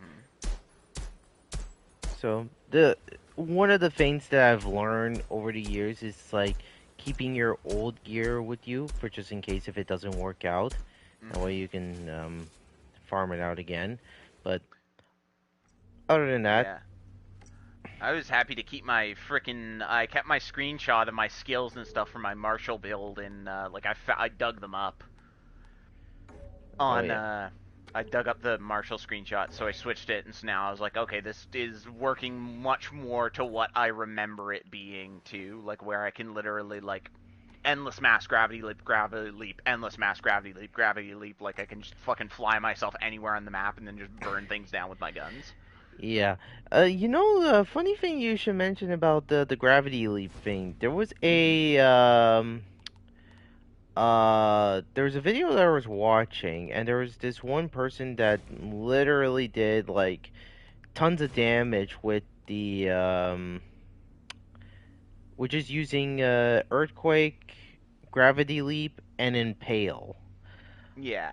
No, this E is the one of the seismic. I'm assuming one of the seismic shifter setups. Yeah, it is one of the seismic shifter setups. And when I saw that, I was like, Hmm. okay, he literally melted that boss. Yeah. One of the nice things about one of the ways you can set up the seismic shifter setup is gravity. One of Gravity Leap's tier 3 mods makes it so it applies vulnerability to every enemy hit, Mm. which is insanely good when you're also using seismic shifter and then other mods that increase the damage to bleeded targets. You can do these crazy things where you basically ramp up a shit ton of damage. Um, like you basically, it's like think of it like a boulder going down a hill. It just keeps picking up speed because the overkill damage that you end up doing to targets with like Earthquake and Impale just keeps on cycling back in as you fire off more Earthquakes. Mm. Like they have a one of their talents is like an aftershock thing where in their packs tree where when you kill something or when you damage something with like a seismic or a kinetic skill, a portion of that damage is then given into your next one. So if your stats are good enough and you're making that next enemy vulnerable enough, that damage actually just keeps going up Mm. until you just don't deal damage for a period of time and it resets. Ah. But yeah, part of that is also like you need like a little bit of the resistance piercing, not a lot though. That skill is pretty busted, especially with the seismic shifter set, which can does something to earthquake that makes like earthquake like way better, or like your kinetic, sorry, not your kinetic, your seismic skills. Mm. I'm just surprised there's so few people who like. I know it's not the greatest skill, but I don't think it's as bad as a lot of people seem to think it is. A lot of people don't use tremor. Like What? tremor seems to be like the least popular skill for devastators, and I'm like, I can understand why it's the least popular. Like there's better options, um, but I just don't think it's quite as bad as a lot of people seem to think it is. It's not that bad at all. It's actually Like, pretty darn good because remember like in our playthrough with the Technomancer and Devastator, you mm-hmm. know like how I normally gravity leap into the arena and then I use tremors? Yeah, That because it's that alone actually helps out with ad clear and gets yeah. the enemies off my back. Yeah, it debilitates. Like, it's not even like the damage of it is pretty. Yeah, the damage of it's pretty dog shit. It's terrible. Yeah. Like, I have no illusions that the damage of it is real bad. But the nice thing is it debilitates every target that's caught into it because it does that little like it creates that little earthquake that Yeah. shakes them up, and Oh it yeah. heals you. Um, I guess some people just don't like the debilitation because they like to have more control over their stuns and interrupts, but I found it a really valuable skill because of that debilitation and the fact that it would give you nice passive healing. Mm. And because that it interrupts targets, like the smaller enemies who don't actually have, like the interrupt and stun meters, like the stun resistance meters, you can just Yeah. move around those enemies really easily by applying tremors. Mm. Because they get sort of stuck in place and you can just sort of walk around them. Like you get a bunch of perforators building up on you. You activate tremors and you can generally just kill one of them and like walk right out. As the Oh rest yeah. of them just can't really do anything and you're getting healed. Mm. And there's also one of those skills that makes it so all seismic skills apply a bleed to any target they damage. So you can make tremors apply mass bleeds very easily just by walking around near enemies. And then you can pick up things that like, mods that make you do more damage to targets that are bleeding. and there's another thing somewhere, I'm pretty sure, that makes it so you apply vulnerability when you apply bleeding to a target, or there's something along those lines in the skill tree. There might be a lot more build investment to make it, like, good, but I just don't think, really good, but I don't think it's a bad skill. Not a great skill, but it's a good skill. I think a lot of people got, Golem is just so much defense and so much armor in the end game. They're like, oh no, you're not using Golem, you're doing Devastator wrong. And I'm like, well, Golem's a good skill, but I also look like a doo-doo man when I have it on. Oh man, but at least the Golem actually does protect you. And oh yeah, defensively valued, especially in the end game, it's unparalleled as a defensive skill. It is fantastic. I just don't really like the way it makes you look when you activate it. I can understand that. It would have been a lot cooler if it looked closer to the tooltip, like the little picture they have, where you just sort of had like some rocks that protruded out of you, rather than encasing you in rock. Fully. Oh, I get it. Heck, there's even that there's a weapon mod, like the emergency reinforcements or something like that, emergency precautions or something like that, that gives you Golem when you reach for a few seconds when you reach 35% HP. And this is an ambidextrous one. Anyone can use this. Oh, okay. This mod doesn't actually make you look like a Golem. It gives you just this sort of glowy aura when it procs. Huh. I think I was using that mod at one point. We're just testing it out, see how it works, but used to be like the best armor mod defensively in the entire game. It is not anymore because it used to have no cooldown. Oh, I get it. Used to just activate Golem whenever you reach 35% HP. But then they realized how fucking busted that was after they buffed Golem for because Golem used to be not very good, and they made Golem give you a lot more damage resistance and armor when it's active, because Devastator was struggling with its one thing it's really good at, which was survivability. And then they realized, shit, we broke. This mod is fucking busted now.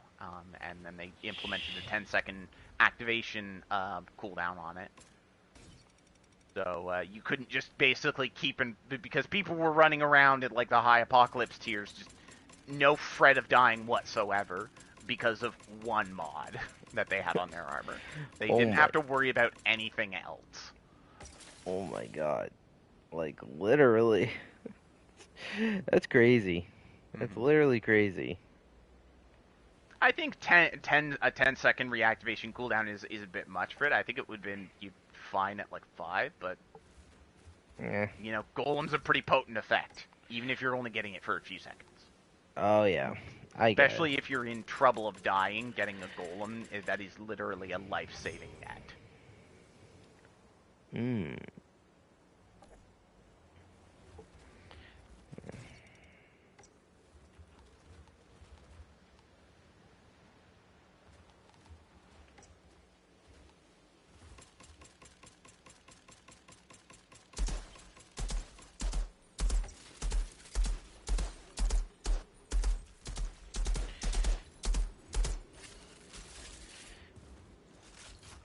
Interesting how when you can change the skin of a gun, and it actually changes the sound effects based on, the gun skin you have on. Yeah, it's weird how they actually I do kind of like that, though, that they attached the sound effects and, sort of feeling of the gun to the gun skins. I do like it, too. If you have like a certain sound effect you like for your guns, you can just change the appearance and it'll change to that, fire sound effect. Oh yeah, I think it's not that bad. And it's actually a pretty darn good. pretty darn good thing. Which one is this one? Oh yeah, this one was one of my old piece of gears. Like, one thing I really like, what is it? Bolt and Thunder's, dual pistol sound effect.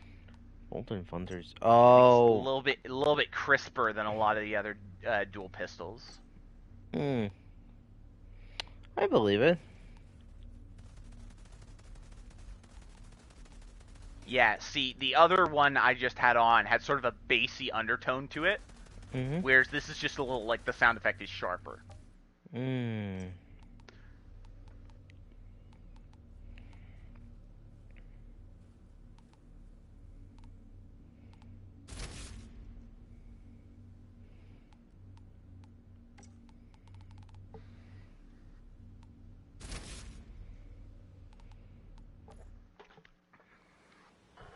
Yeah, like I do like the guillotine's gunshot sound. It's actually pretty dark. I want a guillotine because that's the one that comes with radiation splash. Oh yeah, radiations. Yeah. Oh, okay. This one's actually pretty good. I actually like this one. Do I have a guillotine that I could actually equip in here? I do not. It is the one I have in here is 55. 55? Yeah.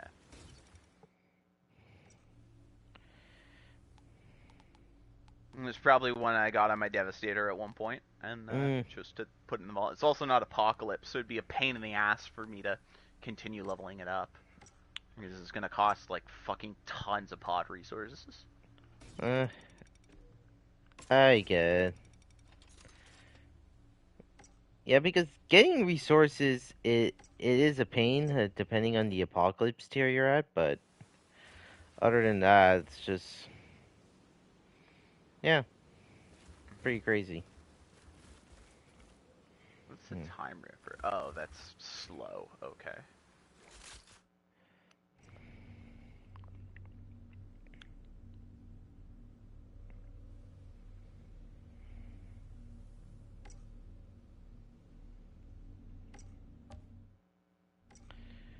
Oh, What's radiation splash cooldown? 6 seconds. Okay.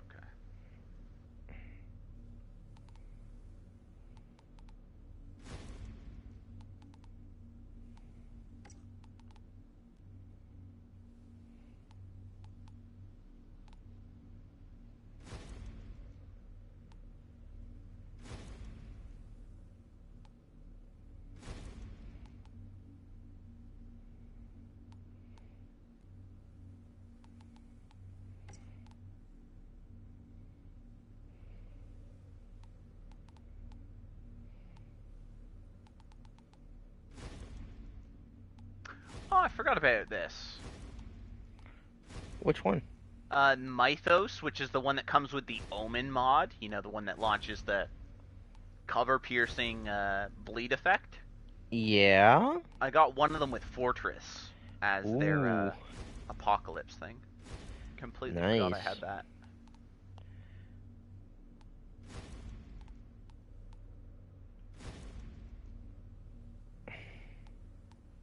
Oh yeah, and I have the Bulwark with fucking strings of goss. Alright. Not really a good combo, but...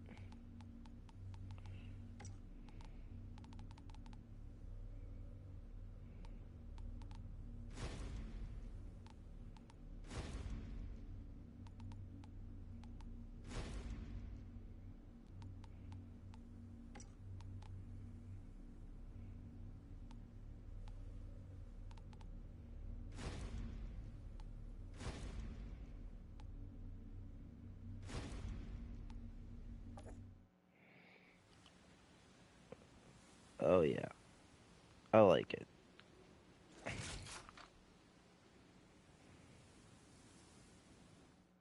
I have to figure out what mod I would want on Bolt and Thunder for Apocalypse.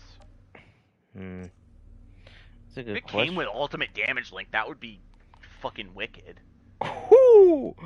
Because then it's like Bolt and Thunder is essentially the same as Voodoo Matchmaker, just it's, sidearm doing less damage. Yeah. But I have infinite ammo. Oh, that would be even better.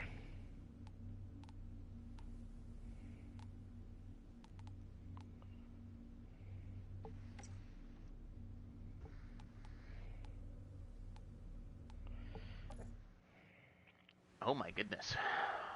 Are you the witch doctor? The witch doctor. King Tang, Walla Walla Bing Bang? Meg. Oh man, I do like it. I do like this look. I mean, Watermelon Pope, but it's pretty good. Yeah, yeah. I would say I'm it's sorry, you wouldn't get the Watermelon Pope reference. oh god. Have you ever heard of the game called Bug Snacks? No, I never. Okay. It's sort of this weird little game where you like catch these insects, which are also like snacks, and then you feed them to like people, and the people change based on what you feed them. Sounds like a kid's game. The plot is really, really dark. The plot's really it's really heavy and emotional at times. So it really catches you off guard with its like cutesy tone. Yeah. Anyway, when Ray was playing it, he feeds one of the people like a watermelon thing, and then it's different parts of their body that change. One of them was the top of their head and their hair, and it like comes out like a Pope hat, and so he was calling them the Watermelon Pope. Oh, watermelon Pope. Oh my god. Jeez. You almost kind of remind me of Eddie. Eddie? Yeah, Iron Maiden's mascot, Eddie. Oh, damn. That's what it's referenced to? I don't know, but it kind of reminds me of that because Eddie has a ton of different costumes that he wears throughout the years. Depending on like which album or era they am, they drew him with a ton of different costumes, and like he just kind of the skull face and the way it sort of like shriveled because he was always sort of like Eddie was he wasn't a skeleton, he was like a shriveled up body, like he was like he had wrinkles and everything, like all of his skin was like really wrinkled and shriveled. Like almost sort of like a really, really ancient zombie. An ancient zombie. Damn. Yeah. And so that's what that kind of reminds me of is when the Power Slave album, that's it. Ah. Where Eddie was dressed up like a pharaoh. Oh. Here, I'll send you the fucking... I'll send you Power Slaves. Cover art.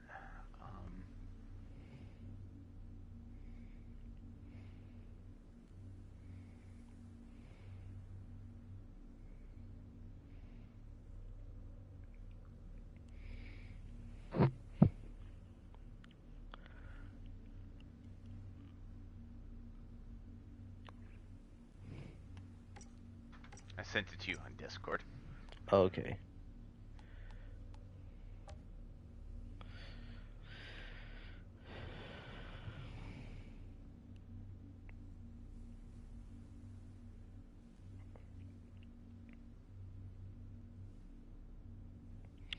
Oh, damn. I like the Egyptian theme. Yeah. Power Slave had that kind of vibe. Like, they had Hallowed Be Thy Name and fucking Power Slave was one of the songs off that album. Jeez. I think that was also... Was Aces High on that album, or was that from freaking Can I Play With Madness? That was their 5th album, too, Jesus. God damn. When did this come out? Originally released in 1984. Wait, what? 1984? Yeah. Oh. Okay, That is yeah, interesting. Yeah, it was released on vinyl originally. It was not a CD when it originally came out. Oh. But yeah, this album's Ace is High. It has 2 minutes to midnight. Loafer Words, Flash of the Blade, great song. Really of the liked Blade. Avenged Sevenfold's cover of Flash of the Blade. Ooh, yeah. Oh, Hallowed Be Thy Name wasn't actually off this. Hallowed Be Thy What? Name was on, Huh. whatever the, it's just called Number of the Beast? Is that what that album's called? It's the album that Number of the Beast is on. Probably.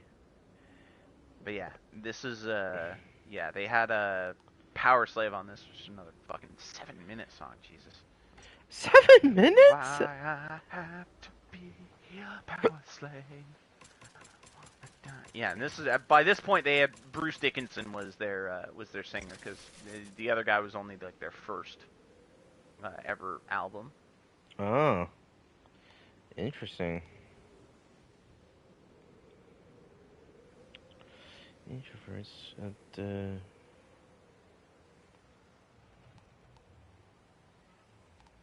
God, their Wikipedia page is so fucking long. Oh god. Holy shit. I guess there's a lot to know about them, so. Oh god.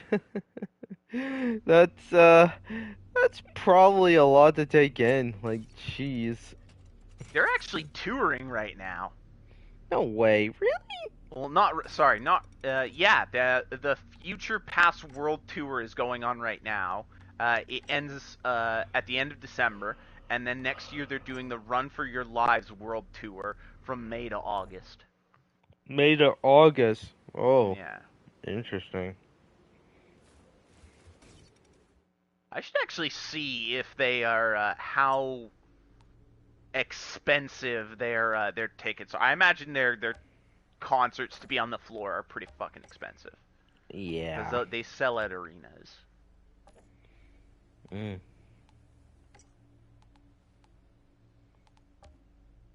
I mean, they have their own goddamn plane for how much they were touring. Their own plane? Yeah, they have like their full... It's not a jet. No, not a jet. They have a plane. God damn. Like their entire touring, you know, all their production people and everything that go into their touring, they all fly around on a plane. When they go from like place to place, like country to country. Mm. That's crazy. All right. Ugh. Well, Bedtime? I'm gonna head to bed. Alrighty. All right. Catch up with you tomorrow, buddy. Have a good day at work. Yep. Take care, man. And let me know if Sean's gonna be on tomorrow. Okay. If not, then hopefully we see him soon. Yeah. I mean, he's had his vacation. He's been with family, so I guess he's just, because American Thanksgiving, spending time with family while, right now, while the opportunity presents itself. Yeah. But yeah, I'll message him and ask him and be like, hey, are you going to be around tomorrow? Because Stefan's going to be on again and see what he says. Yeah. Mm. But yeah. Have a good night, and talk to you tomorrow. Yep. Tomorrow, buddy. Take care. You too.